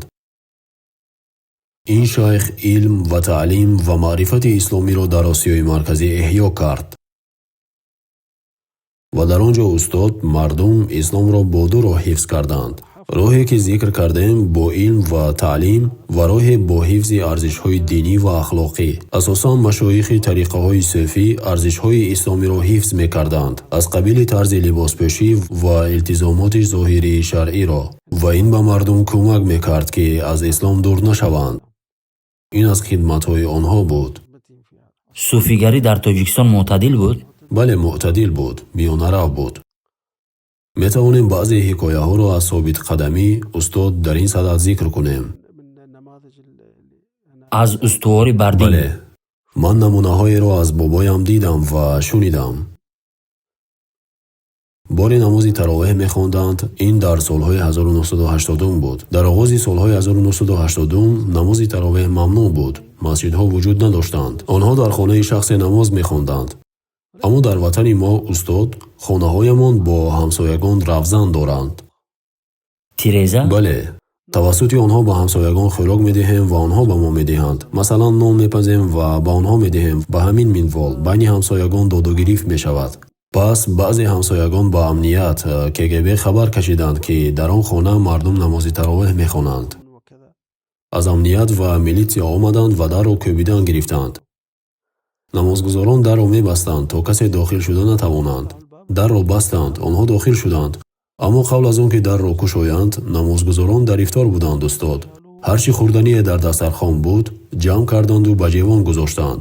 дар дастархон хӯроки зиёд буд ва нуқлу мева. ҳамаро ба ҷевон гузоштанд ва мардуми намозхон аз он дарича ба хонаи ҳамсоя баромаданд ва аз хонаи ҳамсоя ба хиёбони дигар хориҷ шуданд.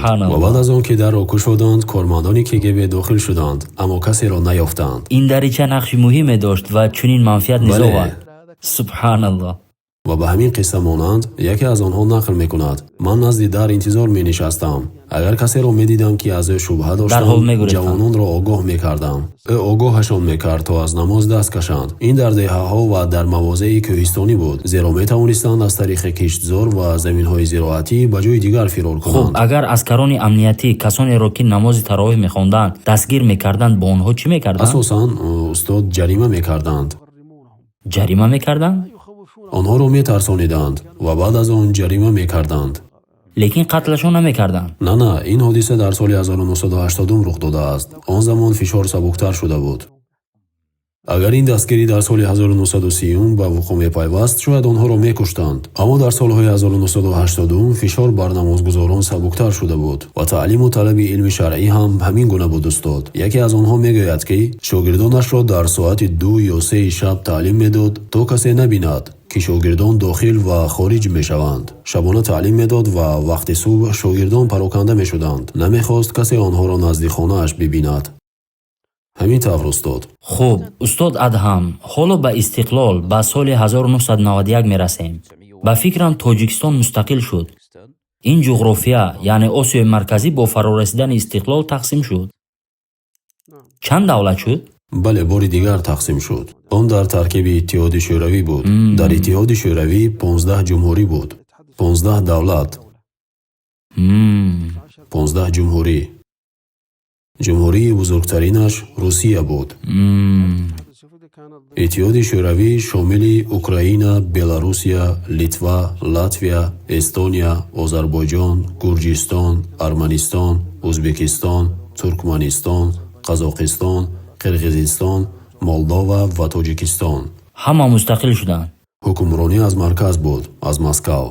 дар соли 1991 мустақил шуданд ва кадом аз ин кишварҳо артиши худро созмон дод ва дигар ниҳодҳоро мисли вазоратҳо, вазорати дохила, хориҷа ва ғайра. то соли 1991 давлате бо номи Тоҷикистон вуҷуд надошт. ҳамчун давлат. дар оғоз гуфта будам, Тоҷикистон дар соли 1929 оғоз ёфт. бале, ҳамчун ҷумҳурӣ дар ҳайати Иттиҳоди Шӯравӣ, аммо ҳамчун давлати мустақил дар соли 1991 пайдо шуд. ва ҳукумат ҷумҳурӣ буд.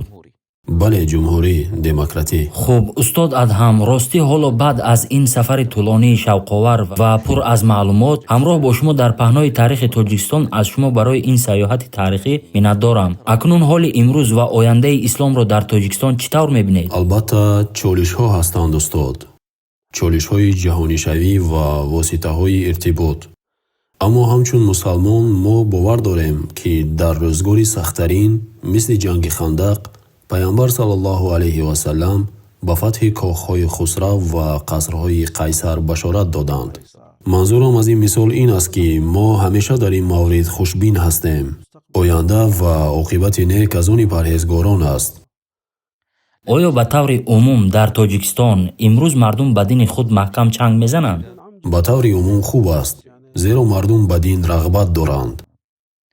хуб устод, маъзарат мехоҳам, зеро як саволи охирин пурсида будам. аммо мехоҳам як саволи дигарро низ илова кунам. паёми шумо ба мусалмонони ҷаҳон, паёми шумо ба онҳое, ки ба таърихи Осиёи Марказӣ таваҷҷӯҳ доранд чист? агар чизе барои илова кардан дошта бошед. махсусан барои онҳое, ки дар соҳаи таърих кор мекунанд, паёме дорам, ки талошҳои халқи тоҷикро барои уммати исломӣ фаромӯш накунанд. зеро хеле хидмати шоён кардааст. дар оғози ҷаласа зикр кардем, ки аз муҳаддисон ва муфассирон ва муаррихон ва донишмандони дигар ва ҳатто метавон гуфт аввалин тарҷумаи маънои Қуръон ба забони форсист, ки Балъамӣ, вазири фозили Сомониён, ин корро анҷом дод ва афзун бар он таърихи Табариро низ тарҷума кард. бинобар ин ба онҳое, ки бо таърих аз муаррихон кор мекунанд, ба онҳо мегӯем: биёед дар таърихи кишвари мо каме кор кунед. биёед луълуҳоро аз баҳрҳои таърихи кишварҳо берун оред. умед аст гавҳарҳо ва лаълҳоро аз таърихи тоҷик берун оваранд. яъне ганҷҳои таърихиеро ки шумо доред оиди таърихи тоҷик. ман таи ҷустуҷӯи хоксоронаи худ дарёфтам, ки пажӯҳишҳои анҷомдода дар бораи кишварҳои мо тақрибан чизе қобили зикр нестанд. он чӣ зикр шудааст ҳама маълумоти пароканда ҳастанд, ки ман аз ин ҷо ва аз он ҷо аз китобҳои таърих, аз Табарӣ ва аз Албидаяту ванниҳая ва тарҷумаҳо ҷамъоварӣ кардам. масалан мисли Сияру Аълами Нубала ва масодири дигар. дар ин росто мавзӯи муҳимми дигаре низ ҳаст устод. ин аз ҷумлаи паёми вижаи ман барои бародарони муҳаққиқи араб аст. бародарони араб, паёми ман ин аст, ки бештари вақт калимаи форс бо калимаи маҷус қарин карда мешавад ва ин хатои возеҳ аст, зеро аксари форсҳо сунни мазҳаб ҳастанд. дар худи Эрон ҳоло мегӯянд форси забонҳо ё 49% ё 52%-ро ташкил медиҳанд ва агар форси забонҳои Афғонистон ва тоҷикони Ӯзбекистон ва Тоҷикистонро бо онҳо ҳамроҳ кунем, ин нисбат хеле калон мешавад ва ҳамчунин ҳамаи уламое, ки номашонро зикр кардем, ҳама қабл аз он зиндагӣ кардаанд, ки Эрон шиа шавад. бале, маълум аст. абу Ҳотими Розӣ, абу Зуръаи Розӣ ва дигарон ҳама қабл аз шиа шудани Эрон буданд. бинобар ин ба ин чиз бояд сахт диққат кард. ҳатто баъзе муаррихон номҳои онҳоро зикр намекунам устод, ва шумо онҳоро мешносед. дар китоби худ дар бораи таърихи Тоҷикистон навиштаанд: халқи тоҷик нисфашон аз аҳли суннат ва нисфашон аз шиа ҳастанд, дар ҳоле ки мо шиаи 12 имома надорем. ин иттилои муҳим аст. бале, албатта табиист бародарони мо форсҳо вақте ки мусалмон шуданд ба дини худо дохил шуданд. маъзарат мехоҳам, ақаллияти исмоилӣ дар Бадахшон мавҷуд аст, ақаллияти хеле хурд. аммо шиаи ҷаъфарии 12 имома вуҷуд надорад. магар баъд аз ҷанги шаҳрвандии Тоҷикистон пайдо шуданд. баъзе ба Эрон рафтанд ва дар Қуму дигар ҳавзаҳои шиӣ хонданду мутаассир шуда шиа шуданд. шумо дар оғози ҷаласа зикр кардед, ки халқи тоҷик 98% мусалмони суннӣ ҳастанд. устод Адҳам, агар хостед, ки моро ба баъзе китобҳо барои шинохти таърихи Тоҷикистон ва махсусан китобҳои форсӣ ё тоҷикӣ тавсия кунед, хуб мешуд. ба мо чӣ китобҳоро тавсия карда метавонед? агар аз китобҳои тоҷикӣ ё форсӣ бошад, ин китобҳое, ки дар бораи таърихи Эрон ва таърихи тоҷикон сухан мегӯянд. масалан тоҷикони бобоҷон ғафуров ба забони мо дар таърих китобҳои хубе ҳастанд ва китобҳое ки ба таърихи шаҳрҳо таваҷҷӯҳ мекунанд низ хеле муҳиманд устод. зеро китобҳои бузург мисли табарӣ ва албидояту ва ниҳоя вақте ки ба онҳо менигарӣ ӯ ба ту ҳодисаҳоеро мегӯяд ки дар димишқ рух дод. агар дар замони аббосиҳо бошад мегӯяд дар бағдод чунин шуд дар чунон соле, аммо шаҳрҳои хурд дар ҳошия мемонанд. аммо ин китобҳои таърих мисли китоби таърихи бухорои наршахӣ хеле муҳим аст. китоби таърихи нишопур, таърихи марв, ин китобҳо таърихи ин шаҳрҳои хурдро ҷамъ мекунанд ва мо метавонем тавассути онҳо бо лашкаркашоне ки ин диёрро фатҳ карданд бо чизҳои зиёде ва маълумоти нодире ошно шавем. ин маълумоти фаровон дар ин китобҳои таърих хазина шудаанд. аммо аз беҳтарин китобҳое ки дидам қаъдату лфатҳи лисламӣ фи билади ма вараъу наҳр аз ливои рукн маҳмуд шидхаттоб ки ироқӣ ва ҳамзамон аскарист. ӯ соли 1998 вафот кардааст. ин аз беҳтарин китобҳост ки дар гирдоварии ин маълумот аз он бисёр истифода кардем. ва баъд аз он китоби алмуслимуна фи литтиҳади лсуфияти аз доктур муҳаммад алибор аст ва китоби явматул асия алвусто аз муҳаммад носир алабудӣ, китоби булдану лхилафати лисламияти шарқия аз гайл странҷ ки муаррихи ғарбист ва биладу ма вараъу наҳр фи ласри алаббасӣ низ аз он истифода мекунем ки аз муҳаммад маҳмуд халаф аст. ва ниҳоят китоб аз зани фозиле бо номи эҳсон зуннун асамирии урдунӣ ки аз они шумост. он алҳаяту лилмияту заман асаманиин ном дорад. касе ки мехоҳад ба хидмати тоҷикон ба ислом ошно шавад бояд ин китобҳоро бихонад. бисёр олӣ, маҷмӯае аз китобҳои хеле хуб. ҳақиқатан аз шумо ташаккур мекунам ва ба фикрам китобе ҳаст ки ҳангоми суҳбат аз он иқтибос кардед. таърихи бухорои наршахӣ. инчунин китобе ҳаст ки ба фикрам шумо ҳангоми суҳбат зикр кардед. ин китоб дар бораи Самарқанд. бале, алқанду фи зикри уламаи Самарқанд, дар бораи онҳое ки ба Самарқанд дохил шуданд аз роҳбарон ва уламо ва ҳофизон ва ҳама фарзонагонаш. ҷазакумуллоҳу хайран устод барои ин китобҳо. ҳақиқатан маҷмӯае хеле аз китобҳои муҳим. аз онҳо иншааллоҳ истифода мекунам. устод адҳам ташаккури зиёд барои шумо. ҳақиқатан яъне вақте ки мулоқот оғоз шуд ман интизор надоштам ки чунин миқдори зиёд маълумотро биомӯзам. ҳақиқатан ин маълумот чизи хубу судманде буд. мо бисёр маълумотҳоро хеле ихтисор кардем устод. бо вуҷуди ихтисор низ. бале устод, ба фикрам тақрибан аз 3 соат бештар гузаштем. тақрибан намедонам баъд аз монтажи мулоқот чӣ қадар мешавад, аммо аз 3 соат ба фикрам гузаштем ва дар он хайри зиёд, маълумоти зиёд аст иншоаллоҳ. албатта бародаронам тақрибан дар бораи Тоҷикистон чизе намедонистанд. ҳоло дар дасти эшон маълумоти таърихӣ хеле зиёд аст. устод Адҳам, воқеан ташаккури зиёд ба шумо. худо ҳифзатон кунад. ва бародаронам дар ҳар ҷое ки ҳастед фаромӯш накунед ки ин маълумотро бо дӯстон, бо азизони худ мубодила кунед то хайр ба ҳама бирасад ва дар паноҳи худо бошед. то дидор.